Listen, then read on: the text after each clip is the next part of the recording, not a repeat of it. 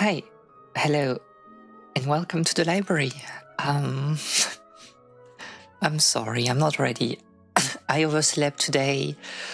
Oh my god, I had to do so many things before stream, and I did half of it. And we are trying to get a hang in this. So give me like a few minutes. We can chat, but like give me a few minutes so I like finish a few things.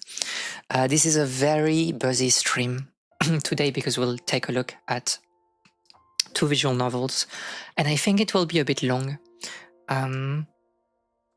But hopefully it should be all right. I was so busy lately. I'm in the thick of the video preparation right now. So the recording has been done, as I mentioned on the Discord server. And hi, by the way, Sky. The recording has been done, and right now it's like, compiling a lot of documents and stuff to edit the video. I'm expecting the final result to be quite long. I don't know how much I will cut. I don't know like how much it will still swell during the editing process, but we might look at like a 1 hour 20-minute video, 1 hour and a half. Like, I wasn't expecting to make a full feature. Remember, like, the video was meant to be 20 minutes. But yeah, I think we're looking at like 1 hour, 1 hour and a half. So yeah, I have like a lot of work to do to finish editing this.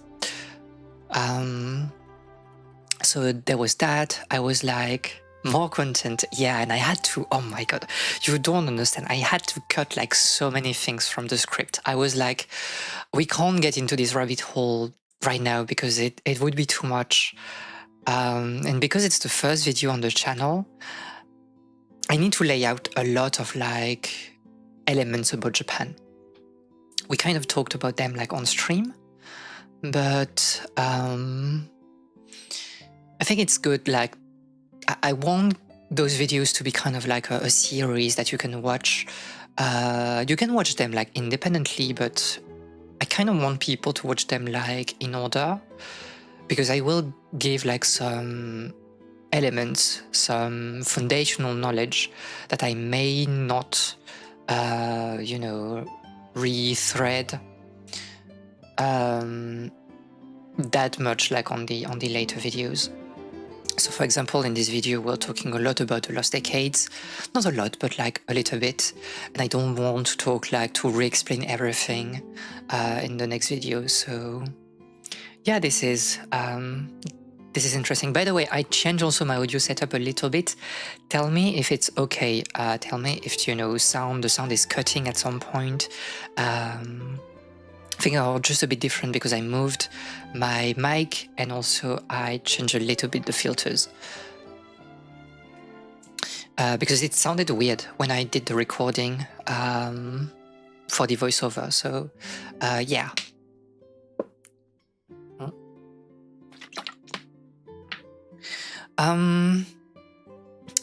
Audio is fine, okay, perfect.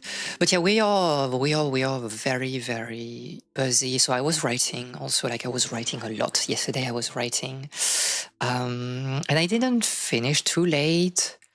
But yeah, I went to bed and I was like, I'll, wake up not too late today and I'll be able to do a lot of things like my Japanese, my editing, some reading and stuff. I woke up like afternoon and I was like, oh no, this is this kind of day, which is like very, very funny to me, because like I had like so many things, so much, I don't know, so many medical appointments and stuff that forced me to wake up like very early. And I think like today, my body, even if like I knew that I had things to do, my body was like, no, you will take like this day like a bit off because we need to rest right now. So yeah, I don't want to yap too much like on pre-stream because we have like a very busy schedule and I don't want the stream to be like 5 hours long. We'll probably not finish the demo that I got, but yeah, let me show you like kind of like what we are doing, because I think it's like important to give some sort of like context.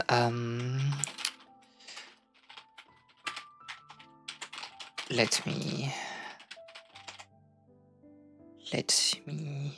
link things in the chat. So if you have been on Steam,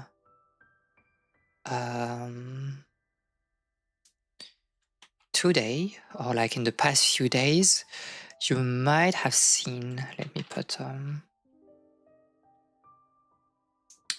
this and I'll pin that for now. You might have seen that there was a festival going on called the Fall in Love Festival, Visual Novel Festival. And this is basically, as the name is saying, a festival about romance visual novels. And I'm part of like the people covering this particular event. So there are a lot of demos you can try. There are a lot of very interesting like visual novels I've seen. Obviously, we won't be able to cover everything. Like I think there are 100 games, something like this. So if you do enjoy visual novels, you will find something interesting in here. This is really like an international festival. There are a lot of there are some Japanese games, but this is like very multinational, which is like very good. We are taking a look also at games that are, traditional like otome games. You have a lot of Yuri, you have a lot of boy loves, you have some bishoujo, you have like a lot of different things, and this is like very good.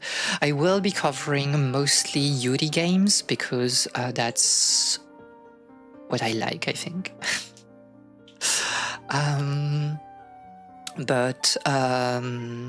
Yeah, so some games are also like focused on like romance, but like not all of them. And some of the games that we'll play during this festival today and on Monday are not exactly romance games first, but they have like some Yuri elements.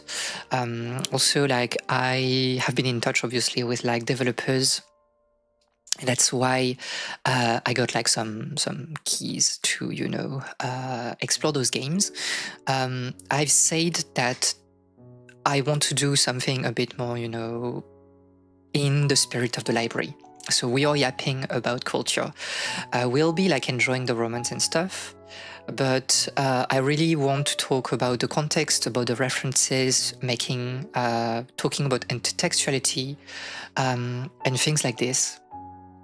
Oh my god, it's so funny.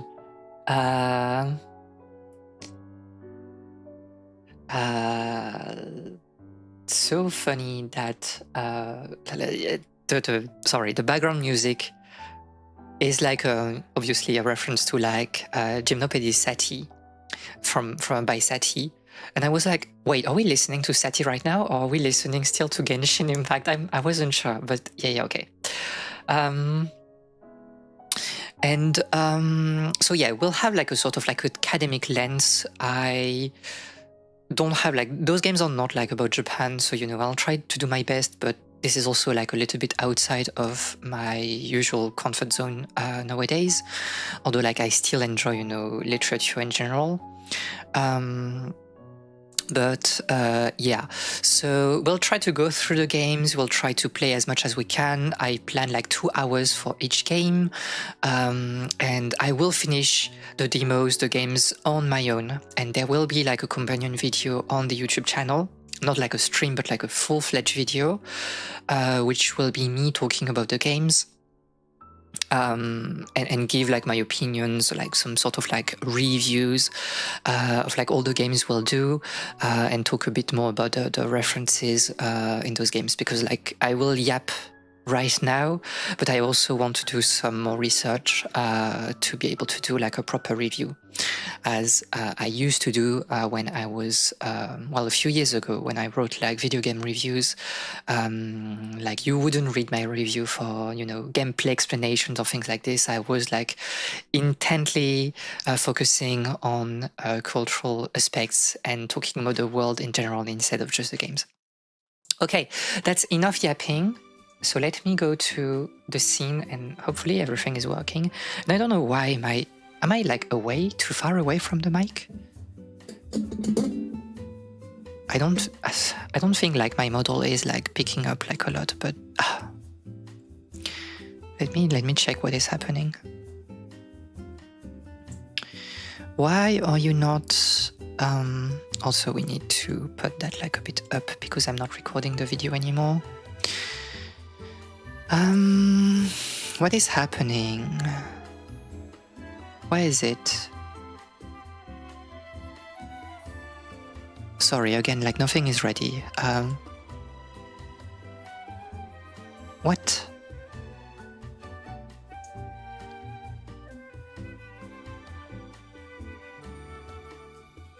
Hi, hello. 1 2 1 2. Hi. Okay, I don't know. Okay, because for some reason the lip sync from like the lip sync from like Video Studio was not working, was not like on, which is very weird because normally it starts at the same moment as the, you know, the software, but like normally my mouth should be moving like the normal amount. Okay. Enough. Okay. I'll try to transition to like a new scene. Okay, can you see everything? You should be able to. I think you should be able to hear also the game, although there's not much to listen to right now. I will be pretty honest. I don't think the game is dubbed. I don't think we'll read everything. I mean, I don't think I'll read everything because it will be very long, and my voice is a bit tired after, you know, reading things for like hours for the video. I'll just give me like 2 seconds, so I'll just like pin also the I'll pin the Steam page for the game,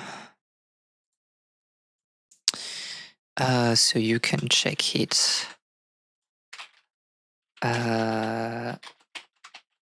Liminal. You can check it for yourself if you're interested in it, and we'll pin that until I unpin it. Okay, so this is Devil's Liminal that has been pitched to me as something because I'm not on my correct Blue Sky account, so I need to oh my god, nothing is ready. I'm so sorry. Okay, I've been pitched this as a horror Yuri visual novel about a Faustian bargain with inspiration from the Azores folklore set in the 2000 Arizona.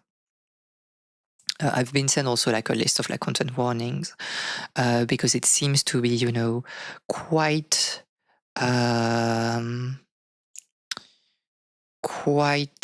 heavy on some aspects.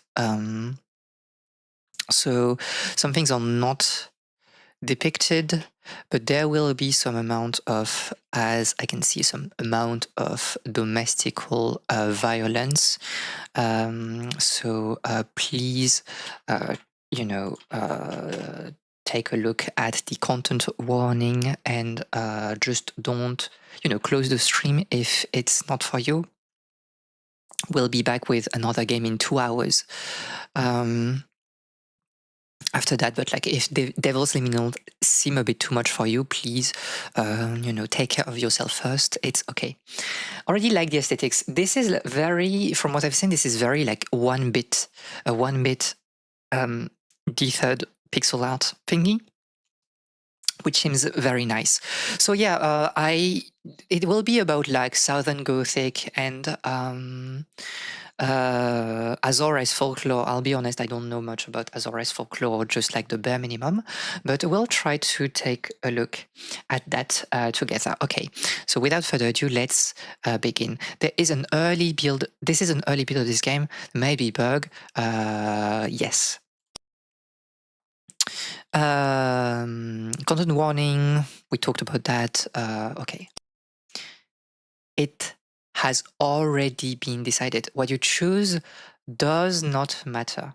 In red, what are we? This is Umineko once again. But very funny. So we have this sense of like, which is kind of like the big thing. She's already yapping, but this is the big thing with like Southern Gothic fiction, right? It's like this sense of like, there's a sense of transgression, but there's also a sense of like inevitability, like things have been preordained. It's like Southern Gothic fiction kind of like, came into existence after like the Civil War, and you have like this sense of like, oh, things are moving and the South is changing, and it doesn't matter what you want as an individual, things will be changing around you. And there's this sense of like anxiety, of dread that you can find, and that you can find in like, a lot of what do I want to say?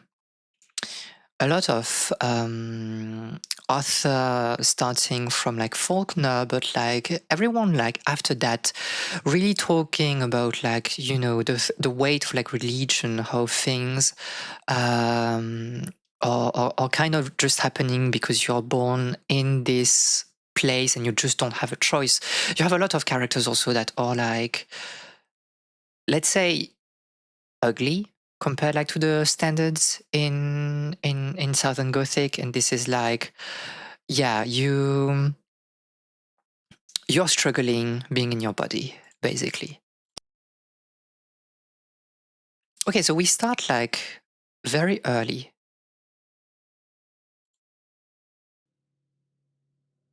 A young man lay in the New York snow. Moments before, his face had been smashed in by a tire iron. Okay, so this is okay. I see. He could feel the cold on his raw, bruised skin. He swallowed. Blood has collected in his throat from his nose and mouth. Very thriller-esque, kind of like. No, I don't know. I don't know yet. Let's wait. It was becoming harder and harder for him to breathe. Would he be able to get up and get home? Would it be the cold or choking on his own blood that killed him first? In this moment, as he tried to ignore the chill climbing up his hands and feet, he thought of his favorite opera. He once managed to sneak in and see it during a Sunday matinee. It opened with an aging man on his deathbed. I don't know why it makes me think of like Truman Capote, but like wondering the value of his work. And in his last moments before death, a demon came to him and promised him a second chance. So the Faustian bargain, right? Youth, a new life, and a beautiful young woman. Is this a reincarnation story? Hi. Yuri Game. Melody, incredible. Hi. I hope that you're doing fine. J'espère que ça va. Hi. And welcome to the stream for the first time. As the man thought about the opera, he wondered if these were his last moments, would a demon come to him? Could he ask for a second chance, a new life, the things he could do, And if he wasn't trapped by money and circumstance. Okay, I see. He woke up. With some difficulty, he sat up and brushed the thin layer of snow off himself. The demon never came to him. Oh, interesting. Wait, no, it happened, but like he doesn't remember, right?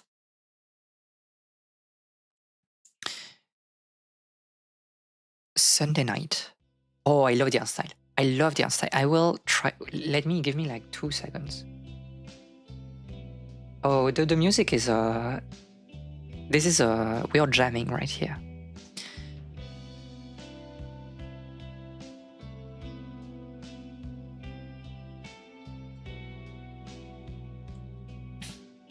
Okay, I don't want to cover too much like of the game, but like it should be good enough. Margot is it?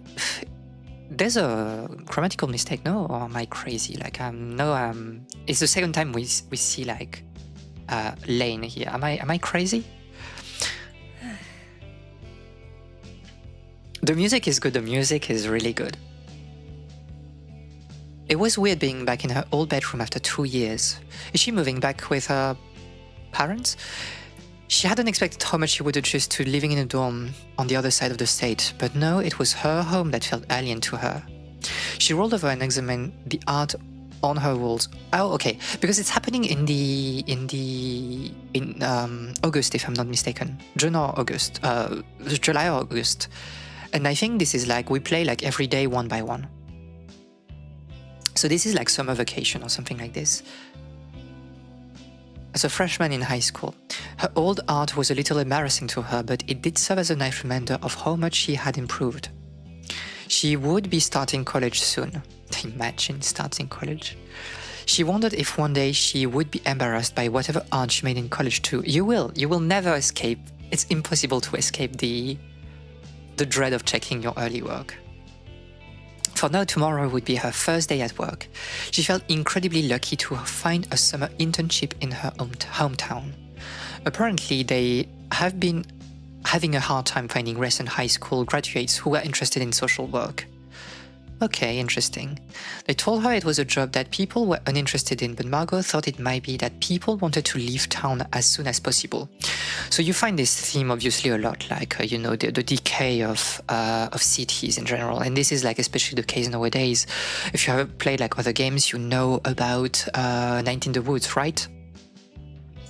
That is talking about this decay of rural cities in America, and how like everybody like wants to leave, and basically there's nothing to do anymore in there. And obviously this is like very different from early Southern Gothic, where the city was the strange things, but because it was new. And now it's like, yeah, those small cities, they kind of like disappeared, and there might be other themes that are interesting to us, but like I want to see them in game before we talk about them like she did. I will just say, because we're speaking of social work, I don't know if it will be that, but there might be, because we're in the early 2000s, there might be something about like the opioid crisis in America, maybe or maybe not, who knows. Her phone started buzzing. The text surprised her. She hadn't told anyone she was home yet. Heard you're back in town. You cannot mind your own business. People will know. Want to hang out tomorrow? Who are you? But who are you? I'll respond no. I don't mind.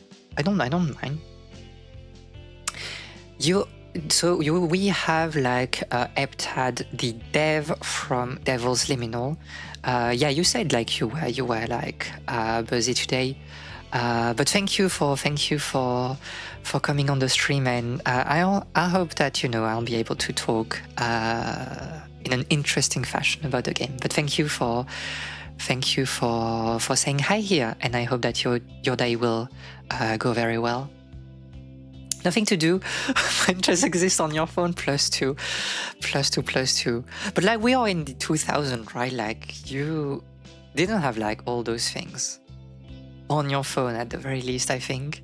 I mean, not in the early 2000. I will say I was too young in the early 2000 to really know what was happening. Like I'm not that old. Okay, we'll respond now. Considered whether or not she would respond. She was trying to make an effort to be more outgoing. Okay, but like, do we have like any input? Things where, like they say, it doesn't matter. Everything has been preordained, so...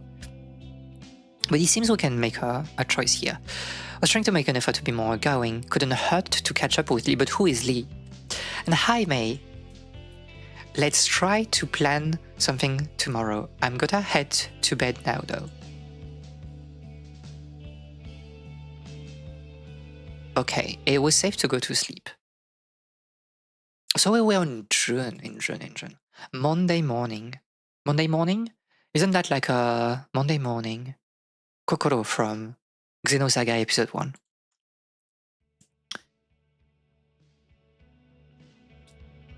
There's a... I don't know why there's also like a deep Disco Elysium vibe. I think it's the music. Even though she went to bed pretty early, Margot still felt exhausted when her alarm went off. She laid there for a while, staring at the ceiling, listening to the sound of the news on the television in the living room. She heard her mother knock on the door and walk in. Turned to look at her. Are you up for work? Okay, she doesn't have like a sprite, which might or might not be meaningful. Didn't really move from the bed. She doubted she was convincing. It's pretty hot today. Oh no. You can rewind streams +2. Oh no.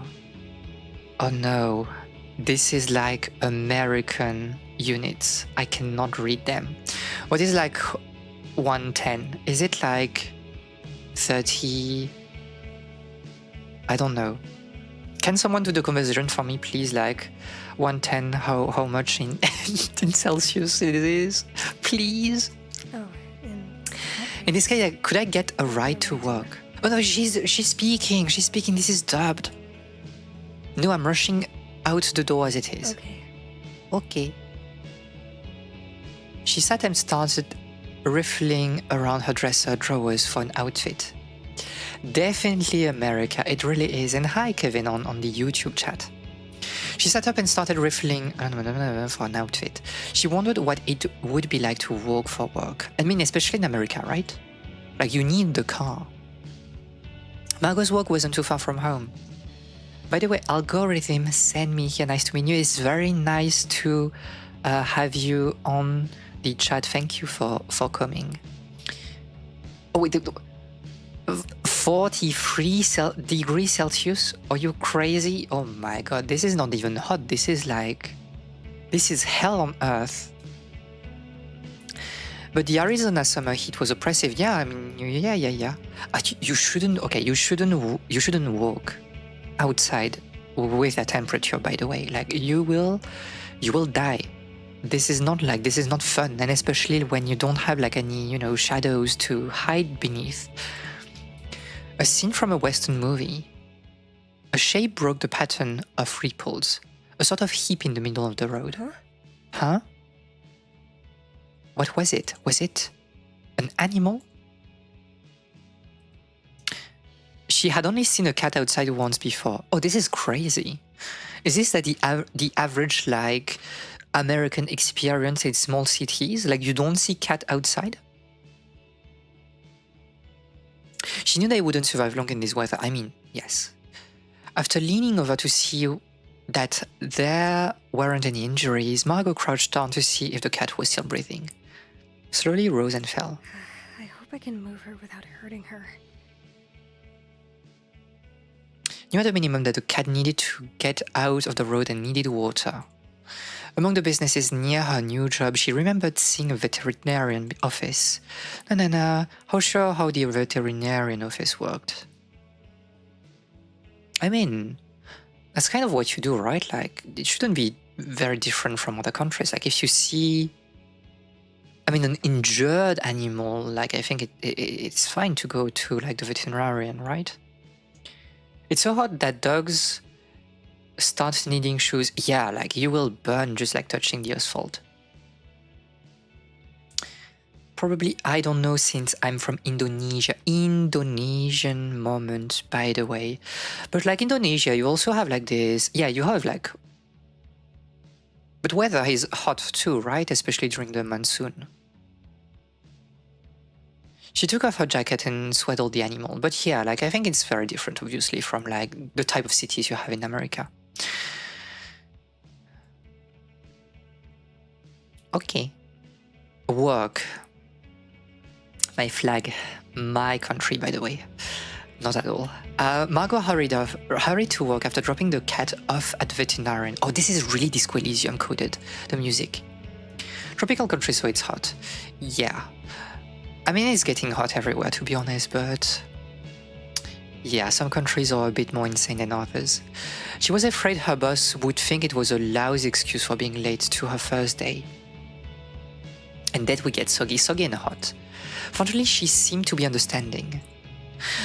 Very interesting how like the other characters are very like in the background. It's like they don't really matter for the protagonist.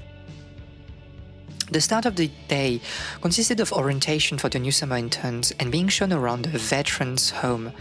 Oh, I see. It was a retirement home for elderly and disabled military veterans. Okay, so probably not opioid crisis, but veterans, okay. And we're in like 2000s, right? So probably you'll take a look at like Vietnam War, and that's basically it. Gulf War maybe a little bit, but after lunch and meeting more of the staff, the day was almost over. Margot's new boss waved her over for a chat. I noticed your eyes during lunch. Do you have heterochromia? Oh, this is a visual novel, alright. Yeah. Very pretty.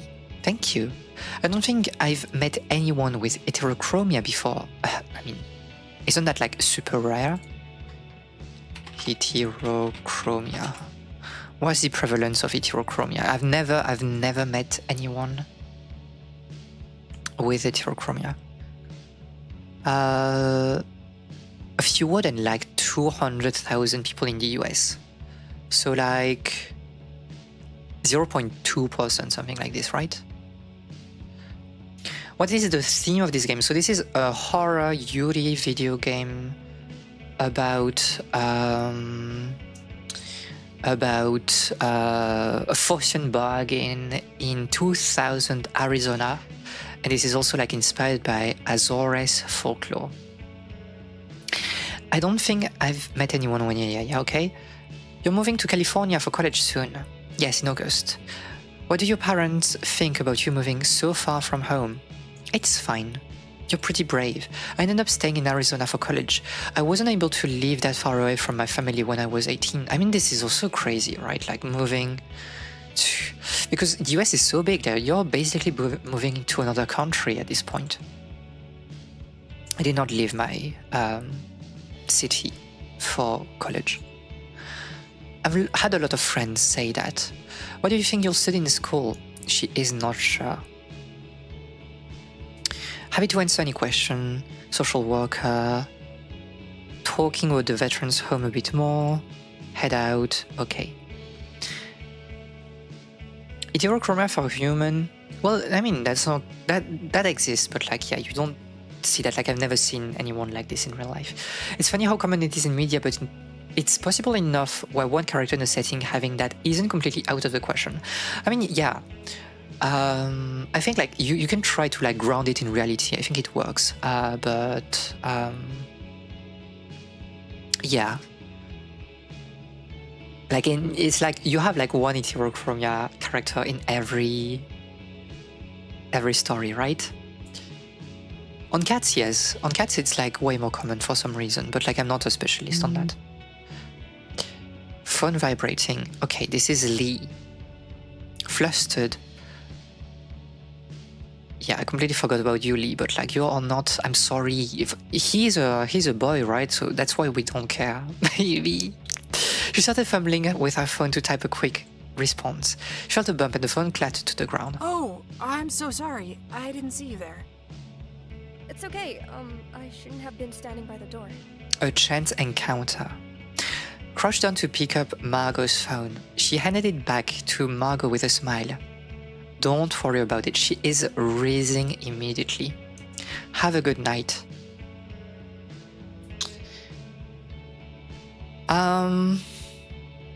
Let's meet the characters though. Was really busy this morning, we can meet her now. At the library, we are hanging out at the library. What kind of like catching up it is, but like +2. You know, I cannot say anything bad as the resident librarian.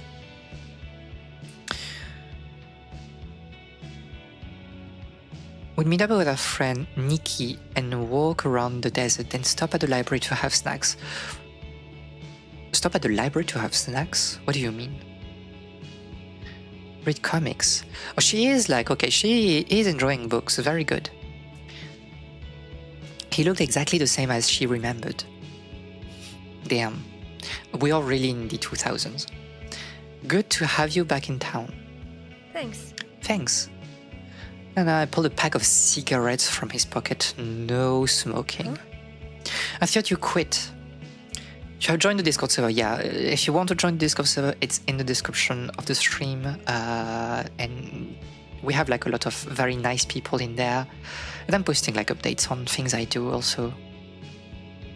It's hard, I keep starting again when I get stressed. I mean, I have never smoked in my life, so this is not relatable. Unrelatable to me, Abby. She nodded a little as he lit one. So where have you been the past couple of years? And at least you know it's cigarettes, it's not like opioids. There's a bunch of different rumors. Like, we are talking one day and then you dropped off the face of the earth.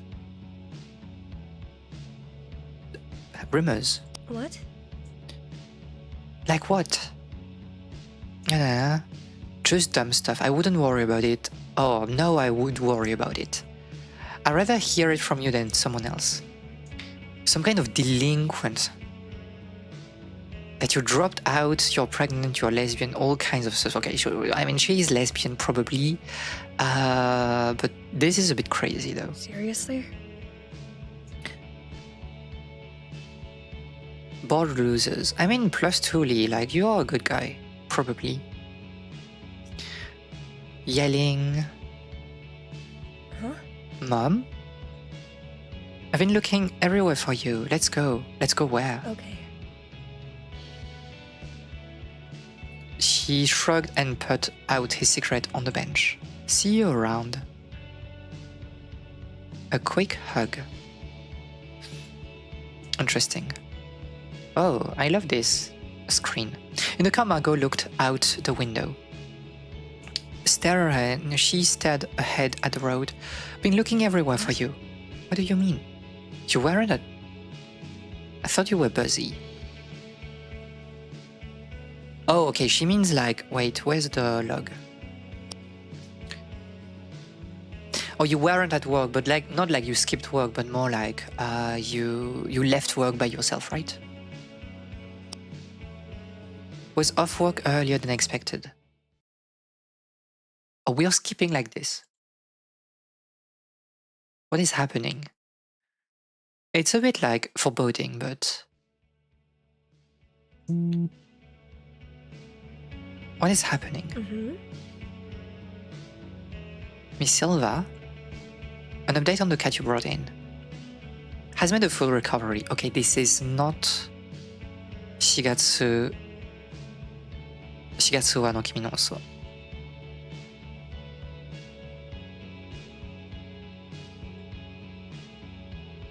Were you able to find out if she has an owner? We didn't find a chip. Do I need to pick her up then? Normally yes, but we can't find her. What is happening? We will need you to come in to pay for her treatment. What do you mean? How did you lose her? Either way, her medication costs money. You literally like lost the cat. What do you mean we need... I mean, okay, we need to pay, understandable. But like, what do you mean? You lost a cat. How is that happening in like a clinic? Oh. A knock at her door. Mom, obviously. Are you up to work? Yes. This is the same dialogue. What is happening? We are stuck in doom. Big cat win. And I'm able to squeeze a little bit more rest that way. Same as yesterday. Do you want a ride? Sure. Her mother sighed. You really need to learn how to drive. I mean, I guess you don't have a choice in America, right? Like, not knowing how to drive in America is a bit crazy, but there are many cats around. I mean, yes, but it's your job.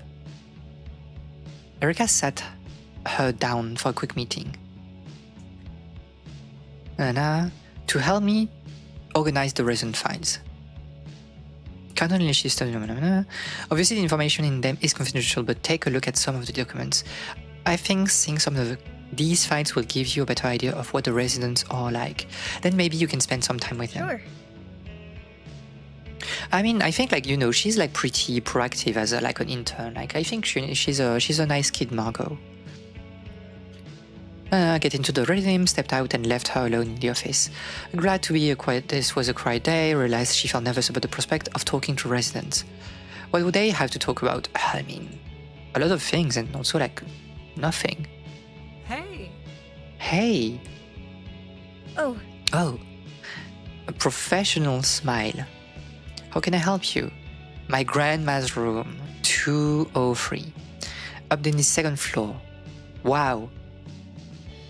Couldn't have guessed that. I'm also getting to the age where family keeps asking when I will start learning driving. I've been going on for 3 years. I mean, some people kind of like ask me that, and I'm like, I live in the city. I don't think I will move from the city. I literally don't have any reason to drive. Like I can do everything by, public transportation and like by feet. As long as he's not asking when you will stop learning to drive. I mean, hopefully this is not your case, Ellie.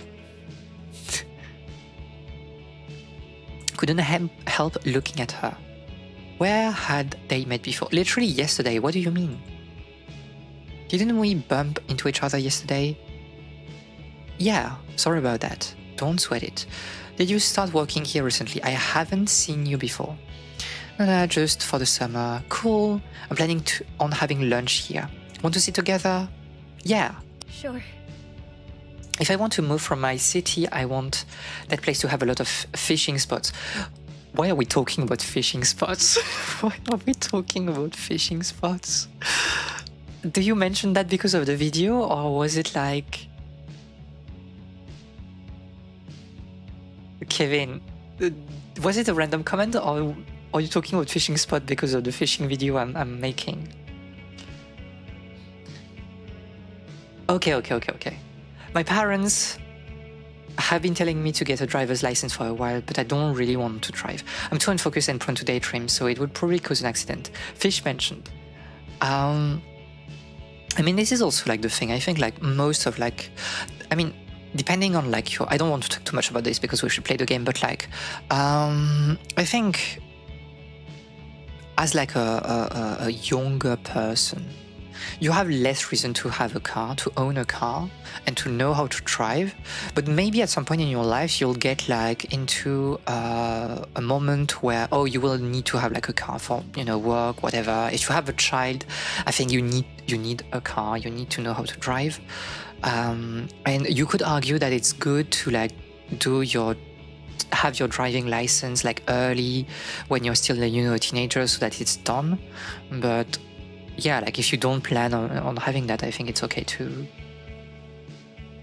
like skip the driving license. What are puzzles? What are you talking about? Yeah. Okay, let's have a lunch date or whatever. Serious about her lunch event. Why wouldn't she be? Do some drawing. After grabbing her tray, she looked around. There were various other visitors and staff scattered around. She saw the girl sitting at the table in the corner of the room. She waved and sat across from her at the table. Hey, Margot!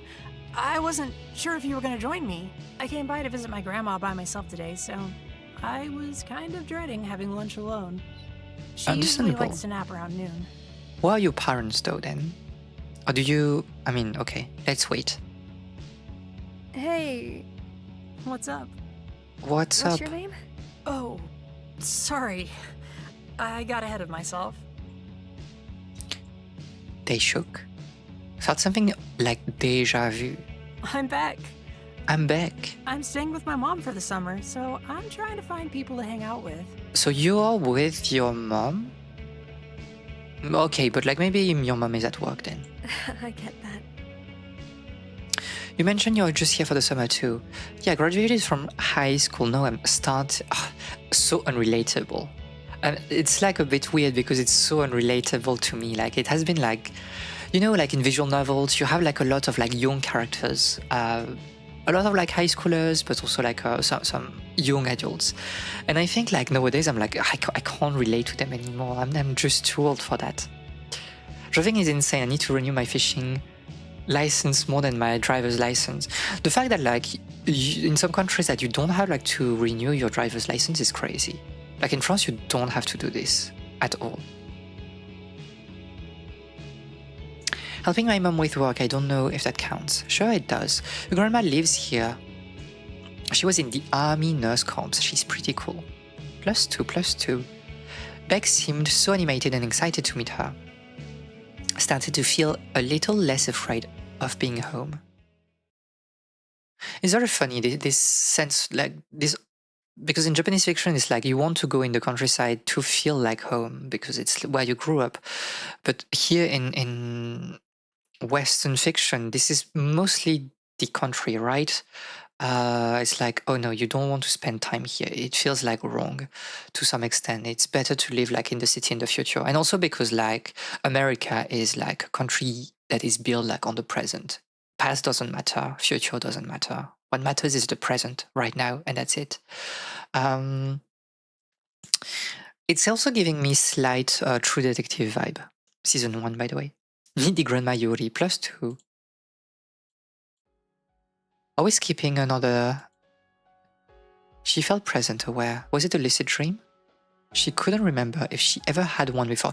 You cannot lucid dream without learning to do so.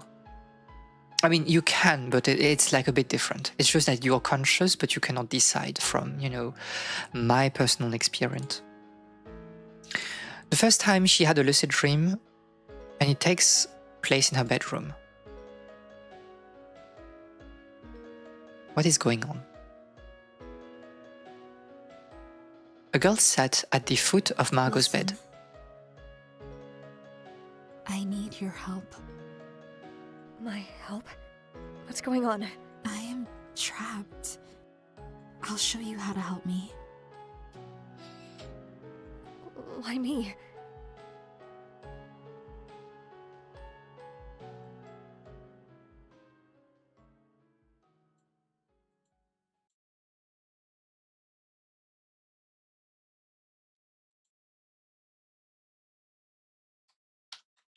Lucid dreaming without triggers is the dream for real, for real. I mean, kind of.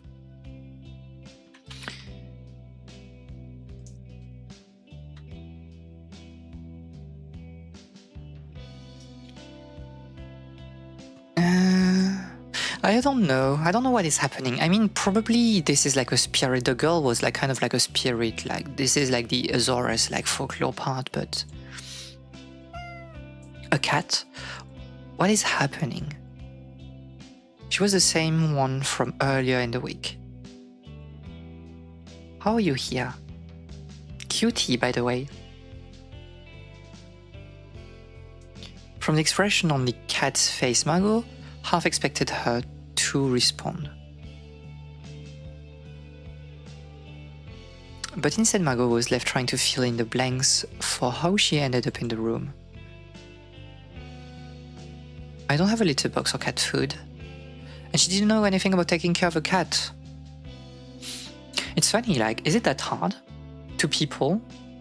Hi Siggy, hi Siggy. Is it that, like, if you don't have a cat, is it that, like, You know, I did not have a cat when I was younger. It came like a bit later in my life. But I didn't feel lost. I mean, I think it was like pretty natural, easy to pick up. I don't know. Am I crazy? I don't know. She reached out to stroke the cat's back. The cat bubbled along with her hand. But I can't just leave you outside again. Feeling herself panicking, how would she explain that? Are you awake? Yes. Let me know when you're ready. No reaction to the cat. Are we stuck in limbo? Are we maybe stuck like in you know, like Arizona? 2000 Arizona is the true purgatorium. That's where your soul will be judged. Gotta have grown up with 19 cats. Comes just when we were getting tired of Arizona. Nothing was here there. Okay, are we crazy? What is happening? Are we actually crazy? After a while, found an answer and so sorry about each resident. She noticed how much the explanations varied. Limited by physical complications, struggle with drawing a clock, or knowing what day it was. Yeah, PTSD. Now she went from imagining what each person was like to imagining what she would be like in old age. Or you shouldn't think about that. Is there any way to predict something like that? She didn't really know her grandparents or how they might have passed away, so she couldn't make any guesses based on that. It felt overwhelming. She shook her head, trying to clear her thoughts. I mean, in a very weird thing is like I cannot imagine myself being old. I just cannot imagine. This is like literally impossible for me. I cannot imagine being like older than, 50 years old. She was busy. She couldn't think about this. No, she shouldn't. She shouldn't think about this, yes. She closed the file and stared ahead for a moment. In her bag, there was a dual buzzing noise. Nikki, why didn't you tell me It's true that we kind of keep that for ourselves. It has been 3 days though. I had to find out from Lee. Twist with guilt. So what was happening in high school or middle school, whatever? It's been really busy, getting ready for college and working. It's only gonna get busier, so we're gonna hang out now while we can. Haha, you're alright. Haha. We could go to the mall this weekend. Oh no, this is the worst. This is the most American thing of all time. Hanging out, having a day trip at the mall. Are you crazy? I've heard about stories of people going to the American Mall in whatever state it is for the weekend, and I'm like, what do you mean? You go to the mall to hang out with, I don't know. Jokes on you, Miyabi already are. I'm not. I'm special. Let's say yes, but just because I'm polite. I'll see what day I'm free. Thought about her conversation with Nikki. This was not really a conversation. She hadn't checked her messages, email, or anything since she got home. She had no idea if any friends had been trying to reach her. She logged in and scrolled through some updates. A lot of it seemed to be about trips to beaches and lake houses, dorm shopping with parents. She felt a small pang. There was a message request. Is your dad Victor Silva? I think we might be related. Kept trying on this woman could be. If anything about her was familiar, nothing came up. She wanted to get something from the kitchen anyway. Her mother was on the couch, anxiously leaned forward in her seat as she watched a show on the television. A VHS recording her mother made of a soap opera episode. Mom? Has to be a big mall for that to work, but I'm too European. You have a lot of very big mall in Europe, but mostly like Western Europe. So malls might even have an indoor amusement park or something. Yeah, this is like what we have like in the American mall or whatever it's called. Let me just check something with my model. I think the eye sensitivity is a bit too high for me. What are you talking about, Ellie? I have a quick question. You know, I'm watching my show. It only takes 40. It's literally a VHS recording. Just put it on. You can pause your thing. Should play again, signaling that the conversation was over. Mom, you're crazy. Crazy.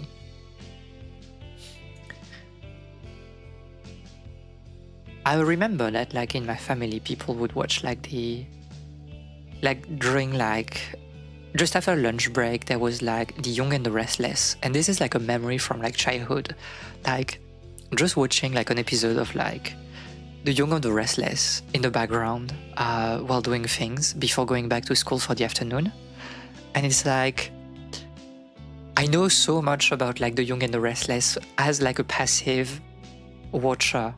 I know about the Newman family lore. This is crazy. Feeling pretty tired, she put together a sandwich. Imagine. Making sure any ants hadn't gotten to it yet. Washing the dishes. Very good, very good. The text with Nikki. Margot started drifting off to sleep again. She heard a loud sigh in the kitchen sink running as her mother rewashed the dishes. She cannot wash her dishes, by the way. Literally unable to properly wash things. You know, you need to use soap. You cannot just wash things with water. I like when malls double as working office, so the food court slaps. Oh, so true, so true, so true.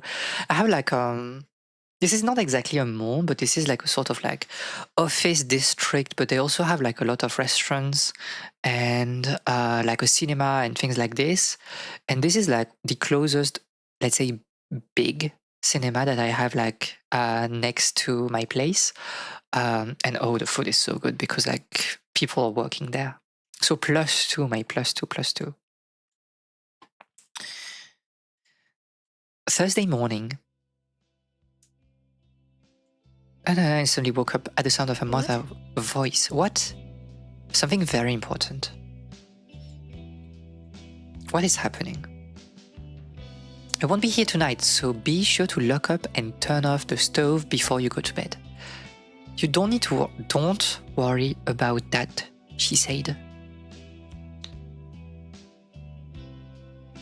Wondered where her mother could be going that night. Also, Dad is not here, right? Like, Dad is, yeah, you know? But her parents didn't really have friends they visit.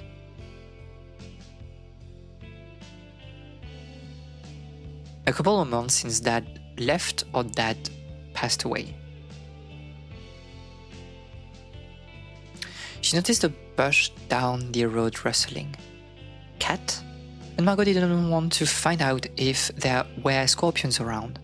She quickened her pace. She passed the house, she heard a noise. Then meow. Na-na-na. Hey, Brrr. The cat came up closer to her. Margot knelt down to scratch her head. You keep running off. Na-na-na. Maybe I shouldn't expect a response from a cat. You should expect a response from a cat. bye. Bye. Eat food when people work. What are you saying, Ellie? What is she talking about? I don't know. The cat lay down in the middle of the... Is lay like a irregular verb that is like lay? Am I crazy? I need to check that now because I'm getting insane.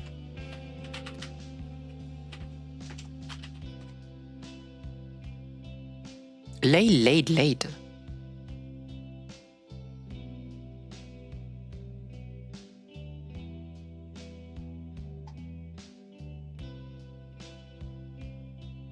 But like, I don't know. English.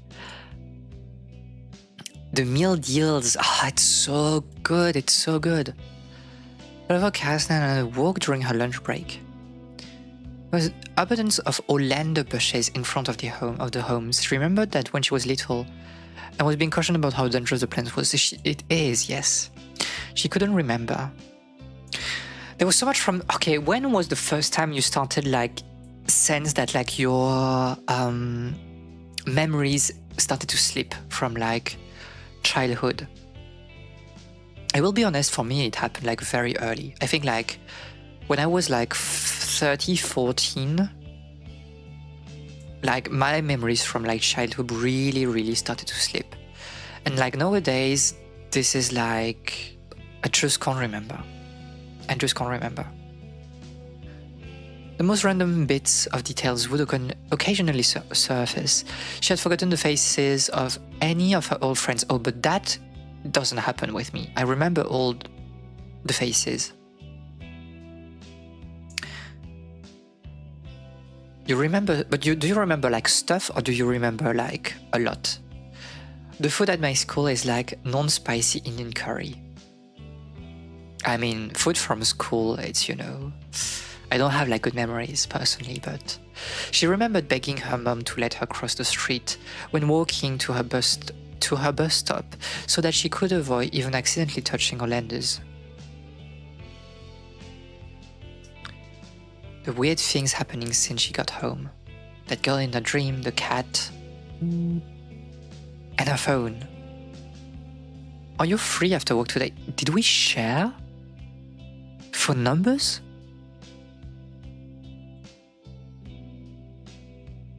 Could hang out at the park or something. Okay, let's hang out. Even stuff from 1 to 2 years ago, forget to me. My memory sucks. It kind of is like I think, you know, for like life stuff, I think I have a pretty good memory, but like for, you know, books that I read, games that I played, if I don't like take notes on them, like I will forget everything 2 weeks after playing the game.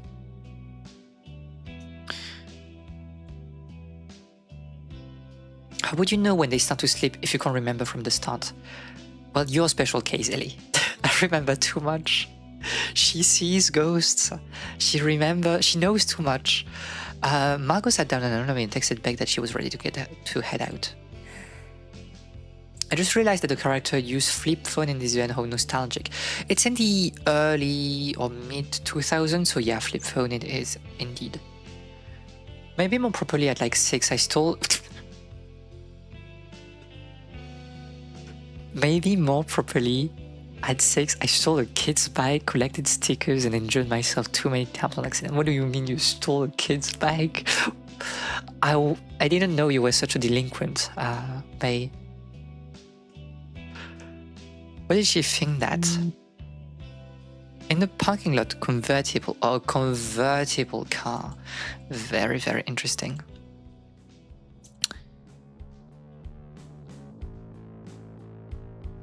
Okay. It was a little older and dusty, but cozy with just 2 seats. That she dreamt of having her own convertible if she ever got a driver's license. She felt a little jealous. Hey. Oh yeah, she's raising you. She is raising you. Beck flashed a big grin at Margot. She looked at Beck, examining her own reflection in her sunglasses. Sweaty and tired from the workday, she felt out of place in what she considered her dream car. Noticing her expression, Beck took off her sunglasses and gave Margot a curious look. Everything okay?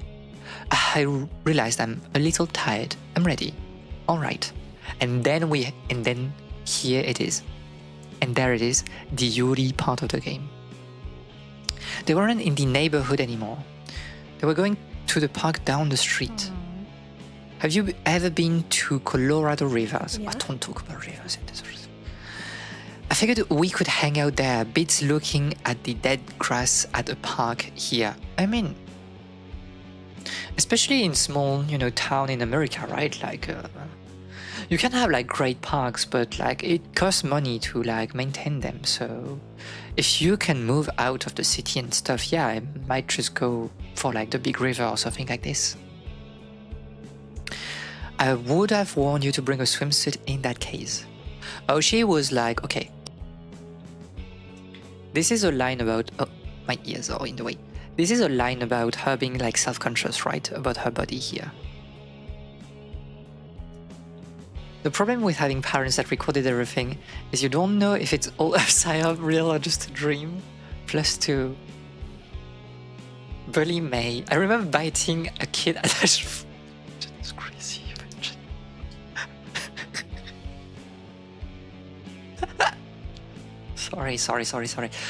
Sorry.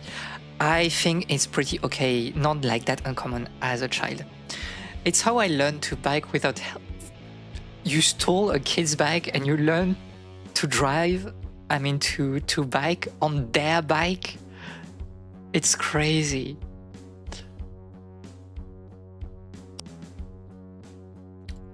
The radio.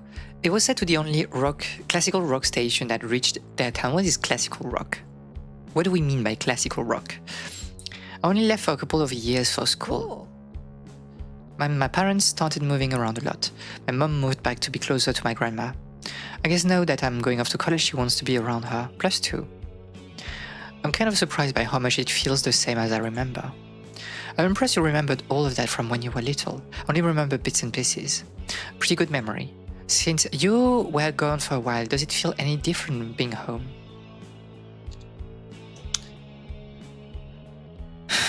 From her behavior, it's like it has been hard, more than anything, I think.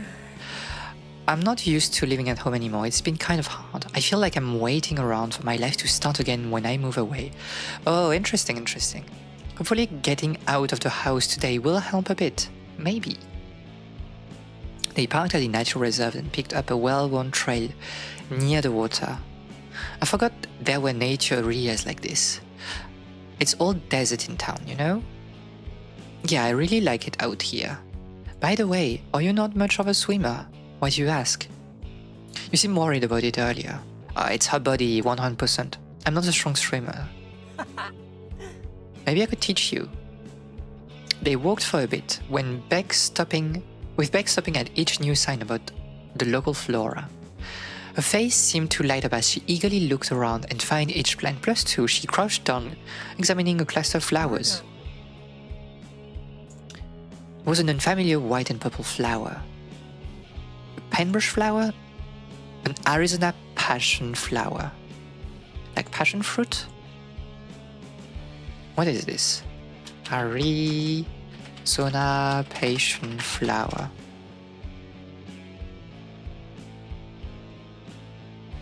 Oh, this is a very pretty flower. Let me show you like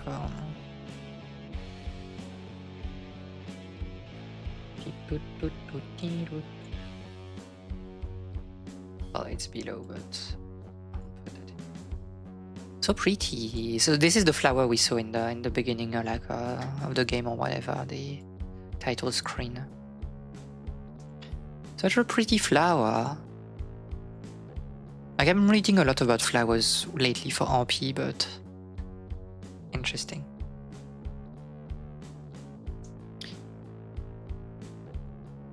I wonder how it got here. Only the plant knows. +2. I wish I brought a camera or something. I could draw it. Really? Oh, pretty. You are a very good drawer, to be honest. I had to get away fast from the crime scene. I returned the pack after my drawing. Oh my god. If you're gonna bite someone, the earlier the better. Passion, the emotion. Oh, the passion.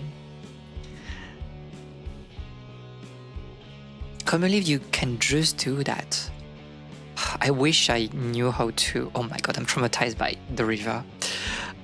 I wish I knew how to sketch. I really need to practice more. After a bit, they emerged from a ground-over area to a more curated park with a snack stand. Pretty packed. Most of the seating seems to be taken and the stand had a long line. But this is horrible. That's why you shouldn't go to the popular places. I wondered if her mother would be upset if she come home late. But your mom is not here, right? Your mom is just spending time away this evening. Flower RP in the Discord after stream. I mean, bring your 14 character and we can do RP. I'll offer to buy like as a gesture.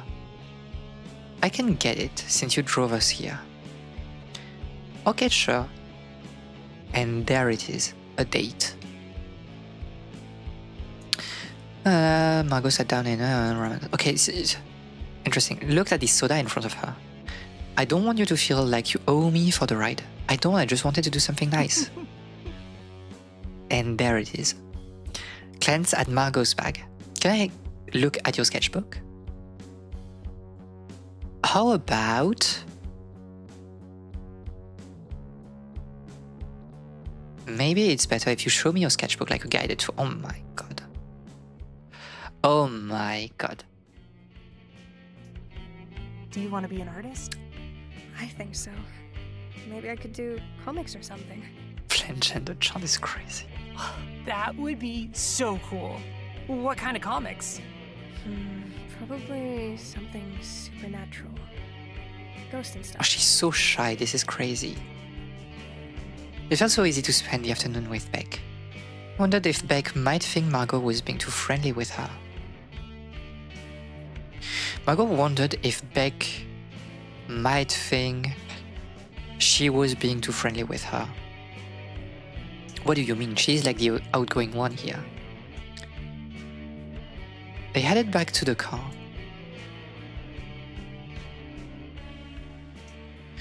So spending the afternoon in the sun, an interview with a band played on the radio. A familiar sight made her snap back to reality. Can we park at the shopping center and walk to my place? No problem. Oh, I love this. I love this. I love how like abstract it looks with the dithering. Very, very good. Felt like the only noise was their footsteps. Seemed deep in thought.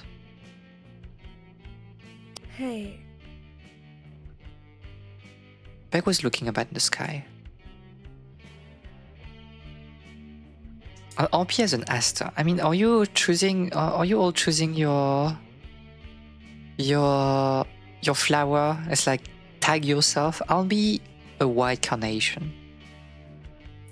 The stars aren't like this in the rest of the country.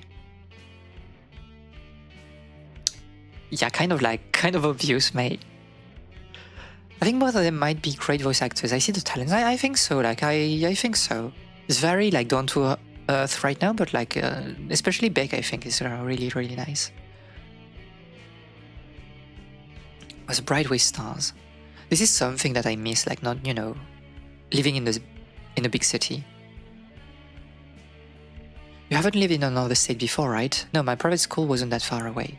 Do you think you'll miss Arizona when you move? I don't know yet. I'll miss my friends, but I can text them. It's not the same thing. It's not the same thing. Do you have a boyfriend, right? You probably have a boyfriend, right? Would you have to long distance? I don't. What about you? Okay, fish for information. It just didn't work out. What about you? Do you have a boyfriend? That's not really my thing. Absolute +2. And there it is. Dating men. What? I hate it. Is the cat some sort of like protector? They are antagonists with each other, right? The cat and like and Beck. But like it's who is like quote unquote the good one here. She'll stop. Okay, question is like, is she afraid of like cats in general? Or is she afraid of this cat? It's just like this line of dialogue is a bit weird to me. Like it's a very, very, very... I don't know. Would that be your first reaction? Like if you don't like cats and you see like a cat coming? Will you try to scare the cat away? Or will you just try to maybe hide behind like your friend? Hey, you. I need you to be nice to Beck, okay? Brr. Uh, I think you're safe now. I barely believe you. It's fine. I thought of something. Do you like museums? Oh my god, she is crazy. Absolute +2. Museum dates. Oh my god, it's so good. It's so good. Why are you eating me, Ellie? Why would you eat me? Maybe she had an emotional abusive cat as a kid. +2. Some local ones. Pioneering tools. Oh, no, this is not my kind of museum. I'm sorry. I like that. Can I ask you something? Do you like girls? Can I hold your hand? Like this. From neutral. I mean, would you do that at the first? I mean, I think it's fine. Like, you meet someone, just holding hands. I don't think like it's that big of a thing, personally. Museum date where you bring a crazy yapper, that's gonna be fun. Oh my god. You should not bring me, you know, at a museum date. I will be... It depends. Sometimes it will be like very quiet, just like enjoying things. But sometimes, yeah, I'm just yapping. I will be just yapping.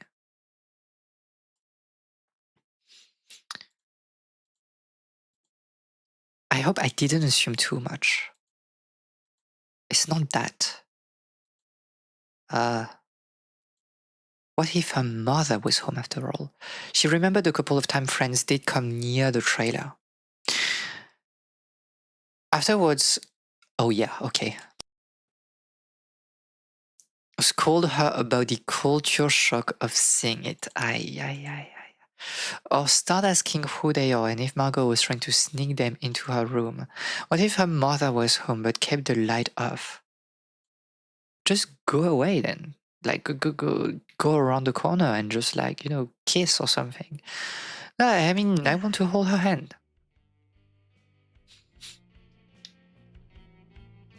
I'm not rapping, I cannot rap, you know. This is like outside of my skills. +2 to museum dates. +2. It's very funny how like the characters are kind of like subverting you know, their physical appearance by her, you know, likes and dislikes. I really should have asked earlier. Her hand felt much more delicate than Margot expected. So this is your place. Da-da-da. Yeah, sorry for making us walk. It's fine. You're embarrassed of me. It's nothing like that. I forgot my mom wasn't home. You know that sounds worse, right? True. I'm kidding. Thanks for walking me home, even if it wasn't necessary. And thanks for saving me from wild animals. Felt like Beck was scrutinizing her expression, deciding what to do next. She wanted to kiss, right? This was really nice. Text me when you get home, of course. Watching her walk away. When she was outside, Margot walked inside and locked the sliding glass door. A jolt of fear. What if her mother was home? It was already a huge risk just talking to Beck on the porch. Just talking to Beck.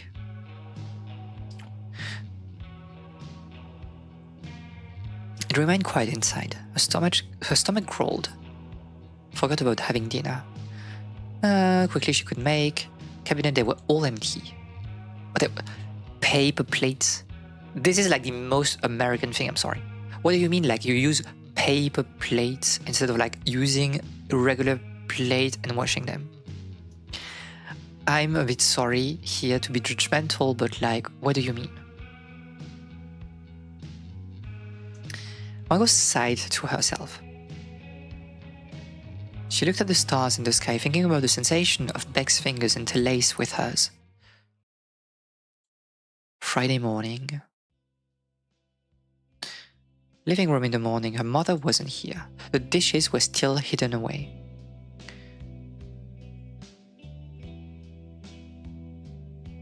Sorting files, process felt automatic.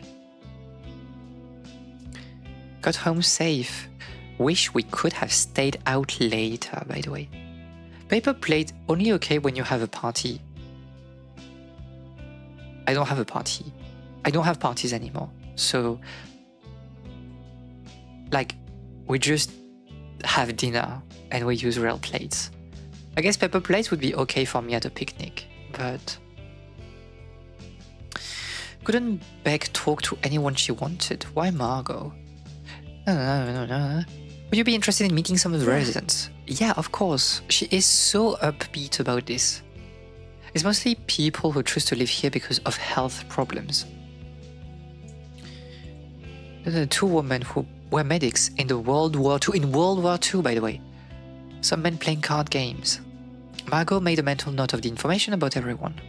She's just like me. Hey, sorry, it's been a while. Want to see a movie tonight? Let's do it. Paper plate is for when you have invested a large sum of money into fine china and can't afford normal plates until you cash out. Just crazy. Yeah, and you cannot use fine your fine, tableware, right? This is for maybe your parents, but like not just friends. Oh my god. This is a big, like, theater, no? It's gonna run. Jade, Margot, hey! Class together before Margot had left. Hey! Hey, I'm great. I'm a manager. She is the manager, by the way. Congratulations, kind of a shame I have to quit when I go to college. I thought you already left. I'm working here for the summer. Where? The veterans home. Also, it was hard to get a job there. Pretty lucky. Well, it's through a state program. Early as always. I think you might just be late. +2. His hand reaching in his pocket for his wallet. Evening at the zoo too. What is this movie? Yeah, 2. I don't have anyone else to see this movie with. Table were matched when I'm in a chair.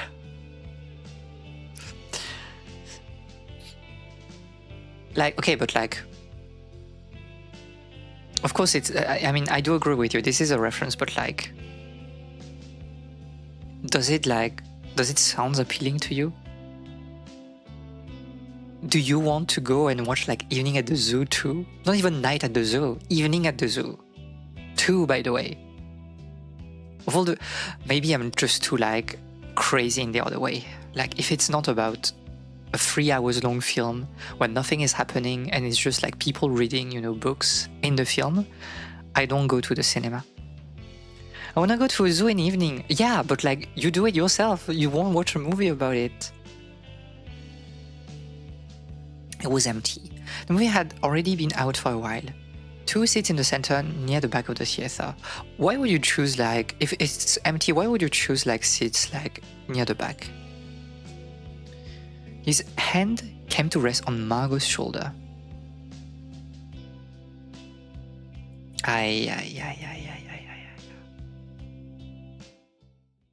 Oh my god, this is a bit... You have no chill. Little bro, you have no chill. Yeah, true. If it's like 5 rows, maybe like you want to be in the back. Very true. Why would you say things like this, like from neutral at the cinema during a movie? Why did you hear that around town? You used to call me and talk about that stuff before you disappeared. How did you feel? I don't know. They stared at each other. I never like... Moving her shoulder to shake his hand off. I know Damien, I want to know if you're okay. I'm fine. Why don't we watch the movie? We're the only ones here. It doesn't matter if we talk. They both went silent.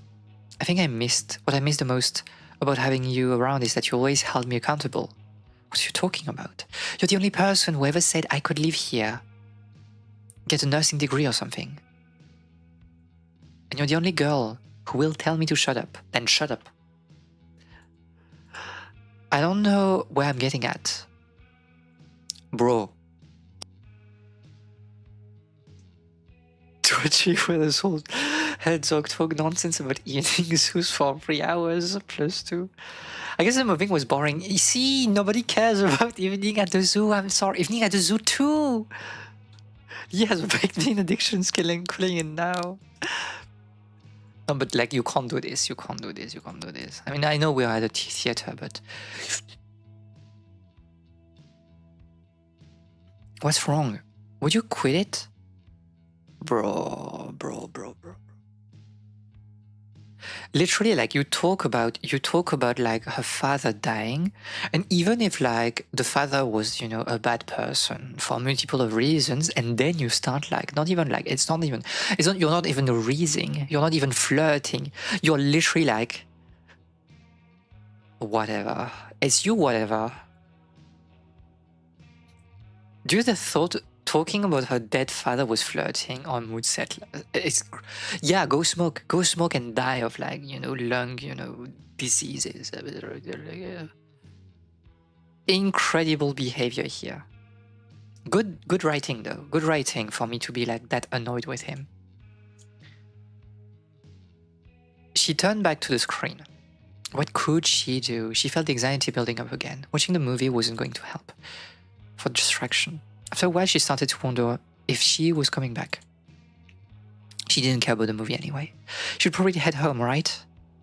Retractingly stepped out of the room and into the hallway. She could hear someone muttering to themselves. Why are you here? I'm sorry, I shouldn't talk about this like this. Oh, I'm sorry. Daddy issues, this dude's dumb brain, maybe.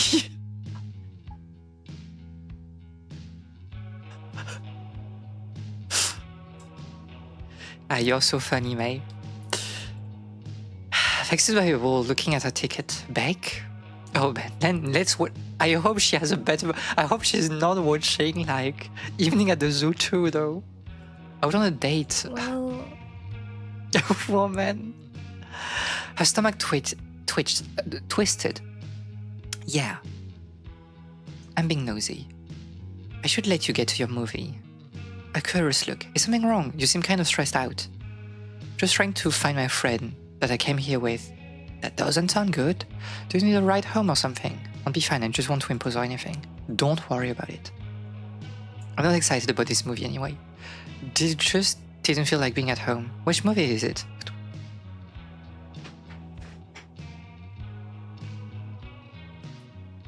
Woman! Exclamation mark. It's not good. Why would you? Surely there are better movies to watch now. It's too highbrow for me. Oh my god. In any case, definitely let me know if you need a ride. Parted way and Beck went into the theater room and Margot went into the lobby. But no one else was around. Did you get my text? Text? Nothing from Jade or Lee. Guess not. Darn. I saw Lee earlier. I think I heard him arguing with someone. Then he told me how pissed he was and that he was going home. Seriously? Yeah. Do you want to ride home? We're riding with Beck, by the way. no. I have one lined up. Thanks, though. No problem. We should hang out sometime. We should. You look nice. You look like a... Oh, wait. You look like a nice person. It is clearly early 2000 if you can't just not go to the movies once you have a ticket bought. Those expensive. It's true.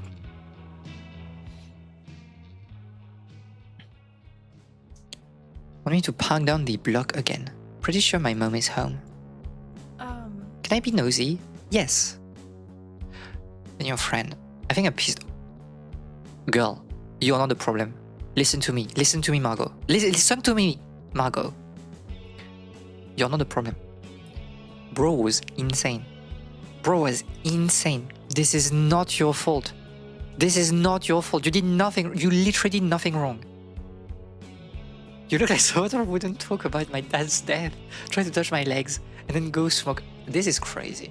Bro didn't say sorry. Bro just left and was like, whatever. Do you want to talk about it? I don't want to bother you. You are not. Okay. Okay. But that's even worse though.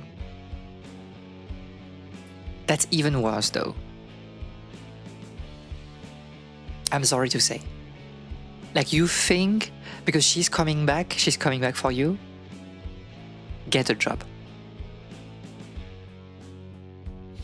He was being weird, so I told him to stop. So, is he normally like that? Yeah, that's why we broke up, by the way. Why hang out with him then? I thought we could be friends. I hope I could still be friends with him. He helped me with some stuff in the past, so I know he's not all bad, but I don't know. Okay. Real talk, by the way. You don't owe people anything. You don't owe people anything because they have been nice to you, they have been here to you like once. People change, you change. It's okay to drift apart, it's part of life. There are people that, like, you know, you will stick around for the rest of your life, even after not talking to them for a long time, and I think it's great. But you don't owe people anything when it comes to your intimacy, I would say. You don't owe them your love. And they don't get a pass just because they have been nice once. Even like a lot. It's just like you need to be comfortable with that.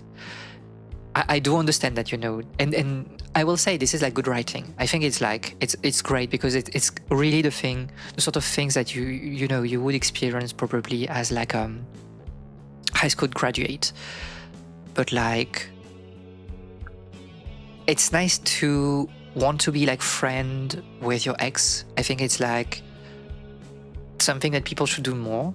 Because you don't have to like break up through, you know, difficult circumstances. But if it doesn't work, it doesn't work and it's alright.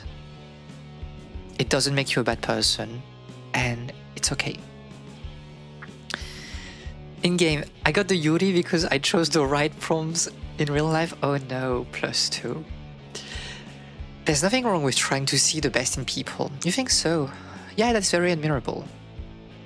It is. I'm a little relieved. But what? That you're just friends with that guy. She is trying to raise now.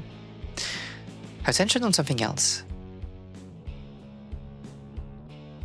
Is it your mom? I'll head back then.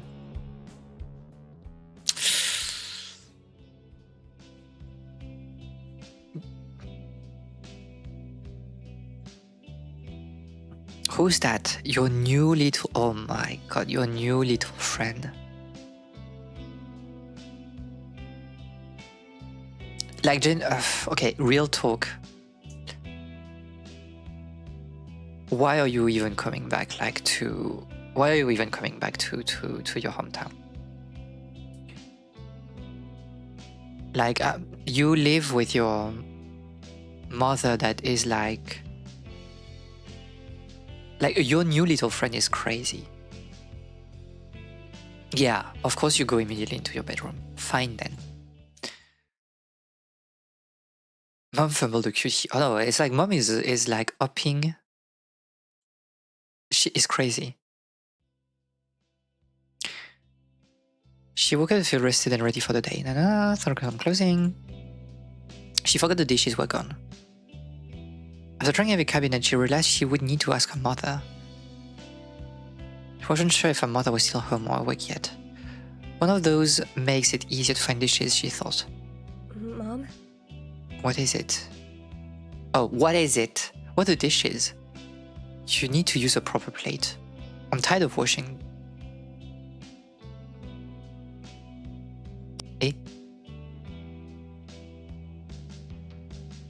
I don't understand this sequence, but we don't have any paper plates. Yes, we do.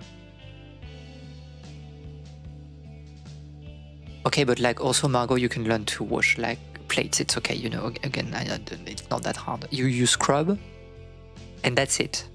Just use like your arms. A bowl and a spoon, I guess. What do you mean you have a paper bowl? You literally have a paper bowl.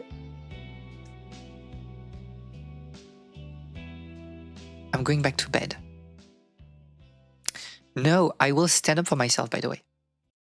Are you serious? You expect me to use paper plates and you are hiding them in your room. Use too many. Oh, you use too many.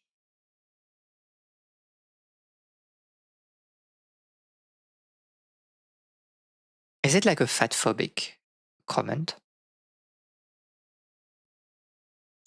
What about the dishes? I wash them after I use them. You don't wash them right. Okay, so maybe she washed them right, but her mother is just like gaslighting her. What's your problem? I live by myself when I was at school, you know? I even have a job.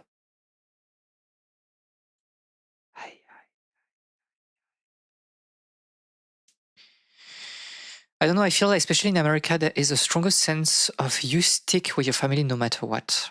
Oh, you think so? I think it's the opposite. I think that like American people don't care about family. I mean, we had this discussion, I think, at some point, but like about some American people that are like, yeah, when I'm getting, you know, when I'm leaving high school and stuff, and I'm still living with my parents, I pay rent to my parents. And I was like, what do you mean you pay rent to your parents when you're living with them? Like for me, family in America, this is like a lot of what you show to the outside, but in reality, you don't care about it.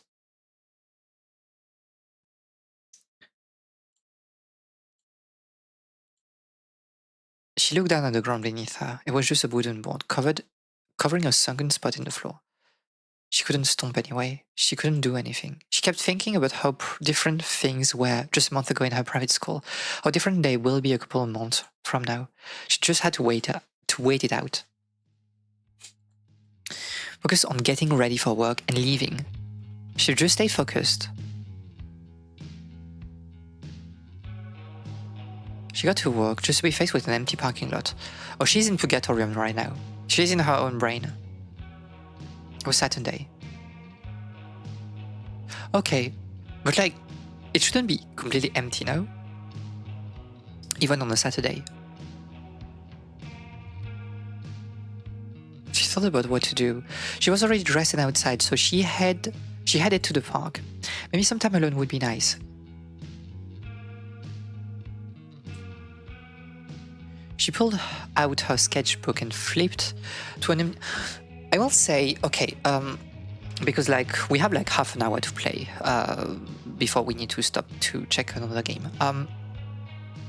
I like the black and white graphics, but because the shading is kind of like realistic, you can see like the shadows and like the contrast. It doesn't have like this very sharp, you know, 1-bit aspect that you may have in other games. Like if you check, let me show you, for example. Maybe it will happen later, I don't know, but like, let me show you. I think we talked about this game once. I think it doesn't have the same, you know, very sharp quality as like a game like World of Horror, where things look off because of this slightly less detailed dithering and texturing. And I do think that it helps setting the very weird mood. Like, obviously things are getting, you know, things are weird here. There are weird things happening, but everything feels like very grounded in reality. And I don't know if like in the rest of the game it starts to, you know, kind of like spiral down to something weird or not. But yes, I would have like enjoyed things a bit more like we saw with the night sky. I think it was very abstract, and I really, really liked that. It set the tone very nicely, but it's just me musing. Elementary school again. Sitting at recess, hoping someone would join her. The cat jumped out on it. Who is the cat? Is the cat the girl we saw in the dream? The cat touched her hand. She hopped on and started climbing the bench, posing to stare at Margot. Something about the cat's expression unnerved Margot. It was like a person was staring at her. Do you need something? She came back. Do you want me to follow you?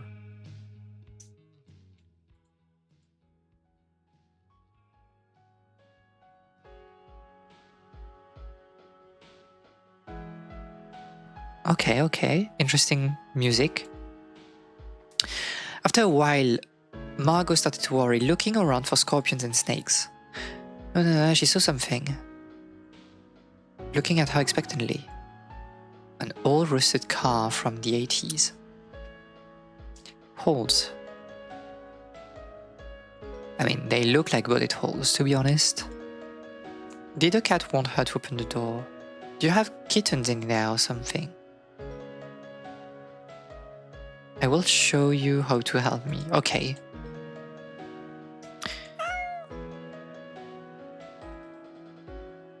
Oh, you don't have a choice. Maybe morbid curiosity compelled her.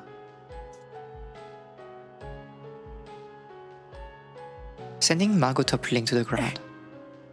She got up and brushed herself off. The cat had already jumped into the car and was nudging at something. A large leather-bound Bible was laying in the driver's seat, and there we are. Our religious theme. Pawing at it and mowing.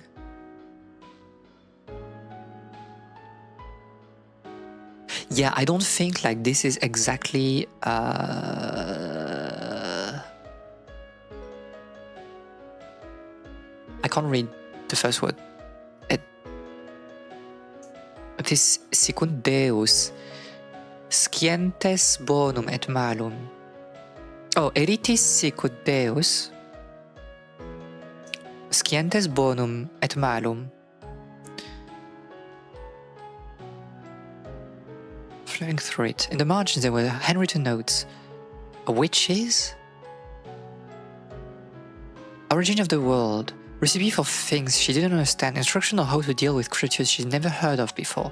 It felt terrifying. Latin time, true. It reminded her of some of the books in her father's shed.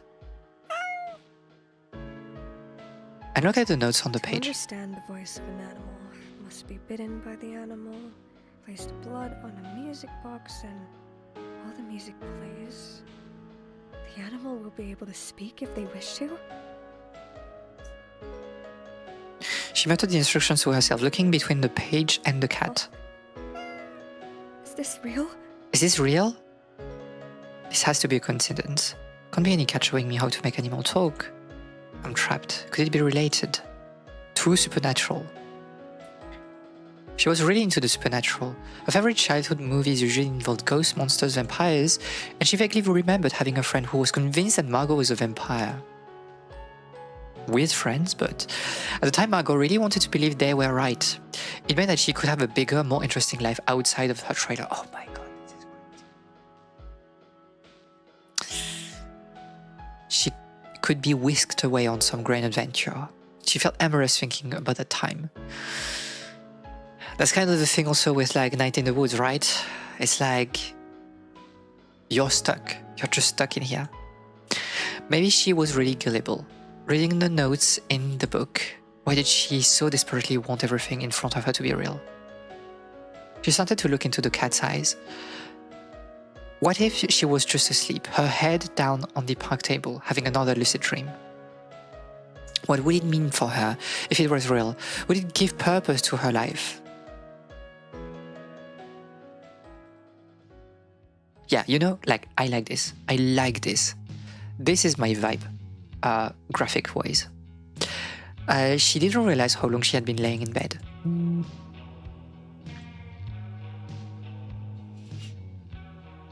Around 12.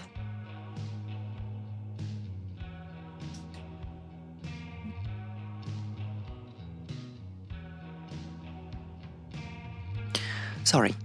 Margot wondered if her habits had changed when she should actually expect Nikki to arrive. She put her phone down and rolled back into her stomach, continuing to read through the notes in the book.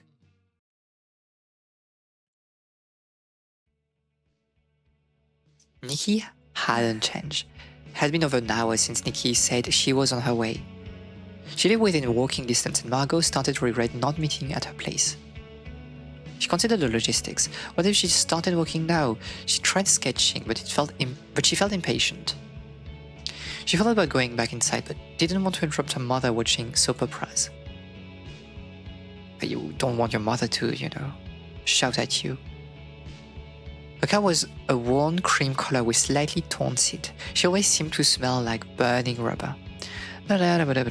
Some old fast food trash from the passenger seat. Why wouldn't you throw that away? By the way, what is it like sitting on your passenger seat? Hey! You're a baby. You're a baby. They both leaned over to hug. I don't think you'll be impressed with them all. What's that? Honestly, it's kind of small. And you can't go by yourself unless you're over 16. Yeah, I mean... Seriously? They check ID and everything. This is crazy though. I had to go with my sister when it first opened. Do you have your ID with you? Yeah, I do. I don't get it. I don't get mold. This is also the thing with Japanese culture. Like, I'm Japanese culture appealed, but my curse is that, like, Japan loves America. I think Sunday morning at the mall is for old people exercise. Margot went to look at jeans. Do you want me to help you find something? I mean, okay, it can be. It's not like it can. You can say that like in a nice way if you're, friends. Found some things over there. Focus on the thought of her size. The more the clothing options dwindled, I mean, it was hard to find something. After more meandering, they decided to sit down and grab something to eat. They grabbed a small table behind some plants. Not sure what to do next. Move out of my parents? Sure, but I guess community college? Do you still want to be a teacher? +2. Thank you for your work, Nikki. But whatever, I still have time to think about it. I have some friends in Phoenix who have been talking or renting an apartment together. Do you know where you're going to live? Not yet. A dorm? Any roommates? I still need to figure that out. I think there's a website for finding roommate, but I'd rather just not have one. If you can afford it, I can understand, Like, I enjoyed my roommate era, but at the same time, I do enjoy, like, a lot living alone. Well... Besides your dirty bag ex. So-called lady dirty bag ex, by the way. Let's mention Beck. Well... I met a new friend at work. She used to live here, but I guess her mom moved away and then back. Would I know her? Her name is Beck. Like short for Rebecca? I think so. What does she look like? Tall and thin, bleached hair? That doesn't really... Oh my god, +2. +2. I have a contact photo on my phone. Want to see that? She looks like a model. Kind of. Like a suicide girl. Are you hanging out with a suicide girl? Not that I know of. I don't think I know her. Do you know what school she went to? No. Do you have a lot of pets, right? Do you know much about cats? I found this weird cat the other day. All cats are weird, by the way. Calling out half of my chatters right now. This one seems to follow me around a lot, and I think sometimes she gets into my room. Isn't there still a hole in your floor? Yeah, maybe that's it. Maybe she had kittens under your place. I thought about that. Thought how to word the next part. Used to go to church a lot, and what happened still felt like a wild dream. I feel like she's trying to show me something. Probably the kittens. I mean, do cats like collecting stuff? Do they bury their toys? No, you're thinking of dogs. I think this cat is doing that. It's probably been around a lot of dogs then. I mean, Nanui acts like a human, so... Margot stood in front of her mirror looking at the jeans she purchased earlier that day. A pile of shirts sitting on the bed to see what went with which jean. I don't get jeans. I mean, I think I talked about that like already, but I just don't get jeans. It's like the most uncomfortable like piece of clothes I could, wear personally. Hey, what school did you go when you lived here? What if we were in class together? We were in kindergarten. How do you know that? Have we talked about... Oh no, okay, she remembers kindergarten. Oh my god. We used to play all together. We were oh my god. Never liked jeans. +2. Thank you. That's why you're welcome on the stream. You understand me. Oh my god. I thought you were a vampire. She vaguely remembered kissing someone on the bus. In kindergarten, +2. I used to be a tight, high-waisted jeans gang, but now I'm pretty much just a sweatpants and dresses and skirts. +2, I don't wear like sweatpants to be honest, but yeah, I love my skirts. Sorry, I didn't mention it sooner. I figured you didn't remember or recognize me. My name is different and I'm not the 5-year-old. And there it is. Absolute cinema, by the way. And then we clap. Oh, this might be a very interesting game then. Oh, this might be very, very, very interesting. I don't blame you, but I wasn't sure how to bring it up. Pretty cool, we're a friend again. I remember the bus memory. By the way. I remember you were my first kiss. You asked me on the bus if I wanted to... Oh, wait. Is the game being like, this is not even a topic? Is the game being like, it's absolutely normal? And like, we won't even like...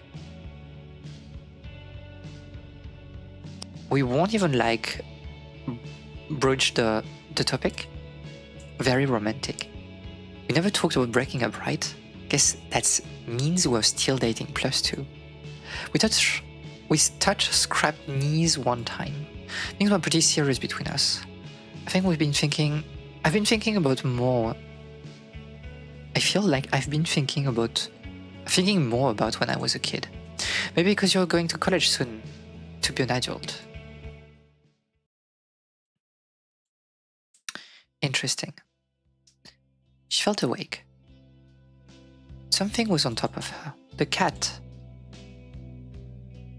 Was the cat living under her floor? The gap between the intact floor and the slab of wood covering the hole in her room.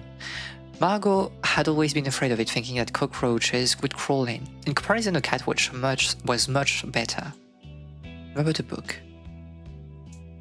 Are you here to remind me?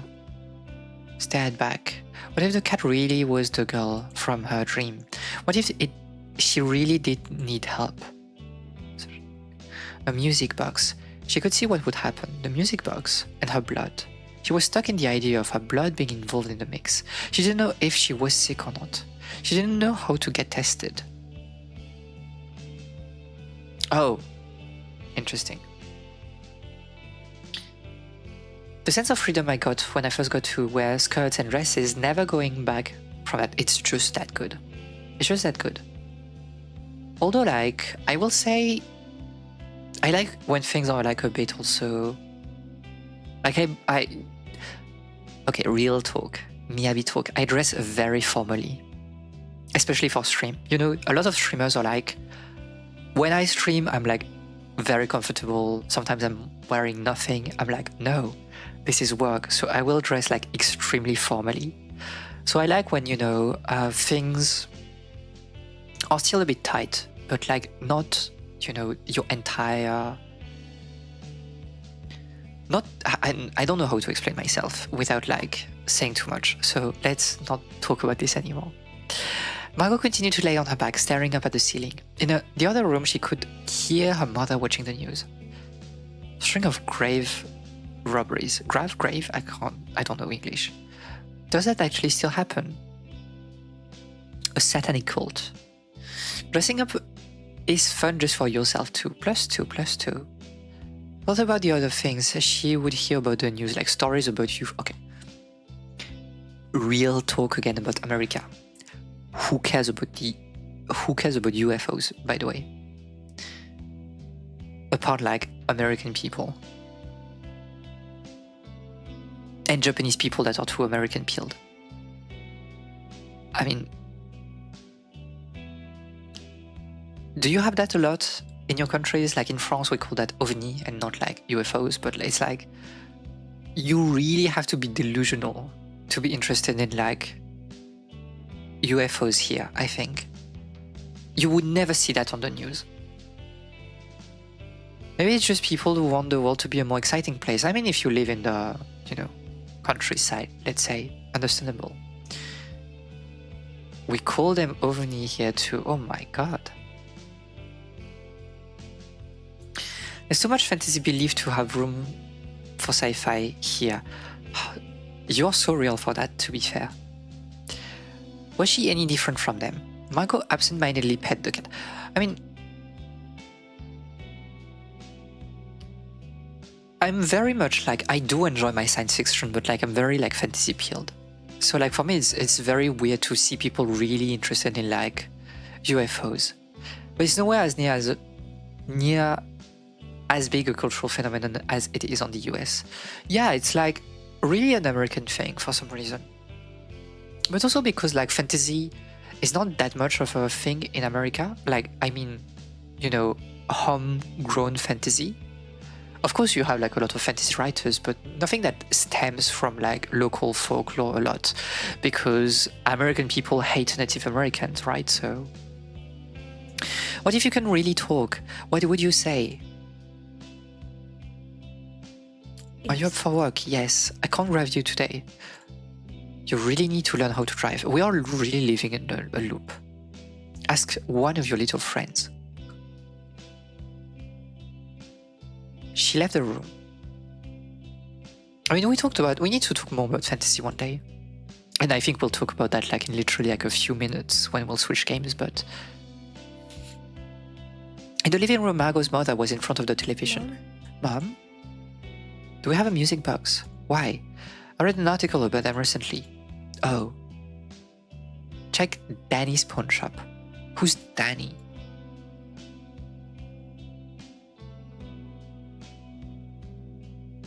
Your mom needs... Oh my god. Why not have your little friend in the convertible? Oh my god, mom. Shut the fuck up. Please, please. What is this, mother? With some porridge in it for the home gnomes so they don't hide the socks. +2. This is crazy. This is like crazy behavior. I like how she doesn't even react anymore.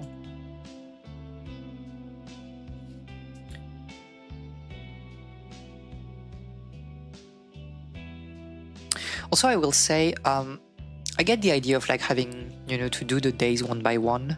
And I think it helps with repetition, with this very slow burning feeling. But because sometimes we're skipping work, I don't think it works entirely.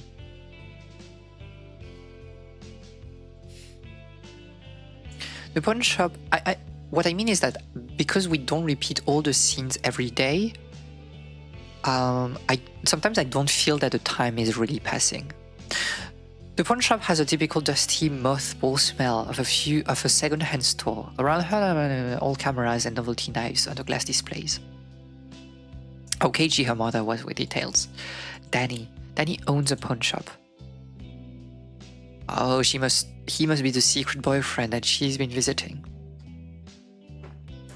Mother is too carpial. No, I think mother is problematic. Mother, is literally like toxic mother. Margot didn't want to interact with him, but knew she had to. She was lost in thought. The owner shop came from the back room. With Danny. Damn. Let me know if you need help finding anything. Okay. He's not ugly, but he's a business owner. I mean, he looks like a business owner. Maybe it's okay? Would you trust this man? I wouldn't.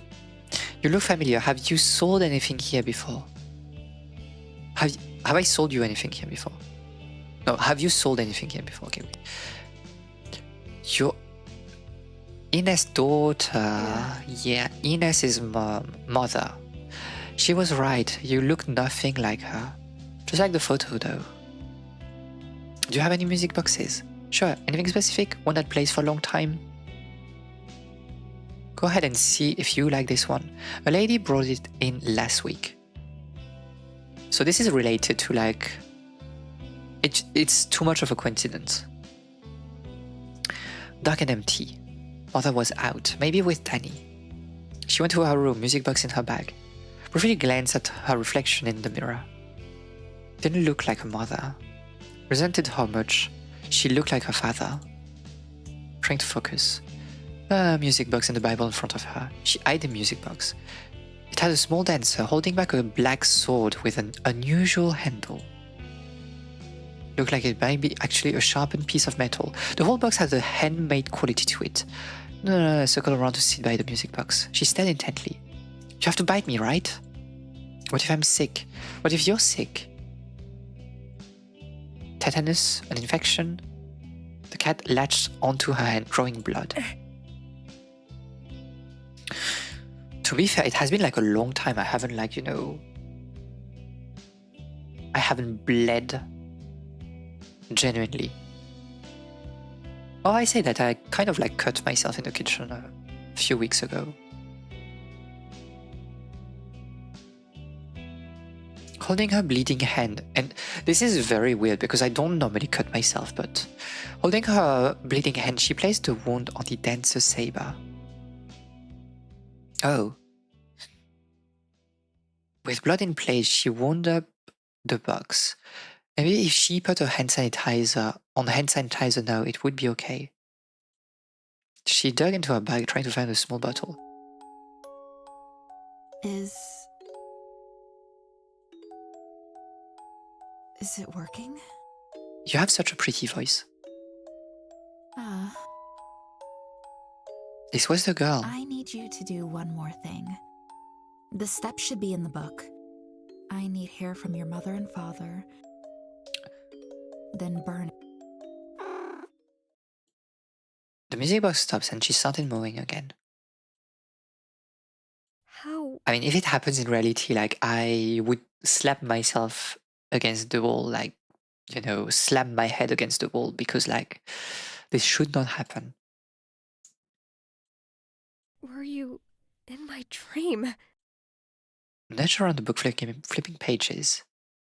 Wrap hair from parents around the box, set it on fire.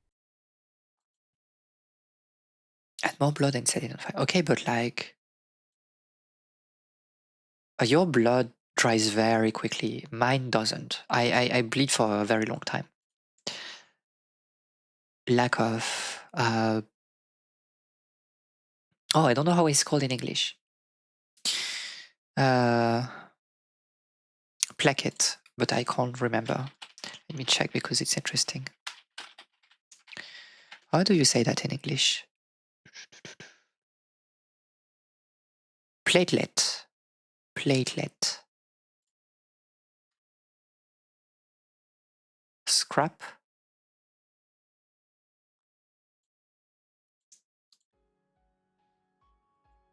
The girl was in Now her. you know what to do. One more step to free me.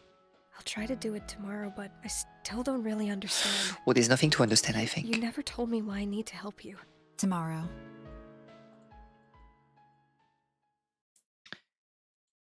Tuesday afternoon. During lunch, Margot had a text from Lee. Sorry I left the movie. Bro, nobody cares about you. Literally, I forgot about you. And now that you're here, I'm angry again. It was a call from my new job, so I had to go. Don't lie, little bro. Don't lie, little bro. Don't lie. You're such a b. Or was it over the phone? Why are you apologizing now? It's been days. Better late than never. It doesn't work like that, I'm sorry. And don't put lol at the end. Who are you? I'm working at a restaurant if you want to stop by. +2. No choices. It's just nobody cares about him. The trailer was empty. She went to her mother's room. She found the bottom drawer stacked with everything from the... What is happening in this house?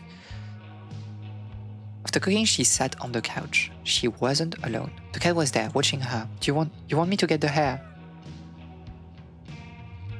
Okay, let me finish eating first. Had always said yes to anyone and anything. At this point, it was reflexive. She made friends by helping people with her homework when they asked. Relatable though. A bit relatable. It's just like, say yes to everything, and yeah, I mean, I get it. It had always worked out for her, but she had to wonder, what was she saying yes to this time? Why did she... Oh, this works because we accepted... Oh, very interesting.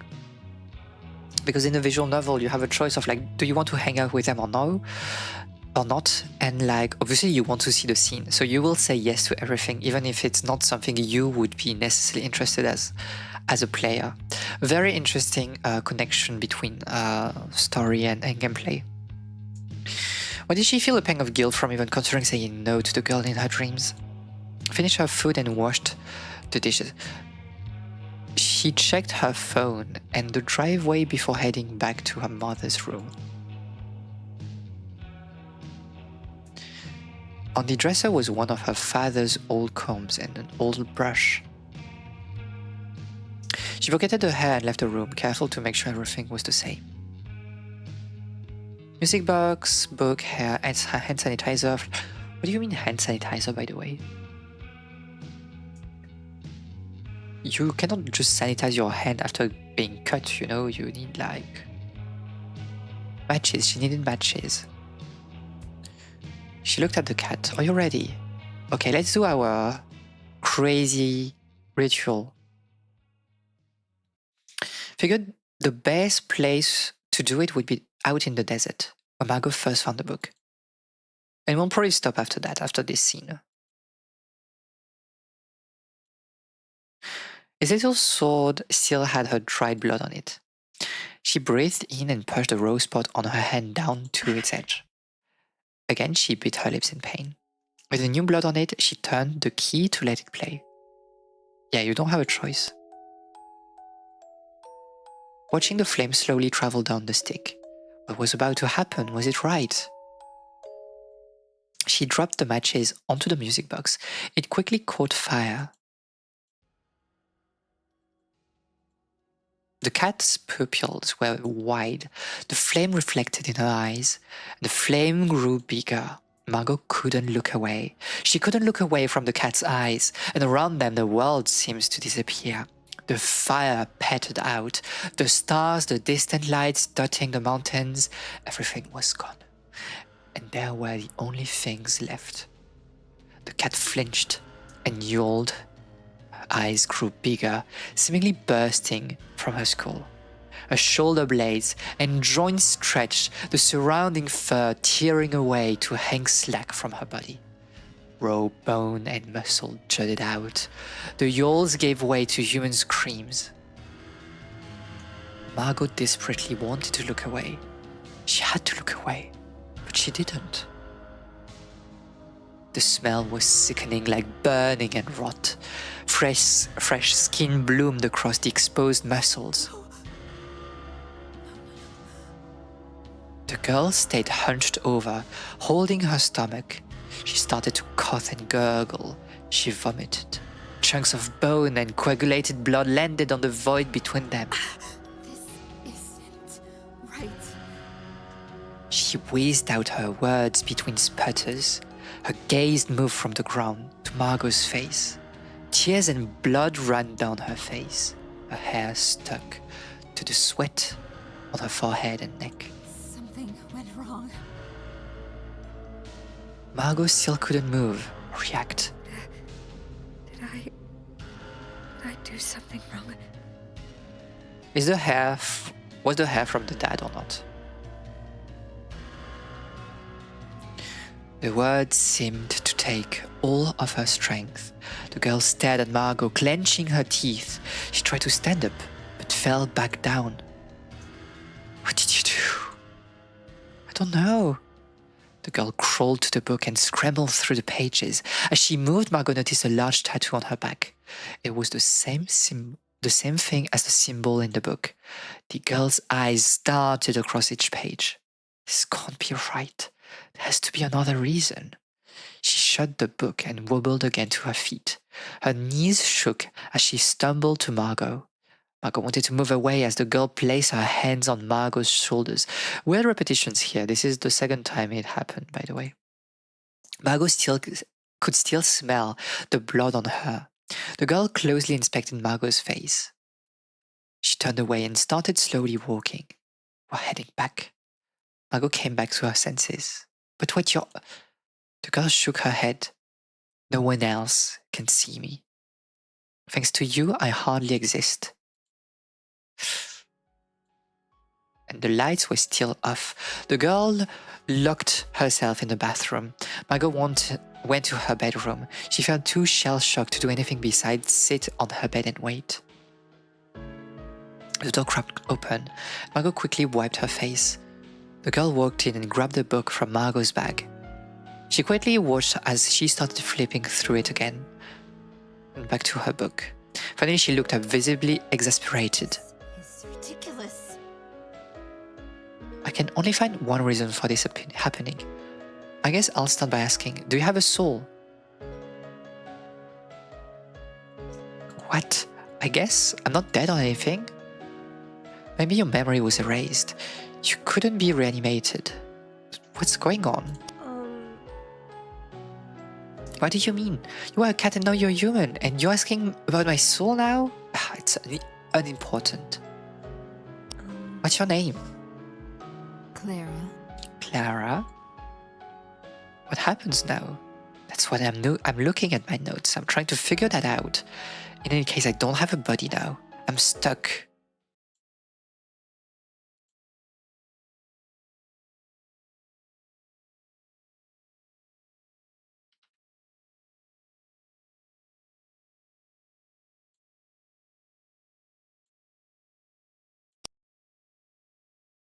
I needed to eat. All day I'm on my feet. And then I have to come home to the dishes. I washed it. I have to redo them. And now you're going through my things. Do I need to put a padlock on my door? I needed to eat. You hid all the dishes in your room. Oh, yeah, I can't read that. That's the problem. I need you to get up and wash this. It's already clean. She approached Margot's bed and grabbed her hair. Margot shoved her away. Her mother crumpled to the ground. Oh my god. She started screaming. Don't you lay a finger on me. You're 18 now. Next time, I will call the police and then you're out of here. She got up, clutching the bowl. You can kiss college goodbye. She slammed the door shut. In a daze, Margot collapsed onto her bed. Her scalp throbbed. Her ears were ringing. And though the thin walls and through the thin walls she could hear the sink in the kitchen running, the sound of her mother cursing over and over and over under her breath about what would happen next time. All Margot could do was wait for it to end.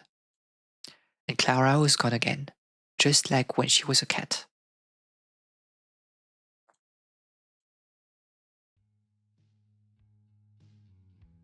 Now we should stop here. Okay.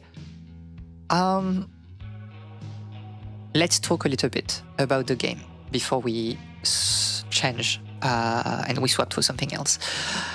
Okay. Obviously, we are reading very slowly because we are talking. I'm commenting. I'm reading aloud. So I will say that like the setup, the exposition situation is quite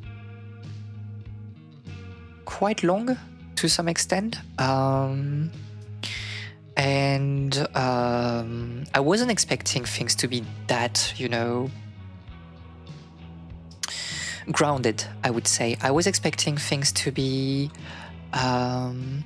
maybe a little bit more in medias res, or at least like you would see like the struggle from the characters a bit more, but everybody kind of seems to hold it together, especially I think the main protagonist. I think despite losing her dad, her father, despite like her mother being like absolutely horrendous, I think like she is like holding quite well, and I don't know like how much of it is voluntary, how much it's to set up like the story in like Arizona and a pretty down to earth story, or if like she is in purgatorium or something is happening like this, especially with the scene we had in the 50s with like bro was dying on the floor and like asked for resurrection, feeling something is wrong. Yeah, I mean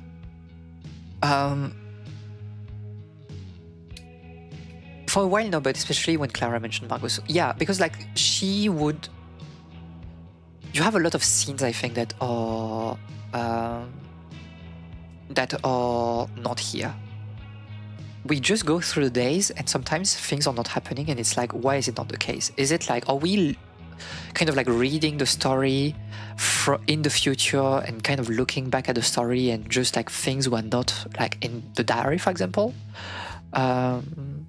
Thank you for the hydration check. It's interesting. I was like expecting a bit more, angst and horror at the beginning, but it seems that the game is going for something a bit like slower. Thank you for the stretch. By the way, I added also like a headpad thingy, but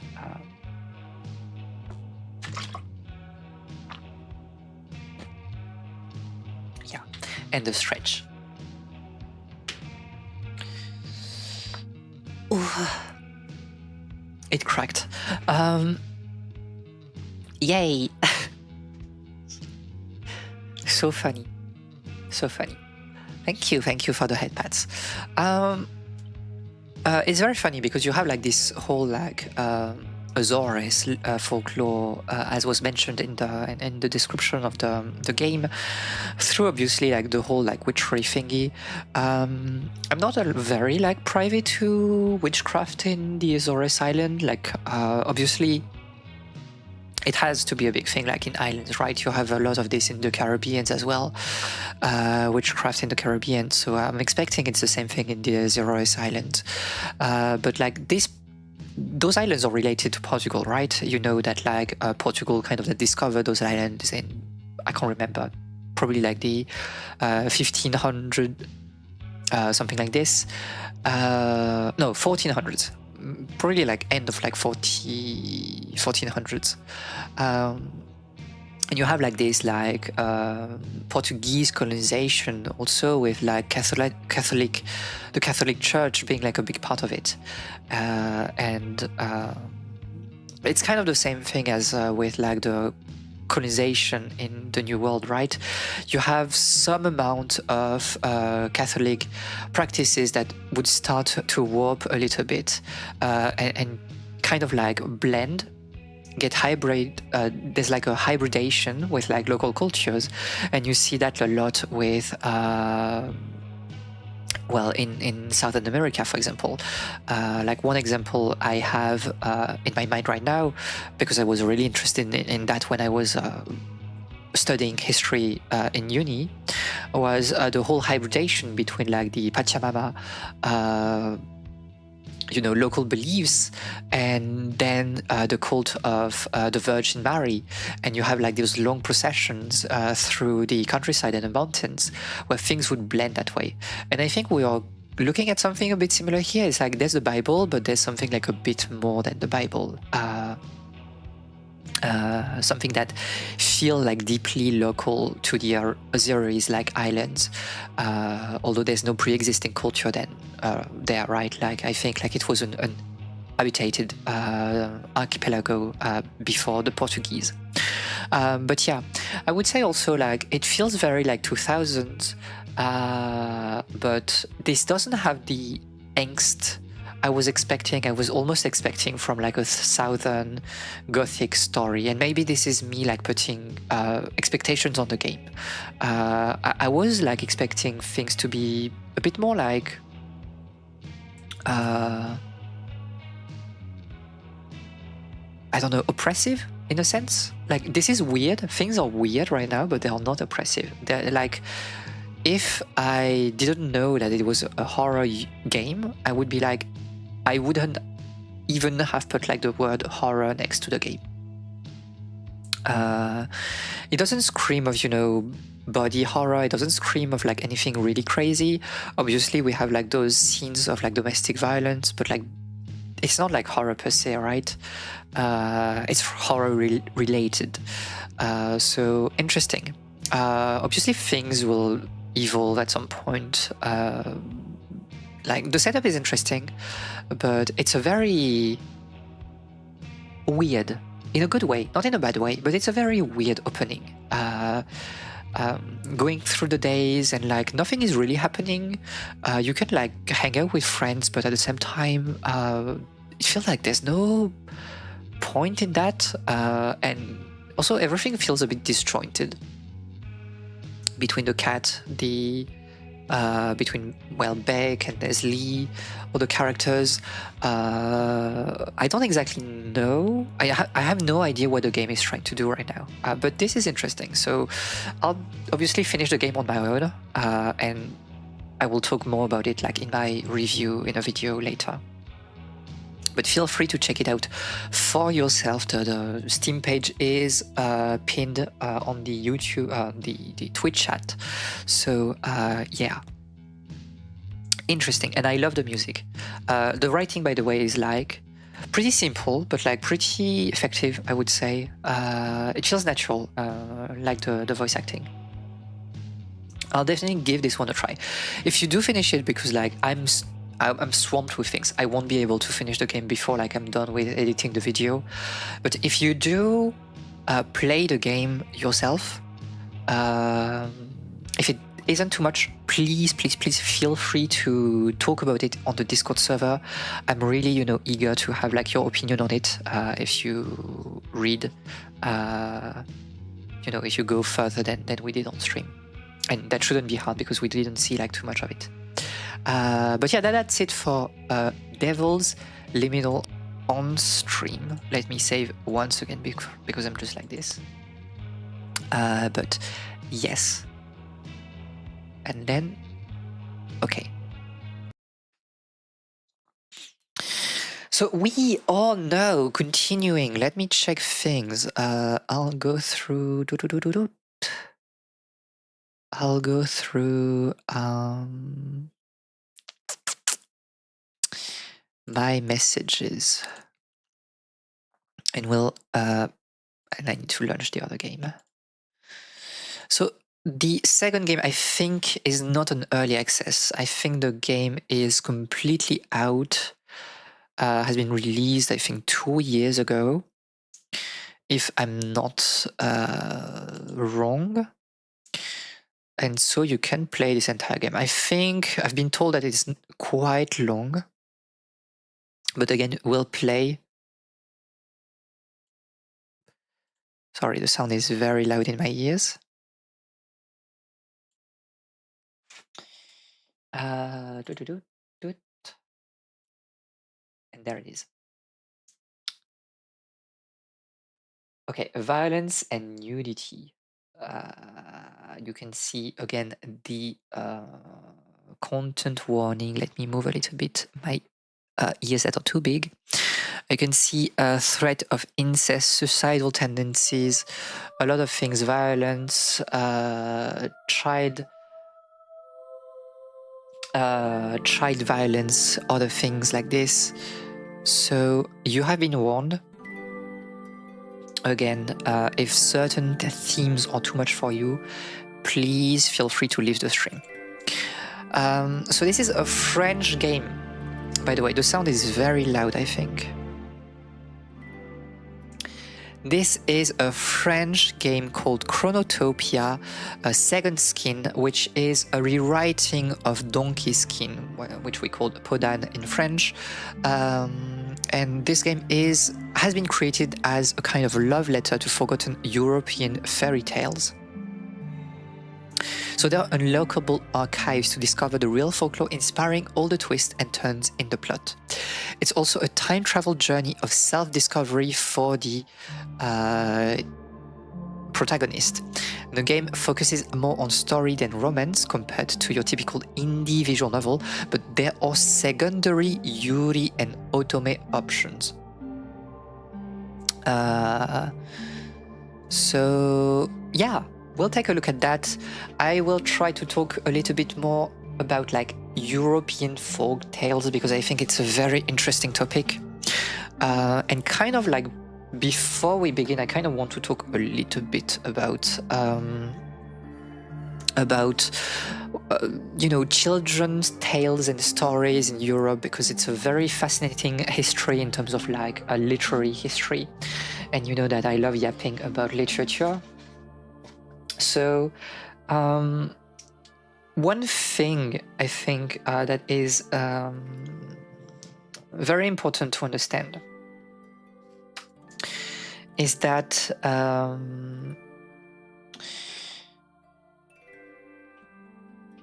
the body of like folk tales is like a moving body, right? It's like inspiration over inspiration, and things are like always shifting, always you have variation and stuff, and there's always this idea of like rewriting things.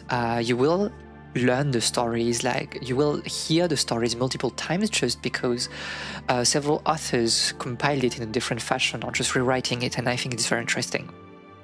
So Chronotopia stays in this like idea of like taking old material and doing something a bit new.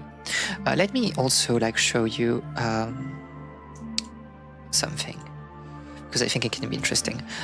So the key person in this like renaissance of like folk tales in fantastical tales in Europe was Charles Perrault, that you might know, of course, for his very famous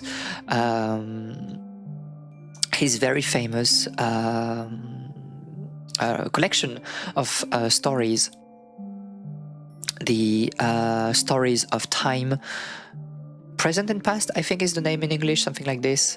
So this particular thing, which we called in French Les Contes de ma mère Loy, de ma mère Loi. And this is very interesting because Charles Perrault was a weird character in real life. In France, and most people know him obviously for this collection of like tales because it was like so popular when it was released. But he was also part in France of what we called la querelle des anciens et des modernes. The, let's say, I don't know, crisis, let's call it that. The crisis, but maybe I can find it like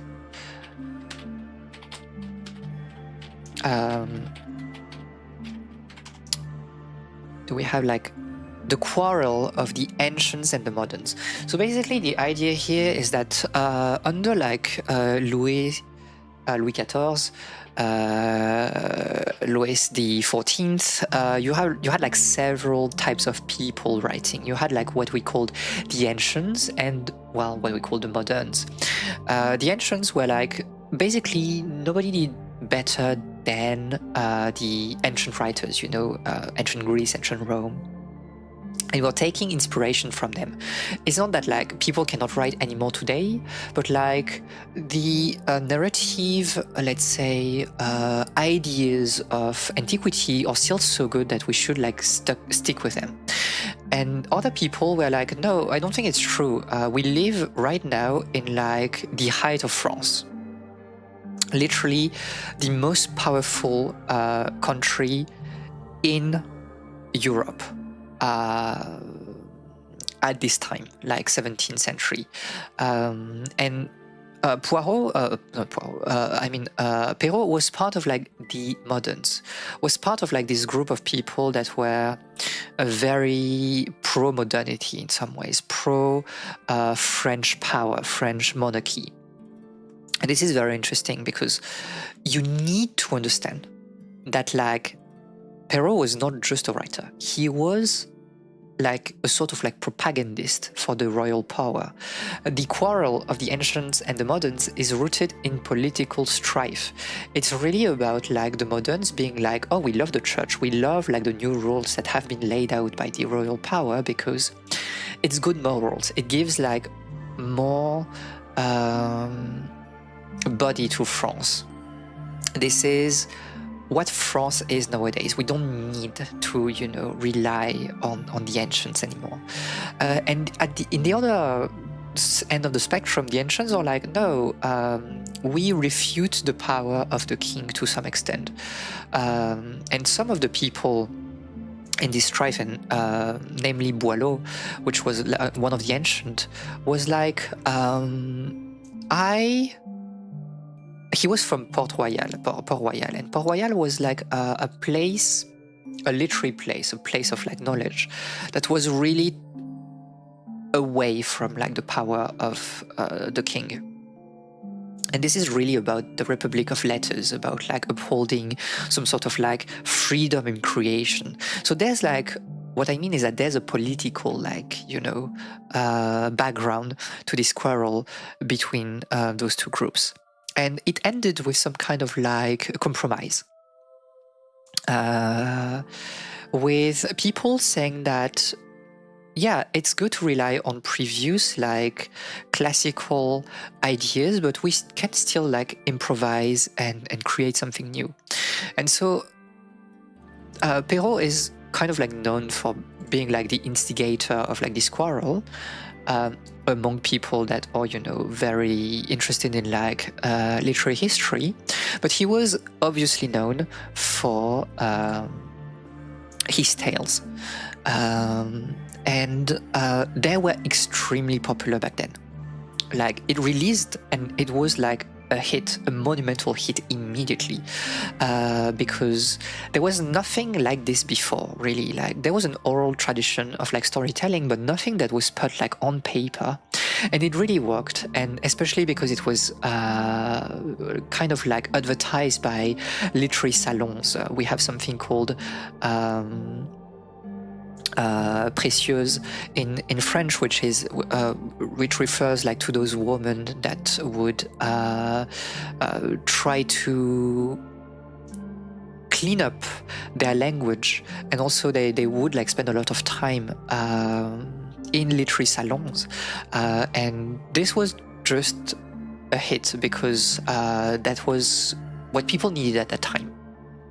And tales were not new. Like, some women were already like trying to write tales, but people didn't really like that because like, oh, this is written by a woman. They are talking about women in like such a like progressive way in some ways, right? And that didn't really work with the general public and with nobility, with like the educated member of society. But Perrault's version did work a lot.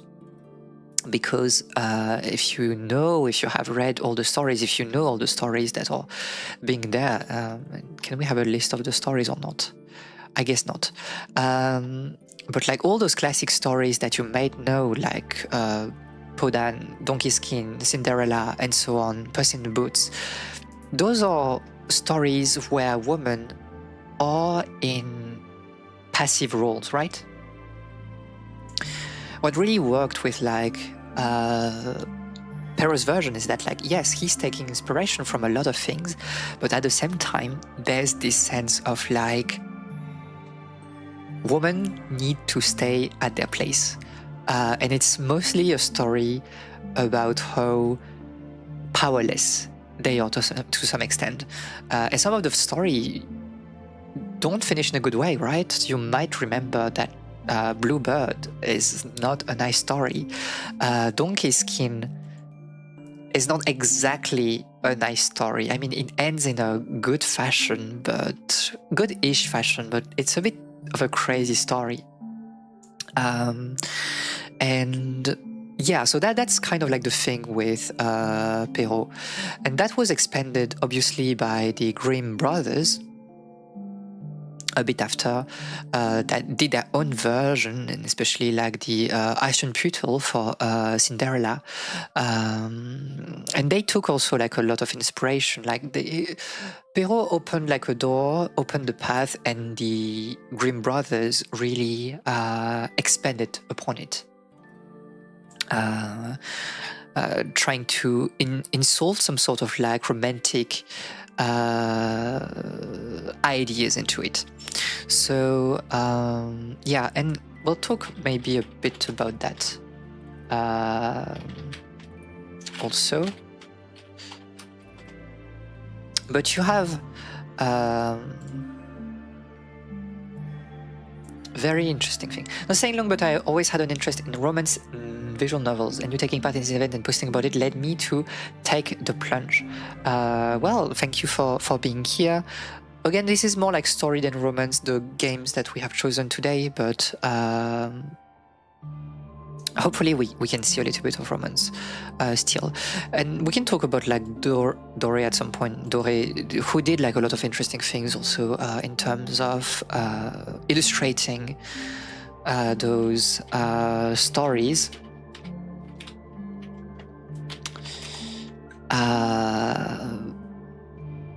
Yeah, those versions. And that really gave also a very, very interesting legacy to Perrault's stories. So very interesting. And why am I saying this is because we are looking at, you know, a new rewriting, a game that is trying to again expand on those, like on this path opened by Perrault and modern, you know, storytelling, and hopefully do something very interesting with it, like with, you know, Yuri and some stuff. And you can see that like the princess or the woman that is playing the role of Donkey Skin is black, which is like very nice. I mean, one of the ones you picked up ended up having some heavy story outside romance elements, which is, I think, nice. I don't play romance games a lot nowadays because I don't have the time, but I always like when, you know, people are trying to do interesting things with them. I had a board game with Anderson Stories. Yeah, this is kind of the same, like Anderson Story. I mean, you have like so many versions of like the tales that are, again, told and retold again and again. Okay, so we'll take a look at Chronotopia.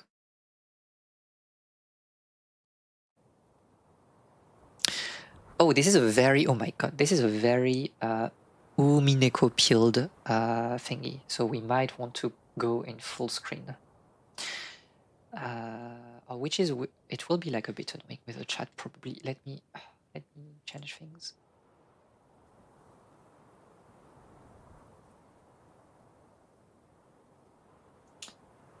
Something like this, and I'll put chat. Where is chat? I'll put you there. Maybe. Okay. Before my eyes was the most beautiful landscape one could imagine. I love the colors. A vast blue sky as far as the eye can see, a bright sky speckled with thin clouds. Is it like instant text, by the way?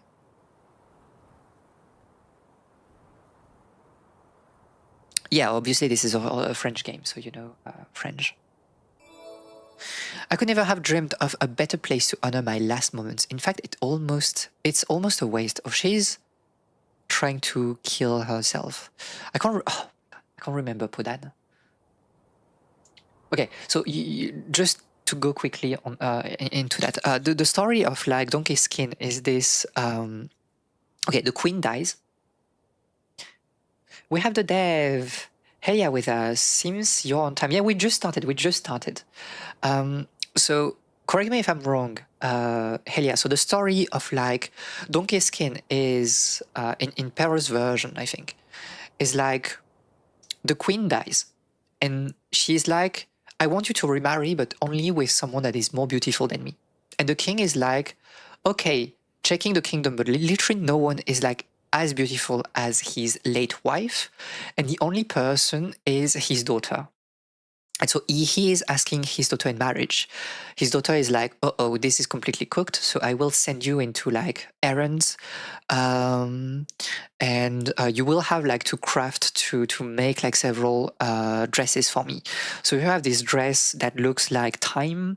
You have this dress that looks like, I can't remember, like the sky, and this dress that looks like summer.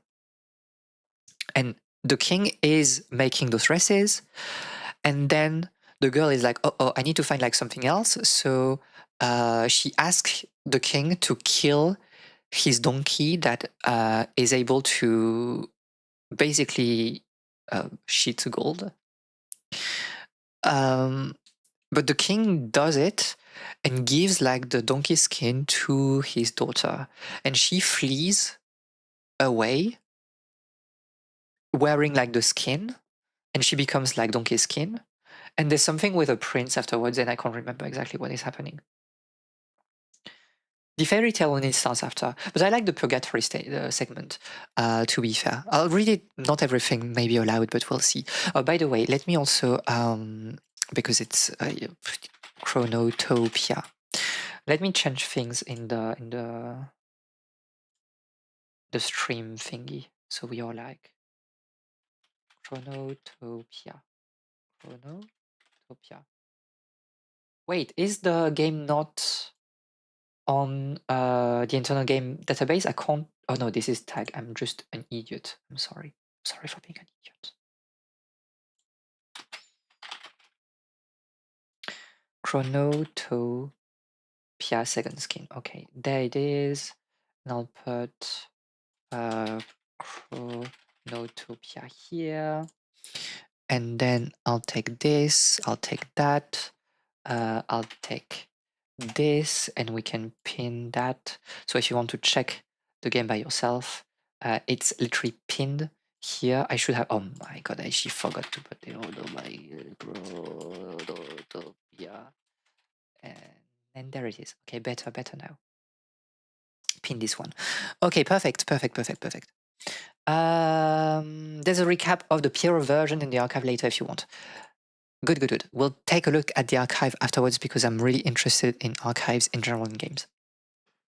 So yeah, you have the link. If you want to check the game by yourself, please check the Steam page. The game, I think, is in sale right now. So you know, if you're interested in this, buy it now.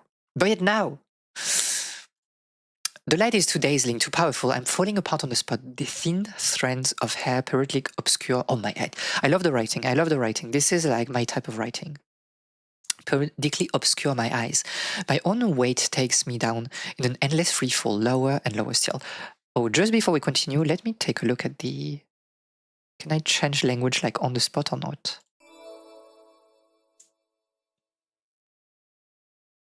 Fine mèche de cheveux cache mes yeux à intervalles réguliers. Mon poids m'emporte dans une descente sans fin, plus bas, toujours plus bas. It's very strange. because like I almost think I prefer the English version, but mostly because I'm playing games in English nowadays. I'm drowning in this gaseous immensity. Little by little, my thoughts turn into a confused jumble. My whole being becomes numb. Blow away like the wind. A very contour of my being fade away. The memories, my essence disappear. As my body approaches the ground, as the impact becomes imminent, nothing matters anymore. I would like to say that I'm scared, but I do not feel anything anymore. I really like this because it's really reminiscent also to me to like the beginning of like wait, what is it? Planescape? Was it Planescape? I can't remember the game. Very bright. Like there's this scene of like falling, but everything is so bright with like this background image. Very interesting. All I know is that I do not deserve what is above, that I do not deserve to fly. Are we a fallen angel? Particles float around my stiff and lifeless body. Everything becomes dark, silent. I do not know where I'm going, but I know that this is where I belong. There lies my punishment. I return to original darkness. Yeah, there's this sense of like a fallen being. Okay. How can I even be forgiven? I'll forgive you. A rustle interrupted my slumber. My eyes opened by themselves, almost against my will, to reveal a blurry and grey world. Confused, I tried to move, but my body had suddenly become so heavy that it wouldn't not respond. Something was holding me back. And I realized that I was not lying in my bed, but just awakening from a long and pleasant night. Oh, I realized I was not lying in my bed just awakening from a long and pleasant night. I opened my eyes wide. Standing, held against a wall by climbing plants tied to my limbs, a fixable botanical wall surrounded me wholly in some sort of protective and comfortable cocoon. Slightly pulling on the plants made them collapse and allowed me to entirely release myself. I could not stay here. I had to leave. Oh, I love the art style. Determined, I pierced the membrane with my own hands and stepped into the unknown. I found myself in a gigantic temple plunged in half light. Pale lunar rays passed through from above the vault, which allowed my eyes to get used to the darkness and finally see what the night was hiding within. Cocoons. Oh. Gleaming, translucent membrane. Someone inside, a sleeping human being. This discovery deeply disturbed me. I mean, kind of understandable. She is cute though. Despite my dry mouth and hazy mind, it seemed clear to me that those poor souls were being held captive against their will. I absolutely had to free them. Tear de lianas imprisoning this stranger's cocoon, I heard a bell tinkling behind me. I turned around. A strange figure was standing a few meters from me. Man or woman dressed in a long robe. Oh. British. Dressed in a long robe akin to a monk's, leaning on a cane with their eyes fully covered by a black blindfold.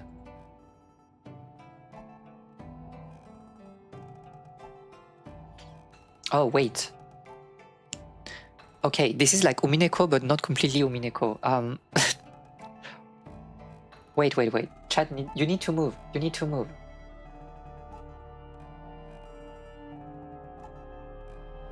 I'm sorry, we need to make you small, and I don't know, you can be here, maybe. It doesn't really matter, to be fair. Who cares about chat? I do. I do care about you. Don't leave. Writing is going really, really hard. It is. Who are you? What is this place? Instead of answering, the apparition simply beckoned me to come closer. I had a moment of hesitation. I got tossed around. I'm sorry. After all, I did not know this person. There was no guarantee I could trust them. Wait. Am I also covering the... Where am I?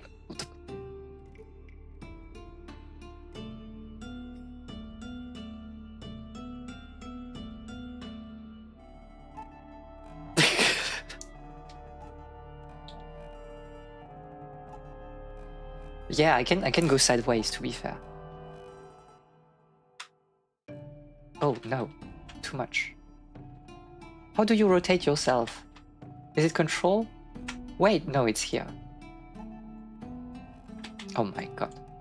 Why are you selecting also the... Can the game please be locked? Thank you.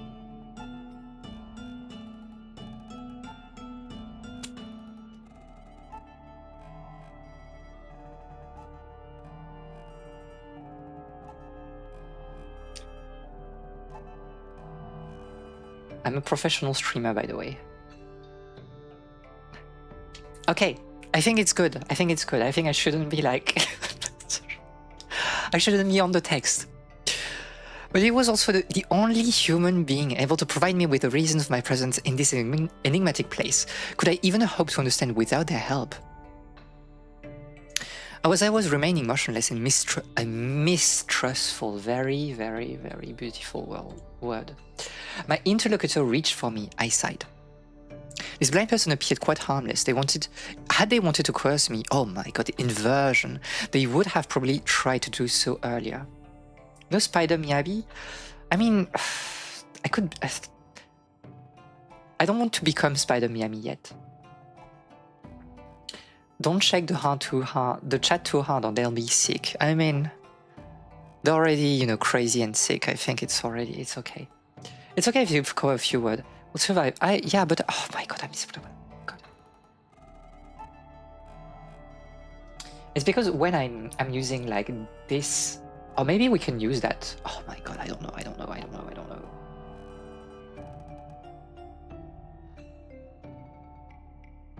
Listen, I like small Miyabi. Okay, I like small Miyabi. Suspicious yet determined, I responded in kind and grabbed their hand, and then they quietly took me through the temple. Many other rooms, filled with cocoon. Yes. Where are we exactly? Why are these plants everywhere? Why do people sleep in cocoons? But my companion remained silent the whole way and simply led me to the exit, to my annoyance. At least tell me your name. And there it is, the lands between. Before me, a desert scattered with ruins stretched out to the horizon. Destroyed buildings were engulfed by luxurious plants, and yet the atmosphere was dry. Gusts of winds regularly created whirlwinds of dust from the muddy ground. Pocket friend. It's just my ears they're so big. In the firmament, a gigantic moon seemed to watch over this mysterious landscape. As if I had returned to a familiar place, a place lurking deep within my heart that I would have preferred to forget. Oh my god, I love the writing. I really love the writing. My temporary guide brought me out of my torpor by letting go of my hand and respectfully bowing down before me. Wait! And they vanished into the depths of the temple again. A young group of women came out of one of the buildings. They noticed me and steadily rushed towards me, laughing. You must be the new Shadow. What's your dream? Tell us. Don't rush it. Oh, we are a guy, by the way. Are we a guy? The poor soul must be utterly lost. Okay, so this is like the sort of like meta story, right? And then we enter the tale per se. Or am I mistaken? But it's the first time I've met someone who has just been born. I'm intrigued. I want to know what he saw. Were we in a cocoon as well? I do not understand what you're talking about. Where are we? What is this place? Why are there people sleeping in there? Don't worry about it. But first you must tell us your dream. Was it a dream? I don't know. I was cradled by plants and it was dark and I had to pierce the membrane. But what happened before that? I think I was in the sky, a deep azure sky, but that's the only thing I remember. Well, that's not very precise. If a newborn claims he doesn't remember his dream, he is most likely a wavering shadow. We must take him to Liz as soon as possible. Oh, you're right, his time is limited. He needs to find his dream quickly. The tale is a story within a story. Okay. Liz, limited time? What's the meaning of this? What is going to happen to me? Well, that's simple. We're going to take you to the wise woman in the village. She's the most knowledgeable person around. She'll know how to help you. Oh, absolutely. And she'll explain the whole thing far better than us. It was anarchy in my mind. I absolutely did not understand what was going on. None of the human beings I had crossed paths with thus far appeared hostile, but nothing made any sense. I half-heartedly let myself be guided through the ruins by my new friends. We met other people on the way, men and women of all ages, dressed with loose and relatively warm clothes, probably to protect themselves from the wind and aridity. Some of them were talking aloud on the threshold, others were building some terracotta huts, and some were pulling carts laden with tools. One could have thought it was an ordinary village, if not for this peculiar and unspeakable feeling, as if these people did not really exist, as if this hamlet was in fact inhabited by shadows. And a young woman stopped before a bivouac. Is it the term in English as well? Oh, it is. A small group was gathered around the fire. Step aside, it's important. We have to see Liz right now. It's true, we may have found a wandering shadow. With these words, a voice both sharp and soft rose. Let me see. The villagers moved aside, and then I saw her. Oh my god. She has a very mischievous look. A young woman stood straight amidst the crowd, full of confidence. She was wearing a pure white dress that contrasted with a grey and dirty hair. With a bright red cloak on her shoulder, she shook her brown hair and smiled mysteriously. And her piercing eyes. If she had put a finger over my heart, a sharp pain ran through me. As if she had put, okay. Her eyes reminded me of the sky, a gentle azure sky, and the coldness of the ground when my guts spilled onto the floor. I was falling, I was droning, I was going to hit the floor. I was only fate's toy, a thing without a will. Oh my god. I wrote something like this a few years ago. Being like a soul without a body, a thing without a will, a ship without a port. Oops. I mean, we can save. Yes, that was my dream. But was it really a dream? The wind blowing in my hair felt so real, the light so bright. And before that, oh my god. Okay, chat, you're disappearing. You don't exist anymore. And before that, before falling, I was on a lighthouse promontory. I was watching over the landscape from the top of the tower. Air was fresh, just warm enough, and the sun caressing my skin. Thank you. She's getting addicted to head pads, by the way. A thing without a body, you are mascotless, you have no form. But despite all of that, I jumped. I was the one who did it. I killed myself, but why?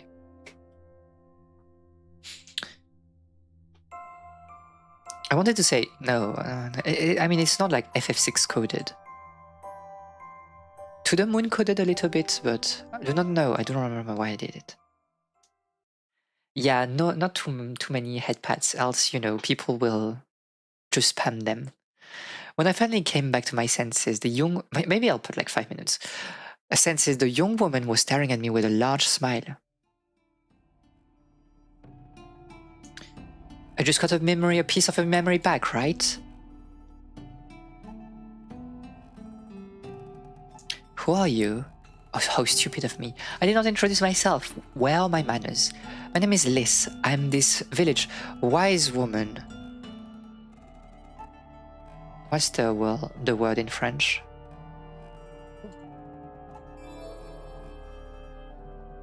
Okay. Femme sage, okay. Okay, it makes sense. And I'm going with you, to be with you during the inner journey you're going to make in the following days. Oh my god. Is this game... Is this... Hanbareme, okay. Okay, exactly. That was okay. That was exactly my question. It felt very much like Hanbareme. And I think we had a discussion. Did we have a discussion in chat? I think about it. I think we had. This is really one of my favorite anime. And I was feeling this sense of like, kind of like weirdness. Like everything is quiet, everything feels comfortable, but at the same time there's this sense of like disquietness for some reason. And could talk a little bit more about Haibane Renmei Grey Wings, but I don't want to because it would be spoiling the anime. But please watch Haibane Renmei, this is very good, and I love the theming of like people being like in this place, or people that are like struggling, that were struggling in their life in some ways, and it's very, very interesting. So few people seem to know it. I think that in France, at the very least, it was like one of the big anime, like artsy anime you can recommend to people. Like, for me, this is like really one of my favorite anime by far. And I would say like, this is part of like my trilogy of like artsy anime. So Haibane Renmei, let me put that on the chat also.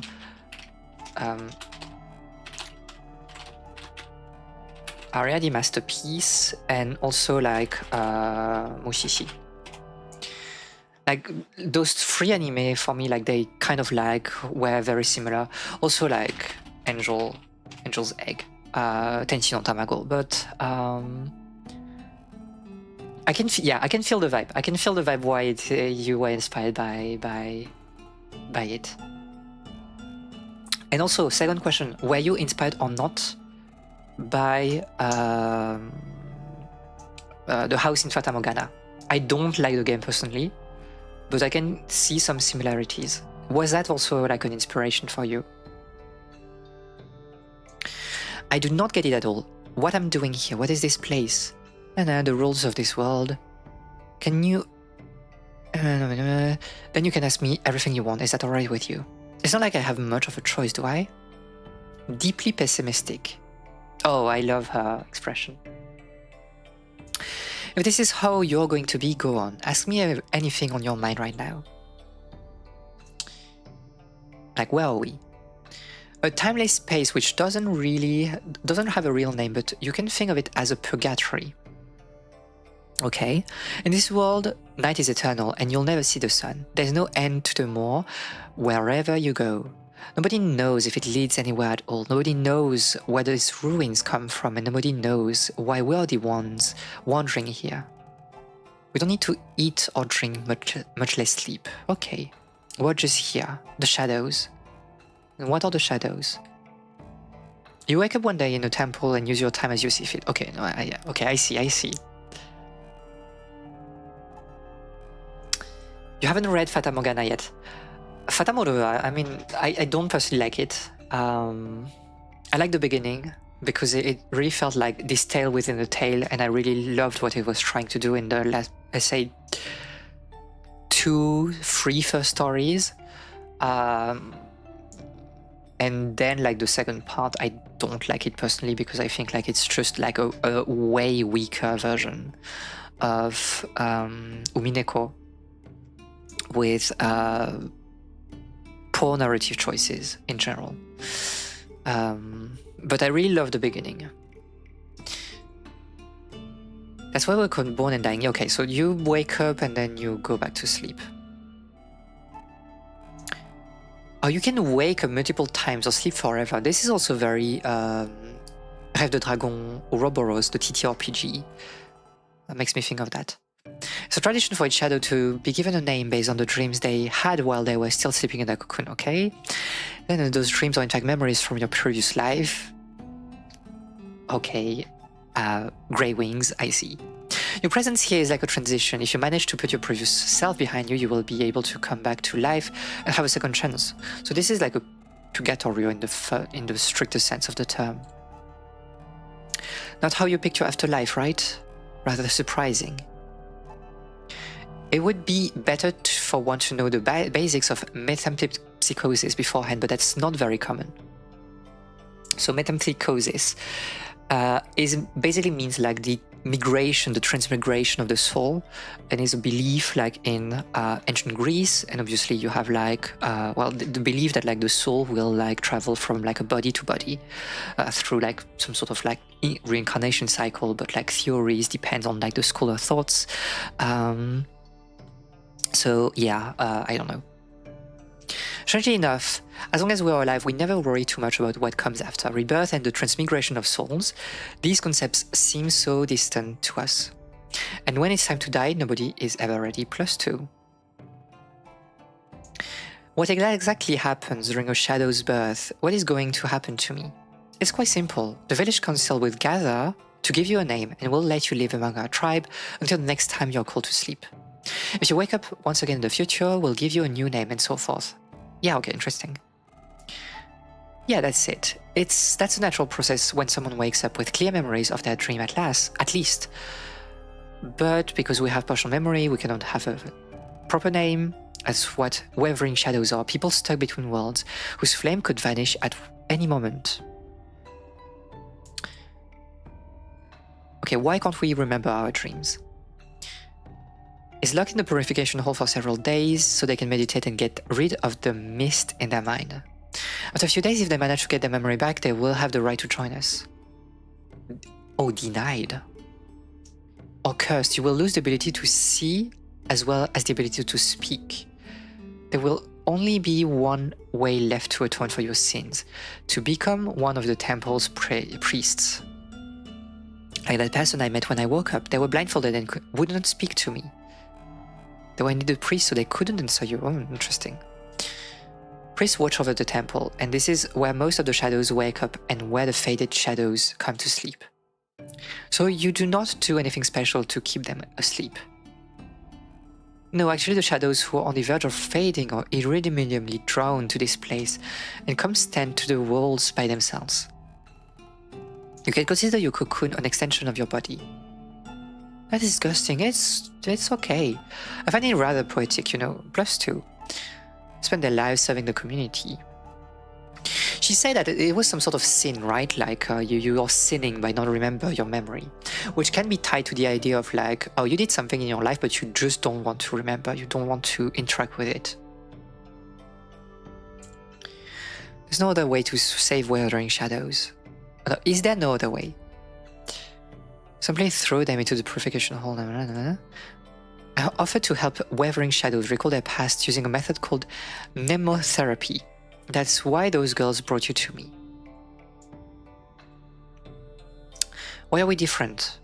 I have my own theory. Individuality. Not everyone is ready to put things behind them, especially if they have lived an hectic life. Among those who have killed themselves in the past, I imagine it's because they arrived here with a desire to forget. Yeah, I mean, okay, this is like really one of the core thing of like Haibane Renmei, to be fair. Like there's this... You have certain characters, it's like they kill themselves. And they are special in the anime. And like, I really like this. I really like this way of like... well, the way the anime was exploring this idea of like making peace with yourself in this new world. So I can see like it's, you know, inspired by it. What is mnemotherapy? Analogy. I just tell stories that involve universal themes suited to my interlocutor's personality, and then they have to draw parallels with their past life on their own. Especially because you know that like, especially in full case studies, we tend to categorize stories in terms of like the main themes, right? There's the whole like topology by, I can't remember the names of the people behind that. But like, yeah, you can like classify folk tales by their main story, and you will see that like some stories are told the same way in different countries. For example, like Cinderella is such a famous story, and it has been told like in several ways all around the world, and sometimes in very independent ways. And if we talk about like Donkey Skin, so Podan, it falls into the, you know, abnormal love story, because like the prince, like in the second part of the story, is falling in love with like the, well, Donkey Skin. So I guess this is what we mean by universal themes. My method might appear childish to you, but it does help stimulate the memory. Yeah, I mean, +2. I'm going to make you explore an Uchronia, and you will have to find pieces of your memories. An Uchronia. You must be familiar with the concept of utopia, a place that does not exist. For my part, I let people travel through times that do not exist, temporal utopias I had the opportunity to visit in the past. I thought there was nothing else beyond the moor. No, let's say that I have the huge privilege of being the only one able to leave the village. Ryuki T7 coded. So there's an exit to this place somewhere. Not really. Do you really wish to know? Of course I do. A close space, but I can walk between worlds to find my way. The multiverse. I can't be seen by the inhabitants of those worlds, but I can watch many things. That's why I'm able to take you with me in a Uchronia, and why I'm a respected member of this village. You want me to witness past events you have already seen yourself. These are Uchronias, temporal utopias. Time works differently there. Why are you the only one able to travel? The things you see in your dream are not really from your past life. In fact, we're ideas, all of us. Idealist continental philosophy. Our dreams are our concepts, but a concept is a shifting thing, so it's quite normal to be put to sleep and come back to life as a new variation of the concept. Oh, this is really Ouroboros coded. On Thorpson classification, yes.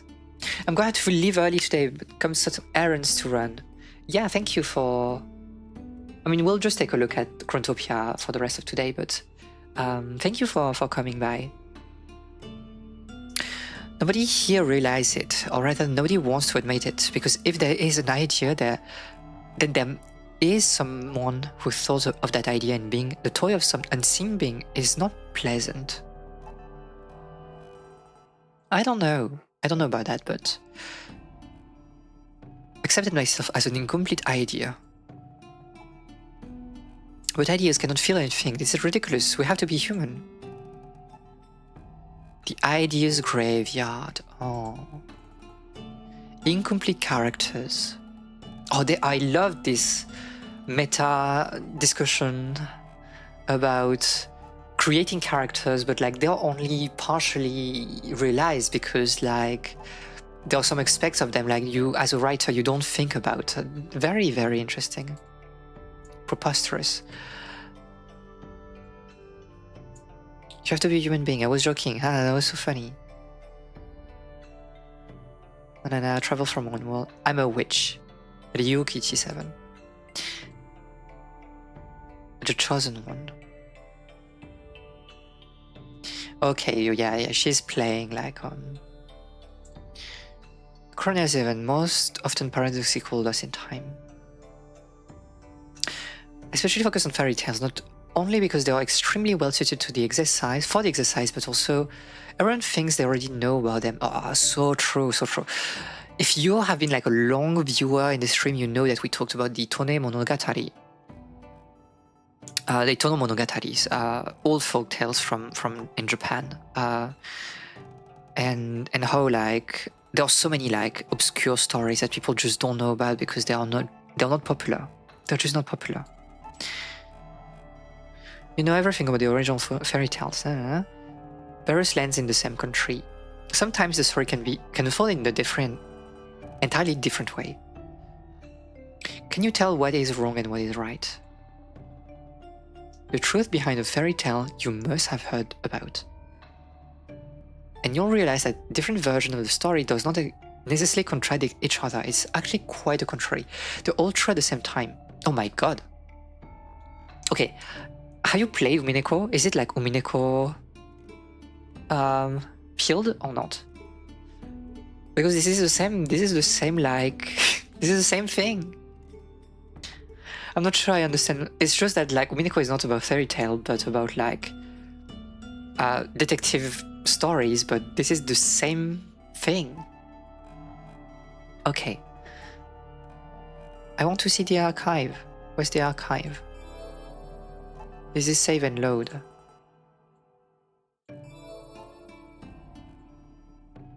I want to see the archive.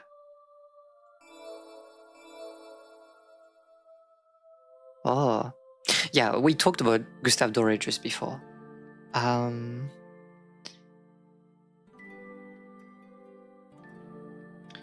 inspiration, and on the contrary writes them as he wishes with a fashionable style specific to him. Especially because he was trying to introduce a little bit of like political statement in it. And also he had a way of writing that was like very interesting. Like he was kind of like on the modern side of like what French language was, but he was also like using words sometimes in a more like old-fashioned way, which was very interesting. It's a very, very interesting thing to like read Perrault in French in the text and see how it transformed after that with Grimm brothers and the rest.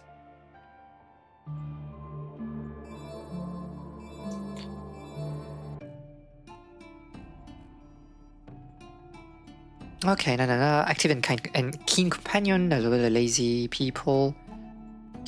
Purification Hall. You watch the anime adaptation as well as Higurashi. There's a shortcut. Is there now?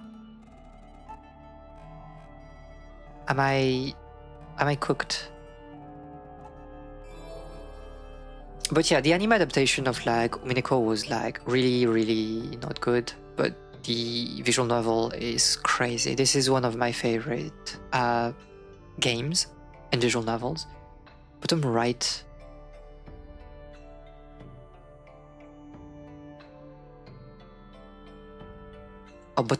Oh, bottom right. Oh, I see. Well, yeah, spectator. Yes. I just found it here. But yes, Mineko is very good, but like very long. So let you witness so without intervening. The rest will be up to you. On to key witness moments of the story that are similar to what you have experienced in your own past. You don't know what is going to lead to your identity. Everything is going to come down to a feeling. In other words, not too much. That's why I have developed a tool to make your pilgrimage a little easier. Magic. Memory fragment. As you will see, as soon as you will reach a key moment, the crystal will resonate with your last memories and the scree. Your surroundings will light up like this and to warn you. Get a chance to retrieve your memory, you absolutely need to grab the memento, which is the material or immaterial source of the alert. Try to click. Very good.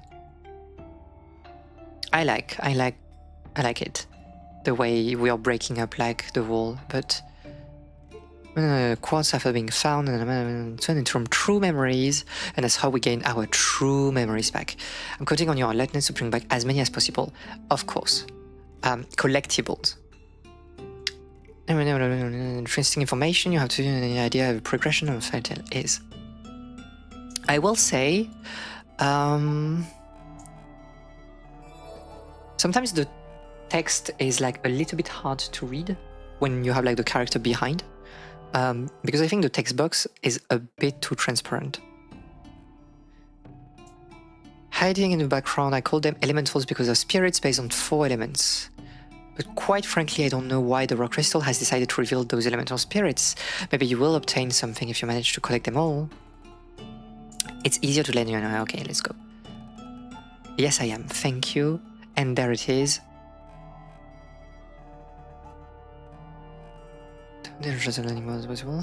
No time to waste. Let's do the ritual. Stretch your hand towards me. I took it. And there it is.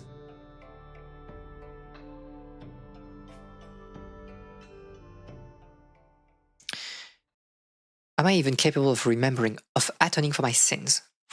Have we committed more sins than just like killing ourselves?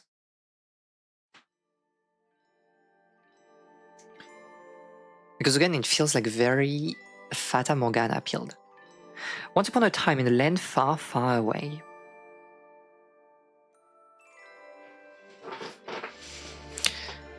Descendant of a great family from Mauritania who had settled in Europe, the princess was as wise as she was beautiful. Very interesting. With her thirst for justice and strong personality, she was soon handed the reins of the country. Her wealth comes from magical donkey she has inherited from her ancestors. The animal could produce gold and jewels at will. She collected them to erect roads and buildings which would serve the interest of her people. Under her reign, works of art and projects of all sorts were developed. Her people lived without ever having to fear hunger, since she always found a solution. The attention she had for her people, as well as the vast power her wealth gave her, made the young princess hugely respected across the country, and everybody praised her. God seemed keen on satisfying her in return. The princess indeed fell deeply in love with a young, experienced but honest noble who had eyes for nobody else. He was from a famous family of 12 sons. Is it the 12 sons? 12 sons. Is it the sign? The swan? I can't remember. Since he was the only last one, he lacked attention and desired to settle far away from them so he could write his own tale. Is it the swan?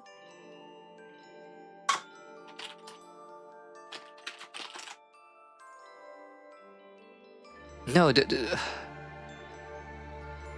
yeah, the swan is just the 6 swans. I can't remember. 12 princes? I just can't remember. She gave him love and respect, and he asked for nothing more. From the marriage, a lovely daughter was born, and she was already on the path of becoming as wise and brave as her mother. Year after year, the king and... Oh, that was a Frozen reference. Okay.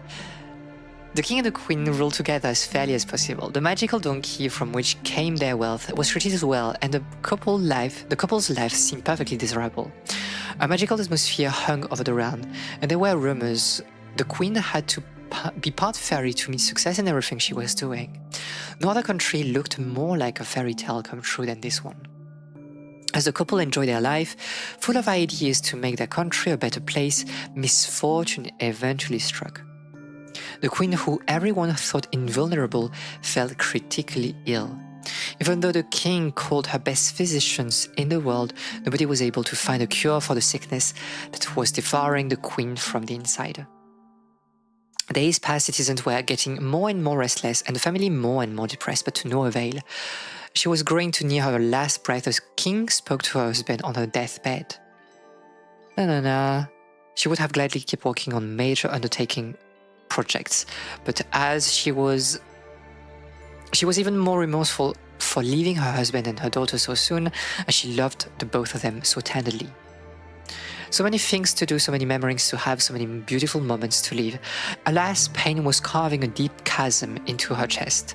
As the king was leaning over and stretching a hand towards her with the saddest look he ever had, she was struggling to tell him her last wills. Her face partially paralyzed, writhed in painful spasm, the queen exhaled excruciating moans. "My dear, this is the end for me. Hush, you do not have to say a thing. Do not wear yourself out. I still have to believe. We will find a curse and you will be better soon, I promise. It's hopeless, I know it. No, I cannot believe it. Before I depart, I would like you to do something for me. I love you, you know it, and I love the young princess too. I cannot stand imagining you crying over my dead. For too long, I wanted you to be happy above all else. What are you trying to imply, my dear? I know how you are. You will not be able to accept my death. You always have searched for my eyes, for my attention. I already know all too well how sad you will be. But you will not be able to mourn my death until the end of time. I would rather follow you in death than live without you, my lady." Interesting. How silly are you? The kingdom needs you, our daughter needs you. Do not leave them behind, even for my sake. But sooner or later, you will have to overcome my death. I want you to live, my beloved. I want you to live for me. I will never stop thinking about you. In that case, please allow me to request something. I insist that you remarry. Find someone who will make you happy again. Someone who can take my place in the eyes of the people, of our daughter, the princess. But I cannot do this. Nobody will ever replace you in my heart. I know it is painful. It is painful for me as well. Deep down, I feel so angry imagining you in the arms of somebody else. But I'm not selfish. I want you to be happy above anything else. If I'm not here anymore, I at least want a woman as wise as me to know how to heal your heart. This is my last wish. How could I fulfill such a cruel request? You're the one my heart craves, the only one. The queen laughed sadly. Fear and pain were gnawing at her. Soon it became near impossible for her to talk.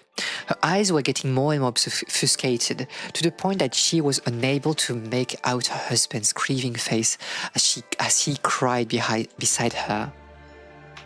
Stretching her hand towards him, towards the light, she tried rubbing his cheek one last time. Regretfully, she could not help silently shedding tears. The aching was becoming so intense that she was gradually losing her touch with reality. My fate is a cruel one. I only want to live by your side, to bask in your innocent smile for all eternity. And yet I have to go. That is God's will. I do not want to. Of course I do not want to. This is too soon, and there's still so many things I have to do here. It is too late, however. I cannot do anything but face it. The mere idea of being replaced is harrowing. To imagine someone else living in my quarters, ordering my retainers, settling in my home. To think about someone else in your arms, embracing you, kissing you, giving you new hairs. To think about someone else gaining the affection of my daughter, attending her wedding, raising and supporting her. It is making me die inside. Jealousy is eating what remains of me. And I would rather still be here. I would rather have lived those beautiful days forever. But this is impossible.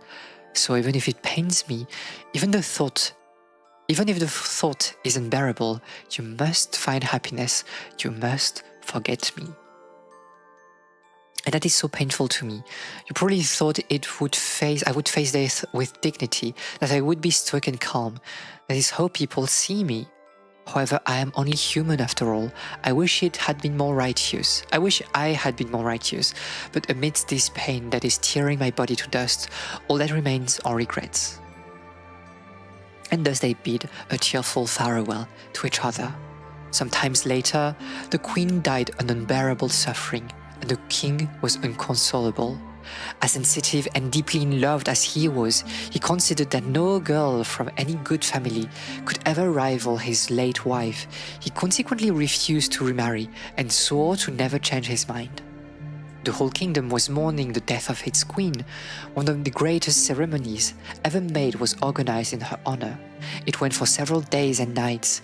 Whether farmer or merchant, rich or poor, each citizen took part in the funeral. They decorated the city with lanterns in several places. Some water lanterns were even put on the great lake for her sake. Water lanterns, as in like lanterns that we let float on the water. At night the candles could be seen all the way from the lord's castle. The young princess, who was as sorrowful as her father, found comfort in admiring those lights. Those flickering lights looked like spots of hope to her. I love this idea. This is obviously what you find a lot in like Asian storytelling, water lanterns, but however the country seemed to be consumed with a steadfast evil, harbinger of storms. Thus things would never be the same again. And the kingdom slowly declined. The king has lost any hint of motivation and could not bring himself to do anything since his wife has died. He cancelled all the great works the country was working on, thinking that they had all lost meaning without her, and he locked himself up in stillness and silence. The citizens felt neither heard nor supported, and discontent was growing. Yet the king did not care. It almost seemed like he was trying to be hated by his people. Only the magical donkey was keeping the kingdom from going bankrupt. The inevitable happened. The donkey's fame went beyond the kingdom borders, and several neighboring and wealth-seeking lords tried to invade the land, leaving them scarred by war. The once lively castle was now a shadow of its former self. Artists and merchants were fleeing one after another, looking for more auspicious lands, and the people had lost faith in their lord.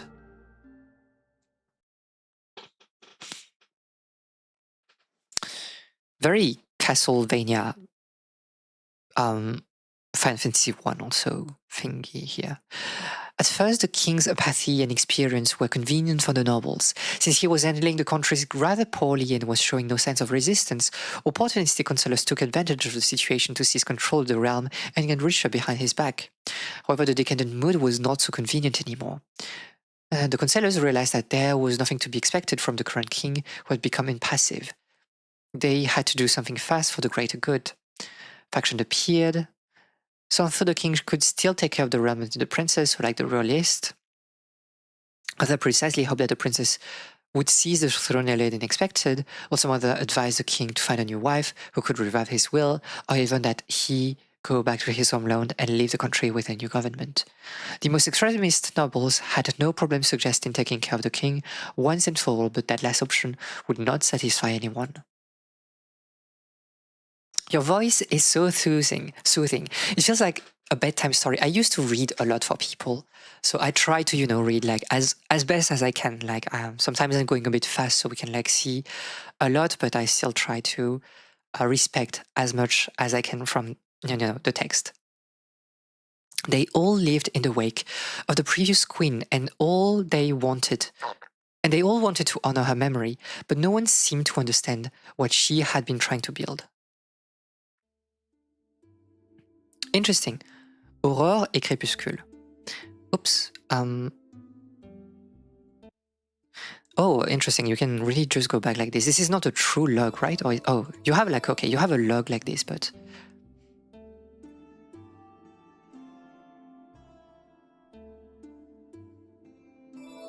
because of the long struggles, wait.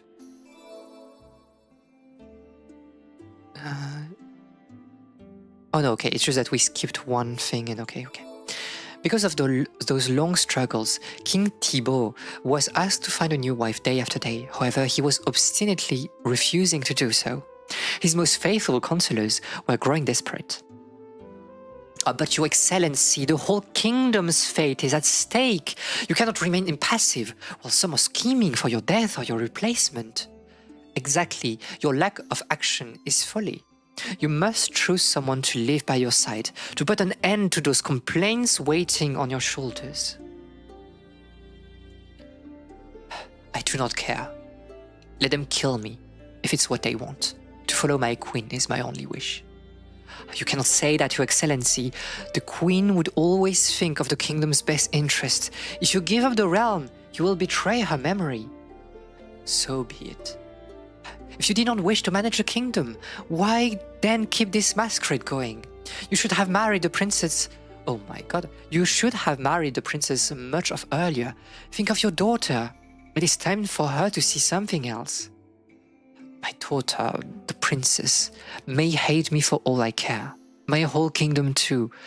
Nobody will be ever as great as my departed wife. But my lord... Enough. I do not want to see you anymore for today. Be gone. Leave me alone. Horrified, the councillors could feel the kingdom's ruin looming. While some were already planning a coup d'etat and were fighting over some arbitrary throne, the loyalists thought they had to find a way to pierce through the king's walls. To get a better understanding of the king's psyche, they called an old druid. Go and try to convince King Thibaut to find a new wife. We are ready to do anything to make him change his mind, regardless of whom would be the wife he chose. I do not worry, sirs. Just sit by. The druid, who was very dishonest but crafty, happened to be peerless when it came to influencing the human soul. As soon as he appeared before the gloomy king, he made a great impression thanks to the mysterious look he had perfected. Nuit Noire. Your Highness, your councillors invited me here today because they are worried about your health. Speak freely. What is waiting on your heart? The death of my wife, of course. I have lost any desire to live since she died in my arms. I cannot see nor hear. I keep on brooding over the past again and again. I understand. The Queen's ghost still haunts you, and you are a prisoner of the past. Yet, could this spell be broken? You wish for the good of the kingdom, do you not? Naturally, I wanted to follow through with her work. I wanted to be strong. But I let myself be shut away by time and decay. It's far too late now. If I may, I think there is a solution. You have to find a young woman who can become the new queen. No one can do this. I have taken a look at the portraits of all the neighboring girls from good families who are ready to be wed, and they have been sent to me, all of them. There is not a single woman with her qualities. Yet you did not wish to meet with any of them. Why not give them a chance to show you who they are? It doesn't matter, I already know it. Could it be that you are taking the Queen's last wish to heart, and you're only ready to wed a far more beautiful woman than she was? Beauty is indeed enjoyable, but I do not really care about it. I only ask her to be wise, smart, and righteous. Are you looking for someone who shares her traits? The king stood still. Given the awkward silence, the druid knew he was right. The king did not just want any princess in the area, he wanted someone who looked like his departed wife as much as possible. And if there were a Moorish princess, would you consider marrying her? Maybe.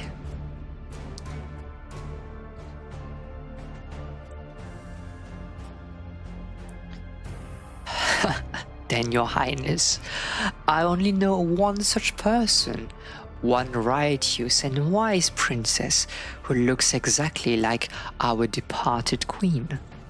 She lives near you at the moment. And who might she be? Well, I have a portrait of her with me. I think it is the only one you did not glance at. Really, why would my counselors hide this mysterious princess from me? See for yourself. The ambitious druid handed the portrait to the aging king. He grabbed it and paced up and down across the room with a revealing silence. She is magnificent. This face, this skin, this expression. She's lovely. And you're telling me that she's wise and righteous. Absolutely, Your Highness. She has received the best education. I recognize those eyes. I could swear I'm looking at my wife. How is this possible? Who is this foreign girl? Oh, she is Princess Kiona, your daughter, Your Majesty. My daughter! The king was shocked. For a split second, depression had taken hold of him to a point of cutting him off from reality. To be honest, he had refused to see his daughter since the Queen's funeral because her mere presence reminded him of those beautiful days lost forever. Bro is completely oblivious, by the way. Even if you haven't seen your daughter in like 5 years, are you crazy? He did not even know what she looked like or what kind of woman she had become. He suddenly felt shameful.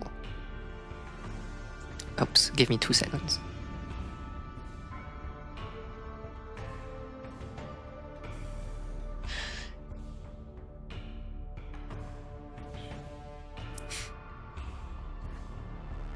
Are you making a fool of me, druid?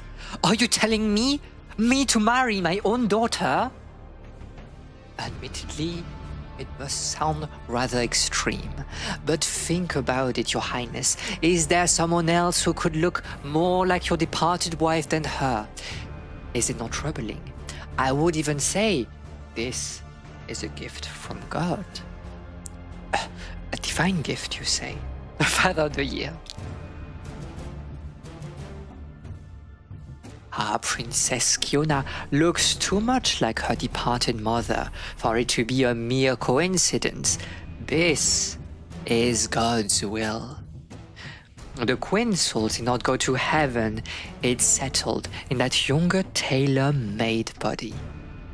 She is simply waiting for you to find her, my lord. Do not miss this second chance. I feel like he would have gone it without any thought if the druid didn't say, I'm in +2. Confused by the old druid's silver-tongued words, King Thibaut hesitated and eventually sent the man away, claiming he would think about it. But the seed has already been planted. Weakened by his unstable state, the king was already struggling not to completely succumb to despair.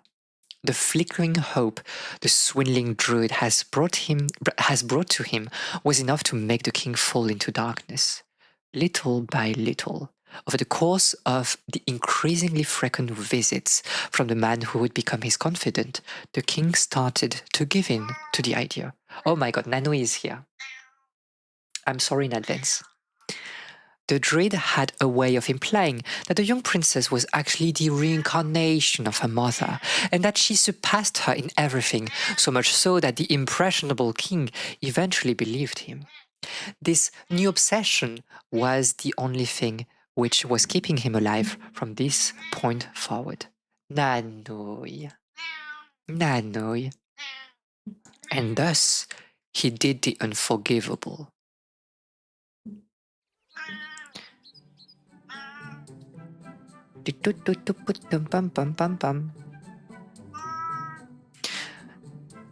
That morning, a sweet scent hung in the castle's corridors, as your sky hinted at a beautiful spring day ahead. Is the cat hungry? She is just needy. She just is asking for attention, to be fair. Don't mind her. In the feeble light illuminating a four-poster bed, a silhouette was quietly moaning. All of a sudden, hurried footsteps could be heard nearby, and the door was slammed open. A breathless young retainer entered the suite. Princess, it's time to wake up. A muffled groan was her only answer. I would love to let you sleep, but I cannot do that, unfortunately. Do not forget that your private tutor has scheduled a lesson for this morning. The figure moved laboriously. Oh, I love the fact that she's moving like in the background. Is it new, Nahima? Who else, princess? I'm the one waking you up every morning. So please now make haste and get out of bed. We need to perform your toilette. The young woman stood up without a word and let her lady-in-waiting guide her. Through precise and vigorous gestures, she made her take a bath, then took care of dressing her.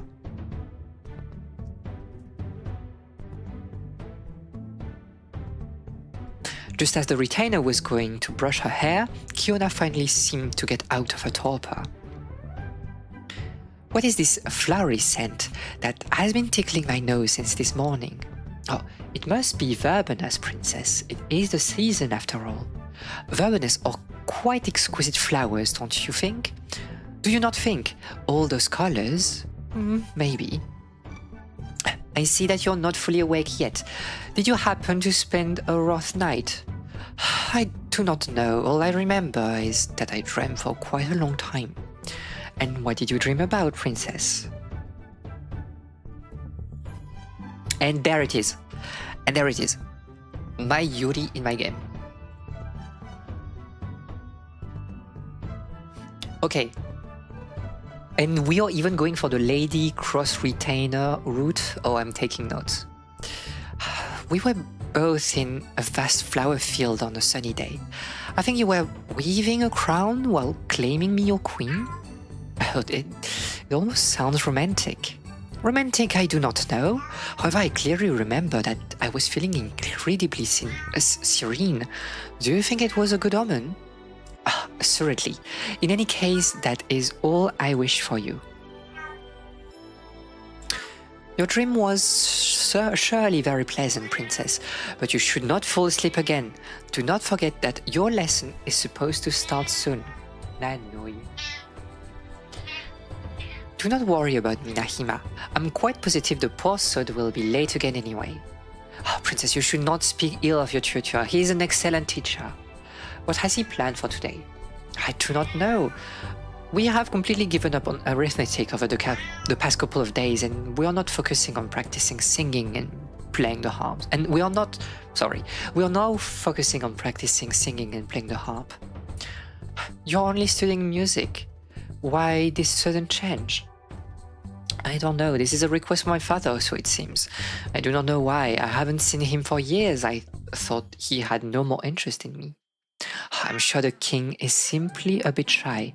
Though he can get on his high horse, he might not even dare to be near you after your mother's death. I think he resents me. Why would that be? One way or another, he must be ashamed of me. He surely found a mistress after all this time, and sooner or later he will tell me that he wants to repudiate me. That would not be correct of him. In that case, why has he not tried to marry me off? I'm 17 years old. Is that not unusual? I do like the freedom, but I cannot shake the feeling that it is a bad omen. After all, young girls from good families are wed between 12 and 14 years old. I'm getting old, and at this rate, nobody will ever want to marry me. With a lovely face like yours, perish the thought. You're as beautiful as an angel, princess. Oh my god, just ship them together, please. It's smart at that. No prince should ever refuse your hand. Thank you, Nahima. It's nice of you to comfort me. You know I mean it. Look at that beautiful hair. I could brush it for hours without getting bored. Kiona gave a faint but tender smile. Also very interesting, like, I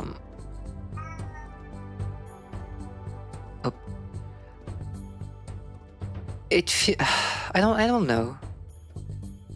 What was your inspiration for closing? Was it like because it feels obviously like a little bit? Oops, I put that on auto.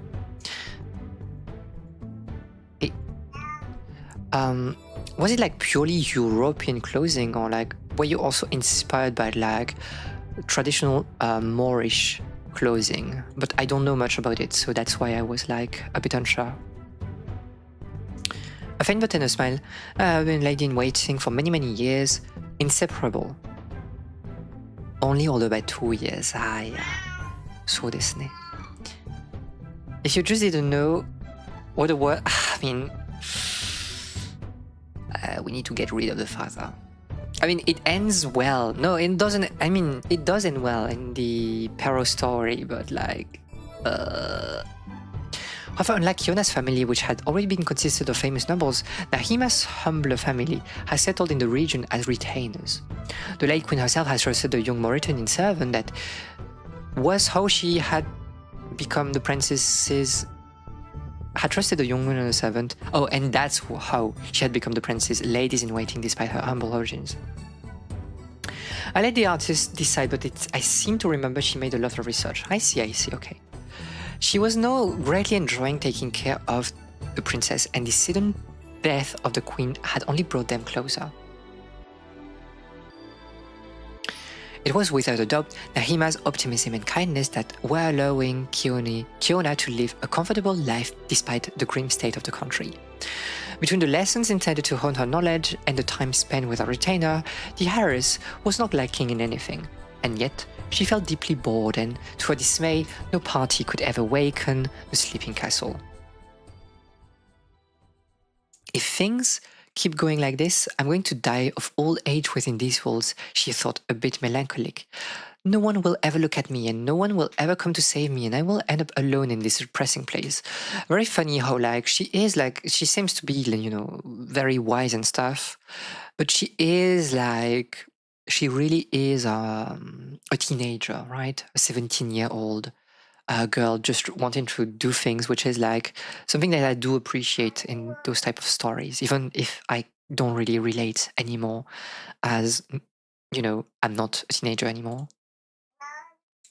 She did not wish to show Nahima her anguish, so she tried her best to smile. With the brushing done, the two girls left the room to attend to their occupations. Princess soupire. Once the servant was out of sight, the princess sighed. Even though Nahima's was her confidant and she trusted her, there was only one thing Kiona had never told her. Something was troubling her. She sometimes felt like she was being watched, especially on a day like this one. Nanui. As the weather was sunny, her tutor enjoined her to go to the palace in the garden and begin her recital. And as she had foreseen, the princess felt someone insistently looking at her as she was singing, a gaze that was coming from the king's cabinet.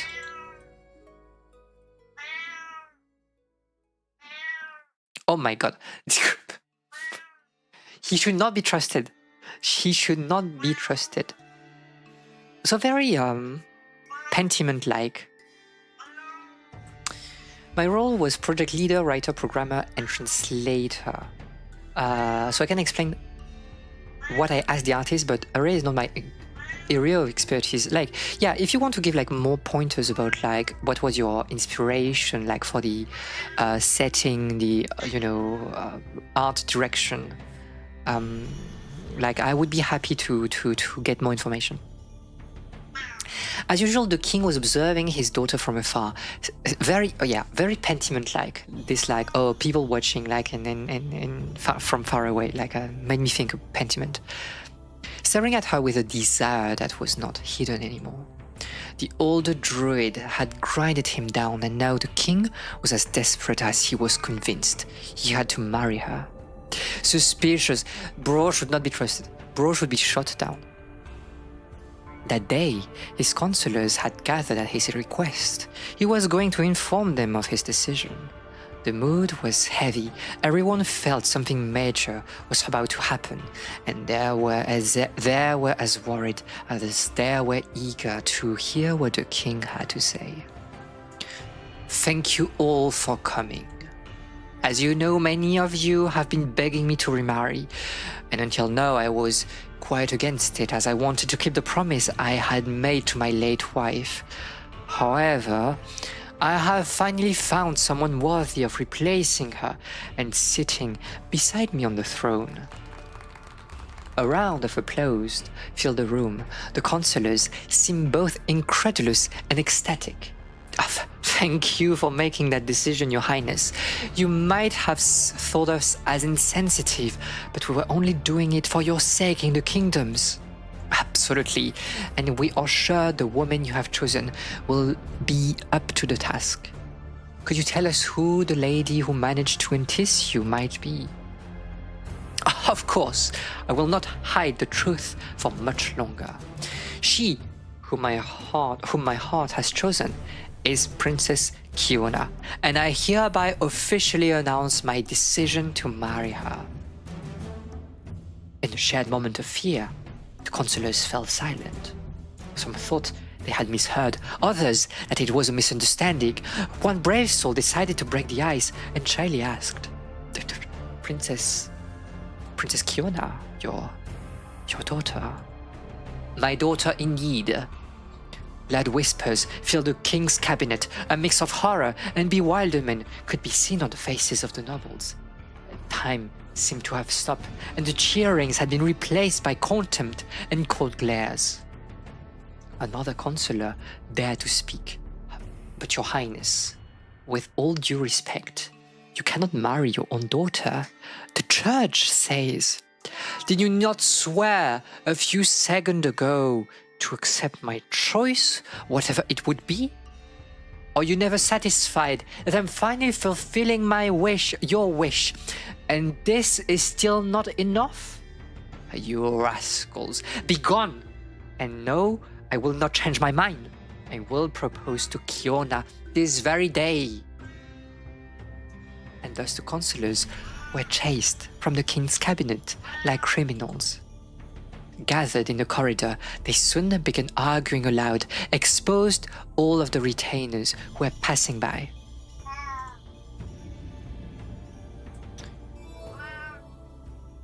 well, this is a fairy tale, but it's also meant to be a semi-realistic medieval story. So I asked the characters artists to try to make it as really historically accurate when possible, but not let it become a hurdle. For example, women tended to cover their hair, but I didn't want the main character to have a veil at all times, so I decided to go against realistic in this specific instance. I think it's very interesting, and especially because like historical accuracy that does not exist. It can be a sort of ideal to some degree, but it's like we're talking about stories first and foremost, and like I think it's important to keep this sense of like freedom. A little bit of rural incest in your family. I mean, you know, we kind of like... We're getting used to this. Les petites coudées. Very... Yeah, okay, yeah. There's a Breton story that is quite similar to The Beauty and the Beast. Okay, so you have like a little bit of...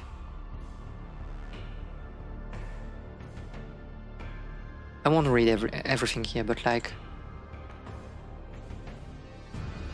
Okay, and so you have like the story for like the people that are not familiar with it. And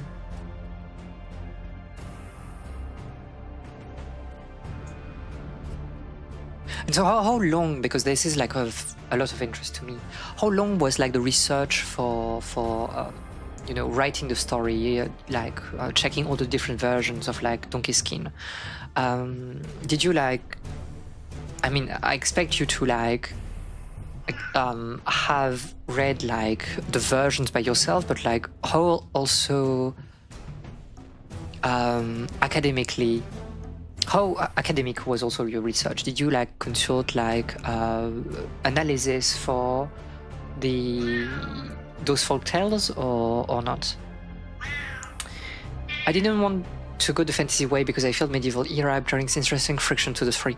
It feels like very grounded, I will say. Which, to be fair, is kind of the thing in like Perrault's story. Like you have like one specific like magical elements, but the rest feels like very grounded. And I kind of feel the same thing here, and I think it works very well because it's a visual novel. Like I'm really, really interested by like this very, grounded, realistic, heavy weight to the story. Okay. Wow, he's shaking. Oh, the king has gone crazy. We warned you. We should have gotten rid of him. Ah, you fool, this is your fault. The reed you paid so generously is a sham, and he put devilish thoughts in his head. And look at the result. It's just a sleight of hand. By marrying the princess, he's trying to keep the kingdom under his yoke. Once the wedding is consummated, we will not be able to exile him anymore, nor will we be able to ally with Kiona to take back power. We're at his mercy. It's still possible to appoint an assassin, and... Enough! It's because of you extremists that we are in this bind. Oh, really, if you schemers had managed to come to an agreement, maybe we would not be here.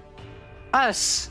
Are you not the ones who let that druid do as he pleased?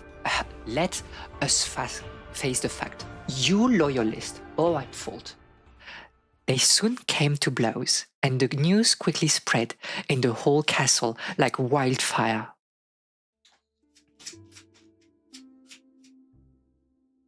As she was coming back from her tutor, Princess Kiona took the opportunity to wander in the near-empty palace, still a melancholic mood.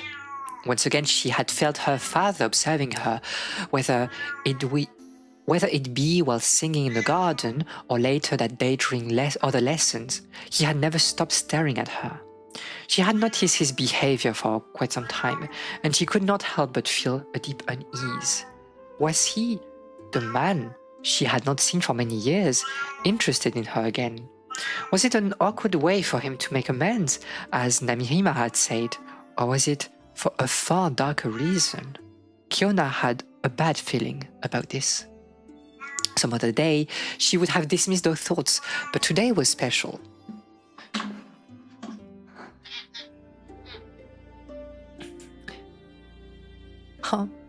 All day long, she had been under the impression that the servants were whispering things in her path. Something weird was definitely going on. With a knot in her stomach, she shook her head nervously.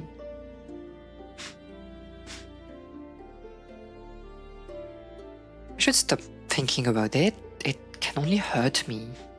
She suddenly noticed that the castle was bathing in sunset. Already that late? I must make haste. I promised Nahida I would pay her a visit. The script was not finished when the game was getting made, multitasking, so I can't give you a precise timeline.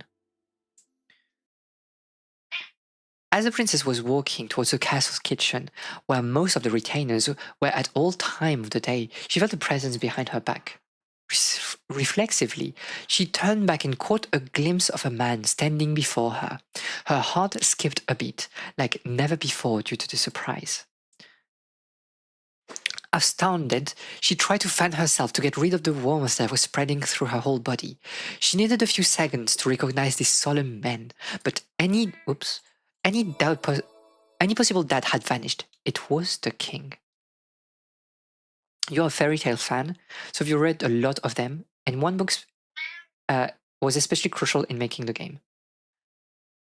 Les contes de Perrault dans tous leurs états. I'll take a look at it. Like I'm pretty interested in it. But yeah, okay. Thank you for the answer.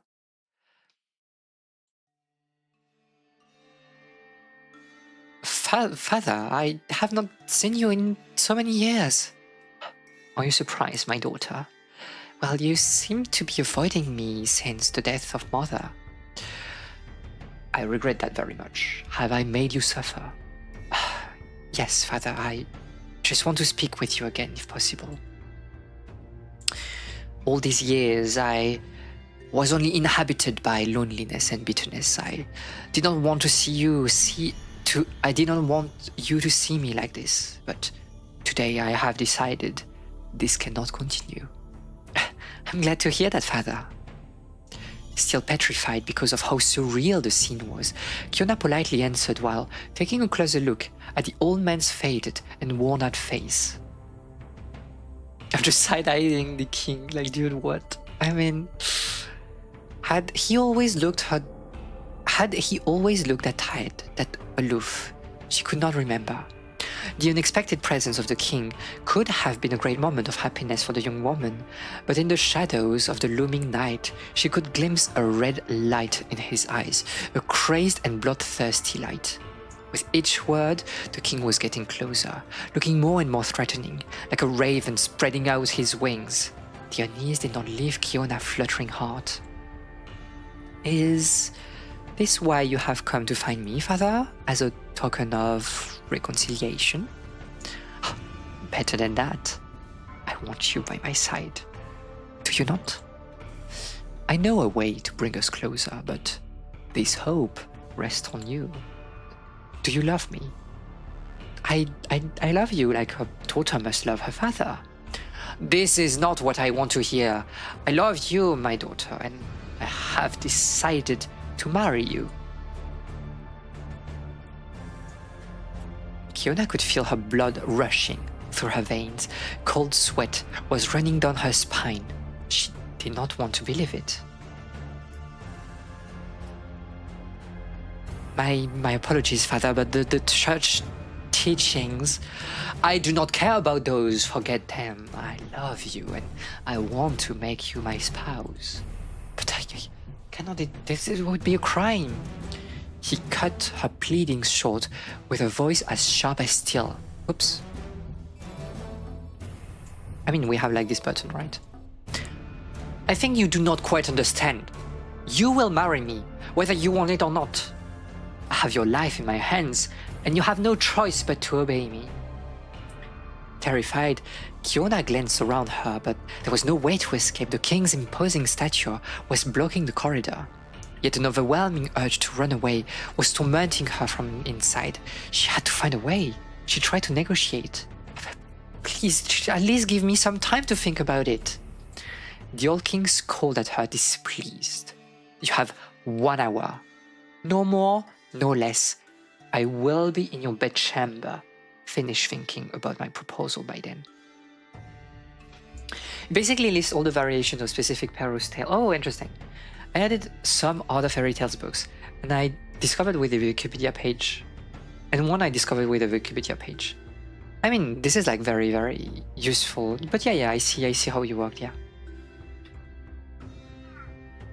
Then he turned around and walked away, his cloak floating through the wind, leaving the princess lost and shocked.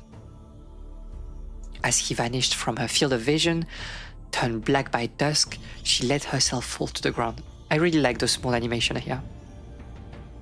This is not what I wanted.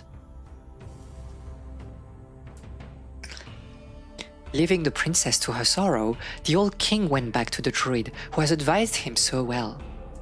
Druid, my confidant, speak frankly. Is my love for Kiona sinful? Not if your feelings are mutual, your highness. Has she become enamored with you? I do not know. She seemed confused, shaken. Am I making a mistake? Her confusion is only natural, your highness. The princess is still young. She cannot analyze her feelings very well. With time, she will perfectly get used to it. So I must give her time. More than time. She needs to forget her reluctance, and for that reason you should, for instance, answer to her every whim. If you shower her with presents, she will soon understand how strong your love is, your highness. I will keep that advice in mind for after the wedding. But tell me, do you have a daughter? Unfortunately, I do not, your highness. But believe me, if I had one, I would not think twice before marrying her. What the fuck? That one line was a reference from the French movie with Catherine Deneuve. Oh, so. Yeah. Pleased with the druid's casualry, King Thibault got out of his cabinet, even more determined than before to make his daughters yield. O Sole, Luna e Kiona. After that overwhelming encounter, to say the least, Kiona went almost mechanically to her bedroom. Then she silently sat on her bed like a dislocated automaton. She found very interesting, no, I guess it works. Talking about automaton here. She found her a bit of comfort in her misfortune. She now understood why the king seemed so weirdly reticent to marrying her off. He wanted her for himself, but it was not morally acceptable. After all, he was the man who had conceived her, and the principle she had been taught were quite clear about this.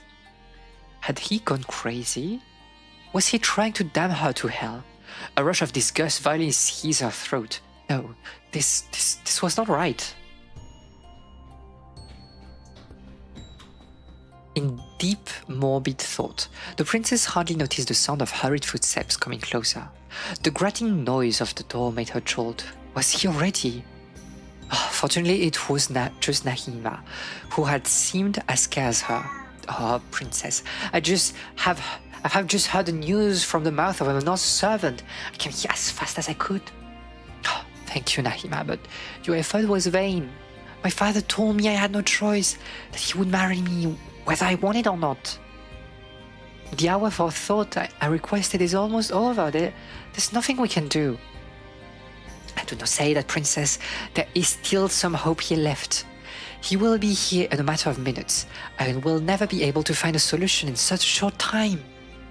Time is what we need. Like my mother always said, it is not good to think in haste. Oops. We have to find a way to buy time, to get yourself off the hook. But how can I buy time without upsetting him? He seemed as hurried as he's irritated. If I were to ask him for another delay, he would certainly refuse. This is why we have to be sly. Rather than directly asking for more time, pretend you demand a gift from him as a token of goodwill. A gift, you say? Ask for something so rare and complex, it will be almost impossible for him to obtain it. Thus, even if he manages to give it to you, you could have bought quite some time nonetheless. And if he doesn't keep his commitment, then it is even better. That's a crude idea. However, I have to find something to ask him without sounding suspicious. If I were to request some Far Eastern China from him, he could argue that this is not necessary or promised to buy you some after our wedding. You're right. Nahima rubbed her chin with a pensive look. Time, we need time. All of a sudden, she clapped her hands. I know, princess, the moment that he gives you a dress the color of time. It's common for a future bride to want new clothes to appear a proper lady in the arms of her spouse, and he will not be able to refuse. And since time has no color, no tailor, not even a fairy one, will ever... Oh, sorry. But since time has no color, no tailor, even a fairy one, will ever manage to craft such a dress. Oh, Nahima, you are a genius! Funny. Under the influence of relief, Yuna flew into her retainer's arms, who consequently went as red as a beetroot. Oh my god, she is in love, by the way. Oh, princess, please. This was nothing. The two girls were so happy they failed to notice the sound of some steps in the corridor of time. Corridor of time being like Chrono Trigger, right? Someone knocked at the door. This time, there was no place for doubt. This was the king. My daughter, are you here? Quick, Nahima, hide under the bed. We cannot let him know you're here. No sooner said than done, Nahima slipped under the wooden frame. The bed sheets easily covered her, and Kiona had only to adjust her length to be sure she could not be seen. I'm coming, father. With shaky hands, the princess opened the door and let the king come in. His eyes were as piercing and hard as an hour ago. She could not help but gulp. So, have you considered my proposal? Yes, father, and after pondering the issue, I have come to the conclusion I cannot appear by your side without clothes fit for a queen. I want to honor you, and this is why I would like to renew my wardrobe before the wedding. The druid's advice immediately came to the old king's mind.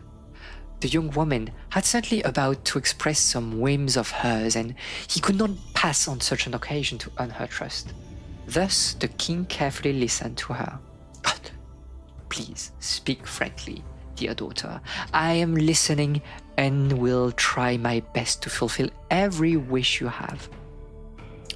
Father, please bear that I ask of you a dress of the color of time. The color of time. What a strange whim of yours. But so be it. I will stick to my word. You will have this dress tomorrow evening at the same time. And with a solemn look, he left the room, delighted by the hope the heiress had given him. Nahima took advantage of this opportunity to come out of her hiding. You have been wonderful, princess. We have managed to buy enough time to set up a plan. We still have to find one, however. Well, it's better to sleep on it. It has been a long and intense day, and you must be exhausted. Get some rest, and we'll think about it tomorrow morning. You're probably right, Nahima. With a brooding and hazy mind, the princess quickly went to bed. There had to be a way to save her. Meanwhile, the king had gathered the most talented crafters of the area, the best tailors there were, and he ordered them to make a dress in a day, otherwise they would be hanged. Terrified for their lives, they started to walk straight away, relentlessly working all night while cursing this weird idea. A dress of color of time, what a caprice! Plus belle que fée. Is there some thing about, because I can't remember. Okay, no, this is like, okay, this is a log for like the OST, right?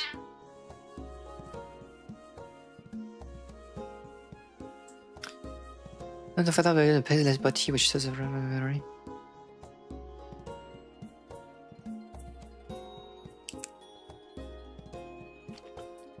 I mean, this is very interesting because, like, we kind of talked before of like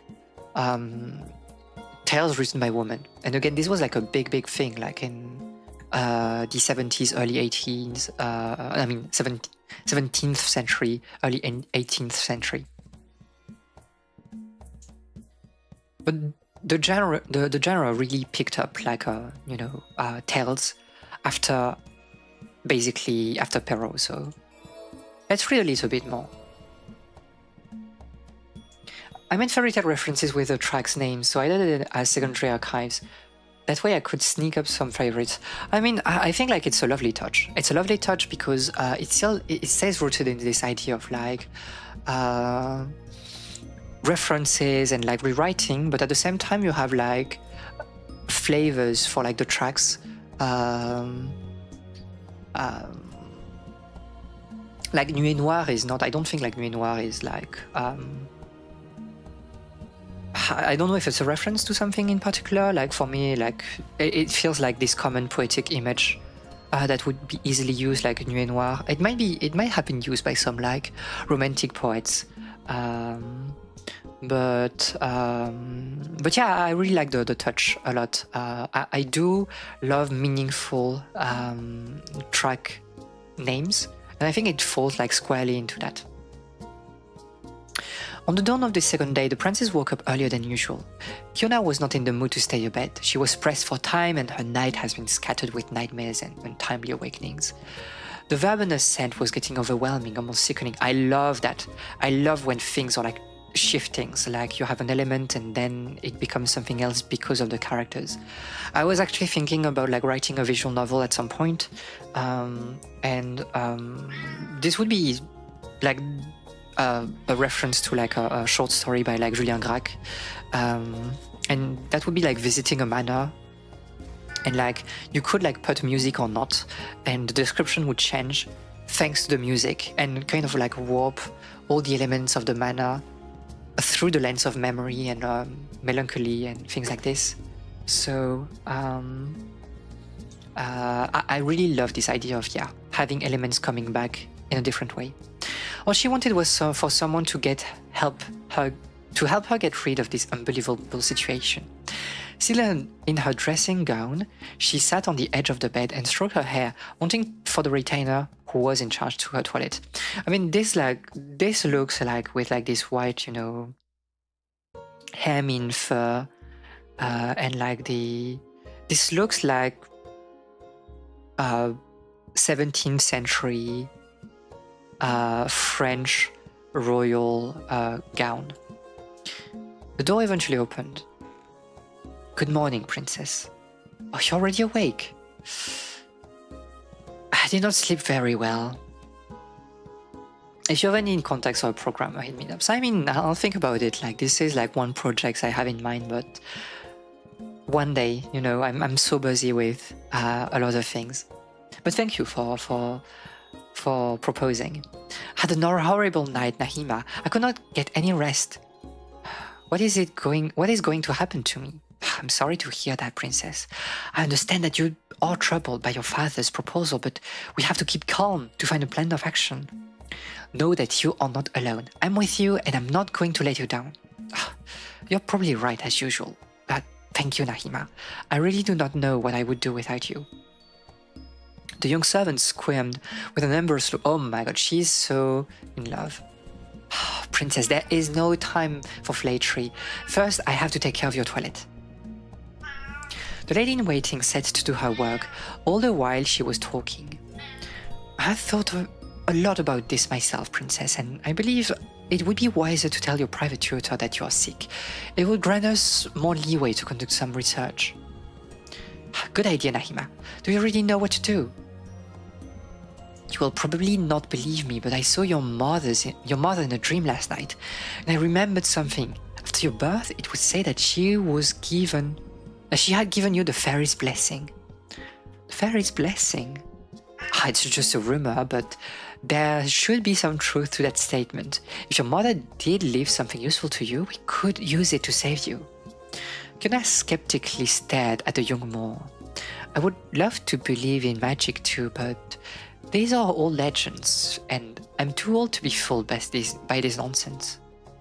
Nahima raised her voice while making weird, white, frenetic gestures. "I know it must sound ridiculous, but I believe in those legends. I think your mother had the fairy's blessing and passed it on to you, and I'm even ready to prove it." "And how are you going to do that?" I'm going to leave the castle for the day and investigate the nearby hamlets. I'm sure some old country woman will be able to give me information about the true meaning of this rumor. In that case, I'm going to have a look around at the library. Maybe some dusty books will teach me how to get rid of this madness that has taken hold of my father. Well, let us part ways and meet again tonight in my bedroom to talk about our findings. May the best of us win. It's a deal then. You seem quite confident, princess, but do not underestimate the power of old legends.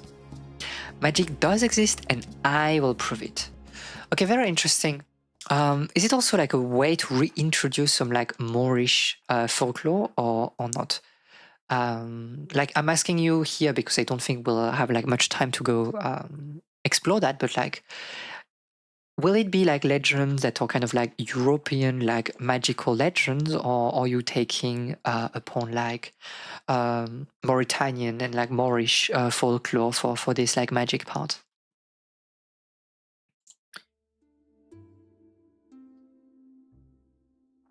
Left to her own devices, the heiress sighed and went towards the library, dawdling on the way. Laziness was taking hold of her with each step, and everything seemed pointless. Her heart was looking for an escape, but her brain was telling her again and again that there was no miracle she could hope for. The only thing that she could do in the meantime was to pray. The dust that welcomed her as she entered the dark room only increased her distress.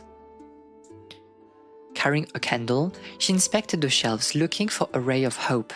Most of the books the king owned were written transpositions of epic poems, lyric lays, and chivalry romances. The few treatises on science were gathered in a small corner. Liber Semplicis Medicinae by the Abbess Hildegard of Bingen. Oh, okay. Interesting. So we are already quite late in the chronology. This may be what I need. So when are we... No, we never talked about that like that. This was in Pentiment, but...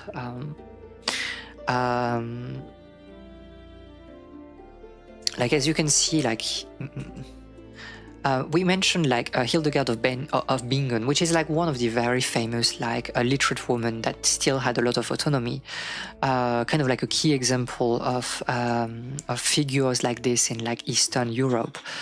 So this is like very interesting how like you're using like history also to. I ever thought your cursor was mine. No, sorry, it's mine. It's mine. I don't know, I felt like it was good to see the cursor, but maybe it was kind of like unnecessary because it's a point and click. Not a point and click, a visual novel. But yeah, like rooting things like in history, like I really enjoy that very much. Unfortunately, no, I struggle to find more diversified tales, so I ended up focusing on European ones. I feel like it's a blind spot in fairy tale studies. I would have loved to include stories from Asia, America, Africa. I mean, it depends of like how you look at things. I think like if you can read like a lot of English, you will find like those things, because you have like a lot of like local folklorists writing in English. I'm obviously focusing on Japan and East Asia in general, and I think well, we have a very deep tradition of like folklore studies in Japan. So it's pretty easy to look up at things, even like very niche things. I think it's kind of like the same thing in China. But I can understand like how, especially for us that live in Europe, it feels just easier, way easier to focus on like European folklore. Yeah, I mean, I say that because I think like it was like also a very beautiful touch, like having the princess coming from Africa. I think it made a lot of sense and brought some I don't know, fresh elements like immediately into the story. She sat down at the table and glanced over the book. Description of plants of medicinal value were passing under her eyes, but nothing of value to her. What was I thinking? No book can get me out of this mess other than black magic of alchemy books. Am I really this desperate? Kuna closed the Treaty of Medicine with a bitter pout. If truth to be told, She had suspected her approach would be unsuccessful, but she had hoped his full sense of action would be enough to regain her courage. What I need would be to bring my father to his senses, and there's no plan that could help me change his mind. Disheartened, the princess put the imposing tome back and decided to spend the rest of the day alone in this dark yet soothing room. To pass time and forget her sorrow, she grabbed clichés, some courtly literature she knew rather well. I don't even know what you're referring to here. What am I missing? I'm normally not that bad with like medieval, early classic. Oh, this is a poem. This is yes. This is the poem by Chrétien de Troyes. Yes. I've not read this one. To be honest. I've read like Percival, I've read like Lancelot, but I've not read it. Interesting, but because this is not like... Yes, this is like a matter of...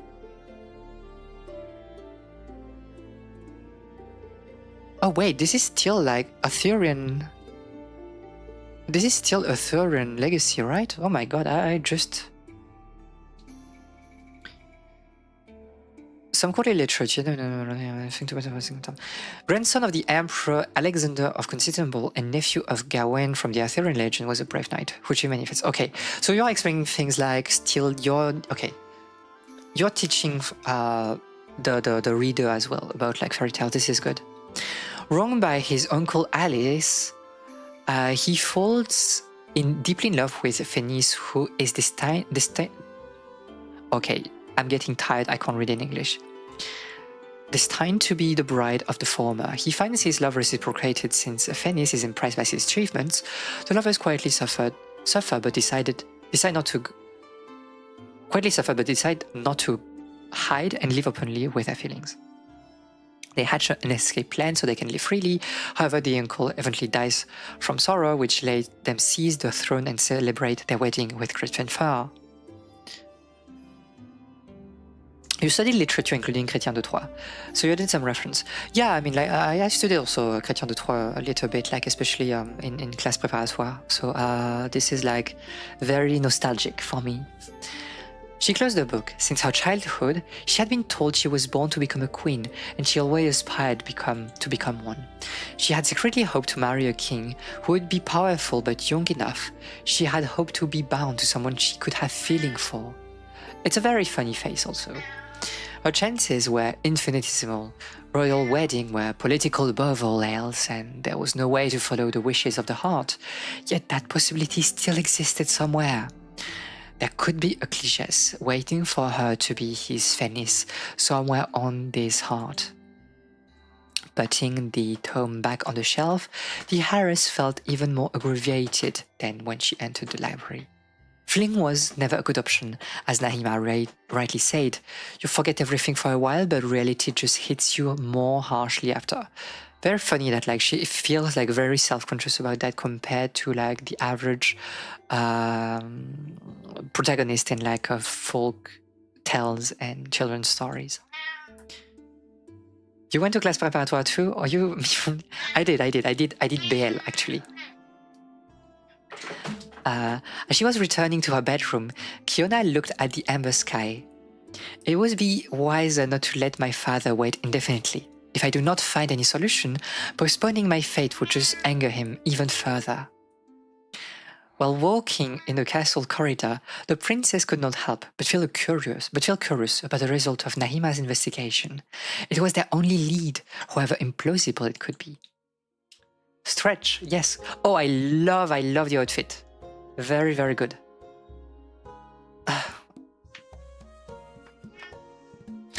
We won't read too much longer, I'm afraid, because I can feel like my eyes are closing by themselves, but it has been like, and I've got like tingling in my hands. Once in her room, Kiona was welcomed by the great smile of her servant's face. A bit out of breath, her cheeks pink for having walked for a while, the young woman gave a triumphal look. How did your investigation go, princess? Poorly, unfortunately. What about yours? Would you believe it? I managed to find the information I wanted. Witnesses of our baptism recalled seeing a fairy during a ceremony, and they confirmed that she gave you her blessing. Oh, really? I kind of want to play her like as a... I kind of want to play her as a girl that is kind of like not believing stories, but like she won't like rebuke them immediately. She had never been very superstitious, but like all good believers, she knew higher beings could summon play with human fates. Could it be that fairies were real after all? I swear on my life, during the great celebration that was given in your honor, all the farmers, crafters and merchants nearby were invited. Quite tiring to stream. Yeah, it's like not easy, that's why I don't do that too often, but like it was a good opportunity to do so with the festival. Yeah, you won't have my reaction, but I will talk about... let's finish the scene and we'll stop, and then I'll tell you more about what I wanted to do.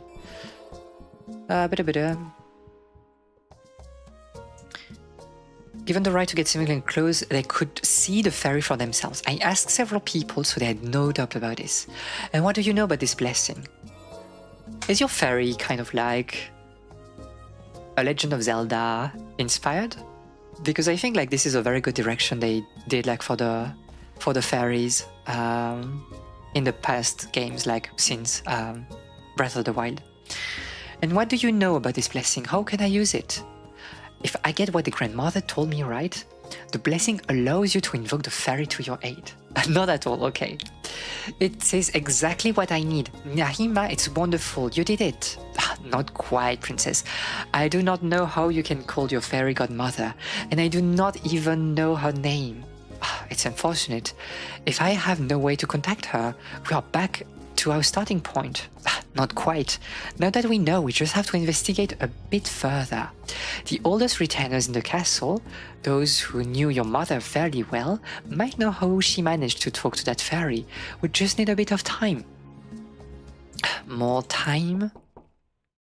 The sound of someone pounding on the door cut them short and made them jolt. When she opened the door, Kiona discovered a handful of crafters who had come to bring the dress of the color of time the king has requested. The queen has requested. She was told to wear it and go to the royal cabinet where she was expected. With a aching heart, the young woman complied. I mean, this is a pretty dress though. When she entered the room, wearing the dress the color of time, King Thibaut was enthralled with her charm. The workers had done an excellent job, especially on such a short notice, and the result fitted her like a glove. Shyly, she then requested a new one, frantically looking for an idea.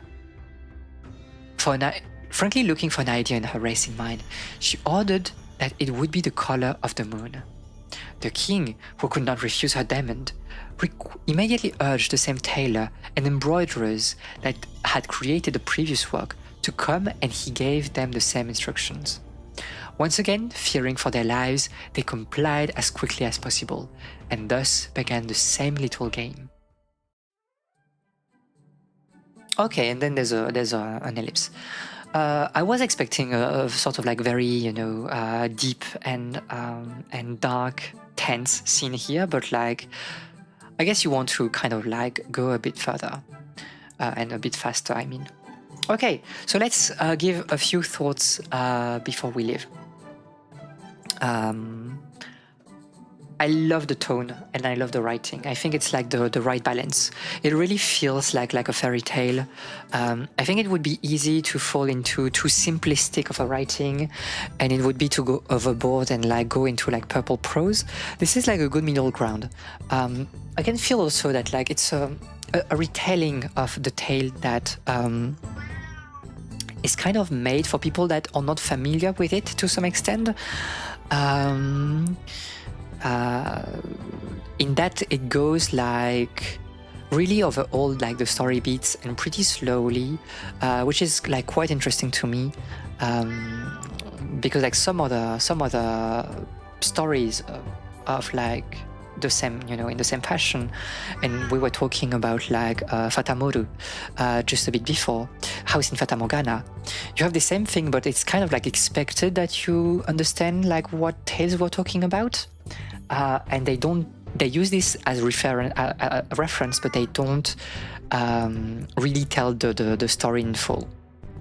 So here, like, yeah, this is like a proper adaptation, rewriting that is meant for people that do love folk tales, but also like a lot of people that are unfamiliar with it. And I think it's an interesting thing because it works very well. I think it works very well as like a retelling of like Donkey Skin. I think it uses like the visual novel medium very well. I will be like very eager to finish the game when I will have some time. I kind of like mentioned that before, but I really love the grounded aspect of the story. I think that's what brings everything home. The fact that like it feels genuine and rooted in like history, reality. It makes, I think, the incestuous request from the king way more like I don't know, foreboding and disgusting. And this is very nice. I know that the story will, if you know the original story, it is taking to some extent, and I think it depends version from version, but like it is taking a darker turn, and there are like a little bit of crazy things happening in like Donkey Skin. So I'm pretty interested in seeing like how it will go. For example, the scene with like the donkey afterwards. But yeah, like very, very interesting. I do love the art for the background, especially. I think it has this very nice and smooth quality that is just very nice to look.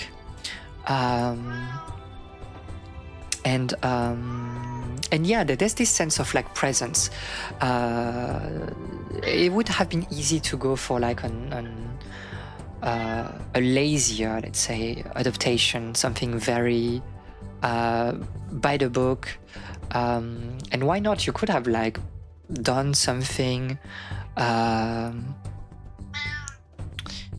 see, other avenues that could have been explored, some of them like being interesting. Like you could have done like a very anime retelling of Donkey Skin, but that would have probably been like the least interesting to do, obviously.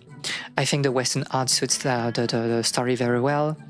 One thing like that was a bit interesting is like I was expecting to see some of like I was expecting something a bit like somber to some extent, maybe something inspired by Gustave Doré, but it was not exactly the case. But still, the common route is pretty faithful to Donkey Skin, so that I can break the mold later. I see. Okay, so how can you tell us how long is the game? I remember you mentioned to me in private that like the game was pretty long, but like how long is the game to finish like completely and doing like all the routes that like are kind of like the key routes of the game? There are illustrations inspired by Doré. Those are related to the Purgatory segment. Oh, okay. And was it okay? Because that's something that is very interesting. Oh, we have like so many interesting discussion right now.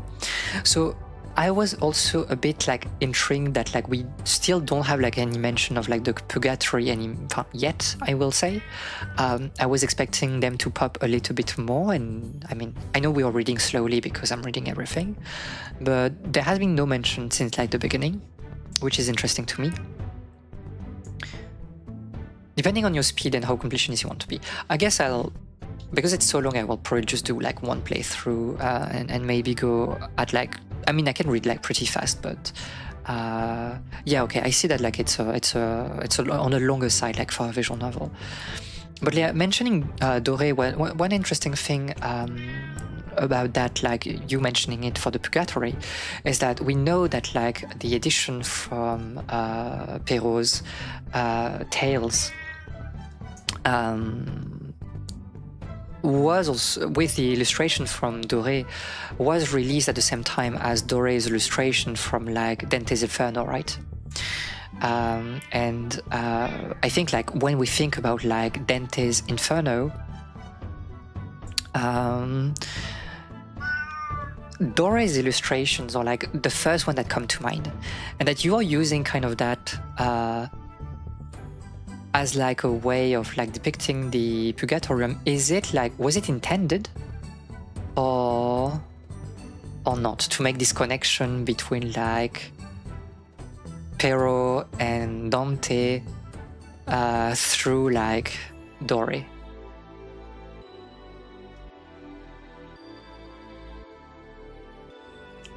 Sorry, I was literally in interview mode and like waiting for the answer to come instead of yapping. I forgot I was on stream. Yeah, okay. While we are waiting for the answer,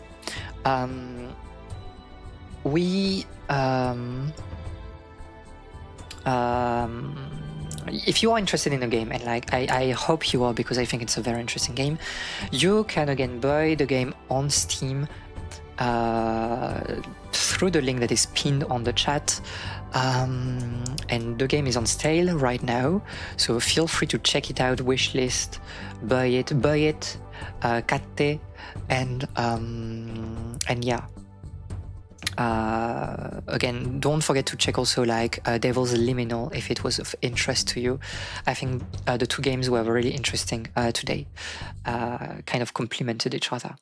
The connection was more of a happy accident because the Purgatory story was inspired by another tale story. Oh, and what was the inspiration for the Purgatory then? It only comes back at the very end. Okay, so there's basically like bye May. There's basically no Purgatory section like until like the end. I will go back to the chatting scene so we can like chat a little bit before I leave. Let me save also the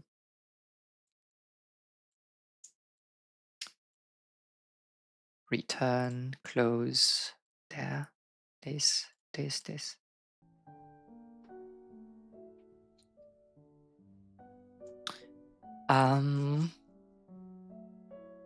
But yes, those were two interesting games. Obviously, we were only able to do like the very beginning, and it already, you know, this was like such a long stream. It was even longer than the Hollow Knight stream on Monday, and I talked, I read too much. I kept doing that like this week. It's yeah. And we are not over because we have a second day of the festival on Monday, so yeah. Just to talk a little bit more about like, I think Chronotopia makes a lot of sense when you look at it like a patchwork of multiple fairy tales weaved together in a Korean different whole. That's what I was trying to do, at least. I think I need to explore like a bit more of the game to really feel that. I think we're still at the beginning and it feels like so like donkey skinned that like it's hard to see like other influences like creeping through. But I think it's like the best approach. Probably like sort of like patchwork, like collage or like anthology of texts of different like folk tales. So yeah, I will be like very happy to talk more about this. So what I said also, I said the same thing for like Devil's Liminal, but like I will finish the game on my own at some point. I probably won't do like I'm okay, because oh my god, there's so many things in my life right now. You might have seen, okay, first of all, if you are in the Discord, you might have seen that like I've made a new channel called like Miyabi Logs. I will post basically logs about me playing games that I do like off stream, and the first one will be like Silent Hill F. So I'll take like screenshots, I'll write things, probably do some silly like Photoshop editing, whatever, to, you know, have some illustration. So I will have that like on the server. Those games, those visual novels, because I want to read them fast, I probably won't do any logs for them, but there will be a video essay, video review, whatever. in at some point. I'm really busy right now because I need to focus on editing my own video essay, but probably like in late October, November, depending on my planning, on my schedule, I will have finished all the games that we are doing on stream for the festival, and I want to talk about them. This will not be like too academic, like I tried to do like for my visual, video essay, but I still want to talk about certain things that I find interesting, and I will do like some amount of research on my side to make things interesting and educative for people to watch. So it will be like a combined video of like 3 visual novels, 3 or 4, depending on like if another dev is like answering me before Monday. But yeah, that's basically it. A video is I want to do that. Like I think you know, I understand that you know the festival is basically you can just play the games and that's basically it. It's already like a lot, but I want to be like a little bit more serious than that because you know it's the library and we are trying to teach people about things.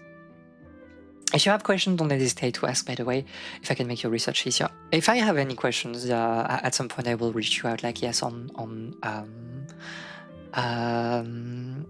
Blue Sky, or if you join, like, the Discord server, I can contact you through Discord. I don't exactly know what you prefer.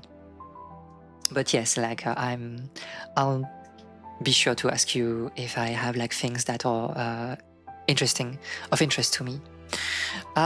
So for the planning of the next days, the next week, like I need a break. I literally need a break at some point. So we'll still stream next week on Monday for like the day 2 of the festival, and probably on, I don't know, Friday I want to continue like Hollow Knight. Probably no, I can't stream on. If I do stream on Wednesday, I would be like, I will burn out. But on Friday, we'll continue like Silk Song. Also remember, if you're on the Discord server, or if you're not on the Discord server and you want to join it, we are holding a movie day tomorrow on the Discord, yes. There will be the first movie day in the library. We'll be watching Comet in Mooming Land. And we're basically here at like the usual time for stream, so like 4 p.m. French time, GMT plus GTM plus 1, and that's basically it. So if you will attend movie night tomorrow, I'll see you tomorrow for some, movie, and then we'll probably yap afterwards on voice chat. And if you're not, I'll see you next week for more reading and more Miyabi being like burned out with life and with the 1 million projects that she has. So thank you for being here today. I hope that it was still, interesting.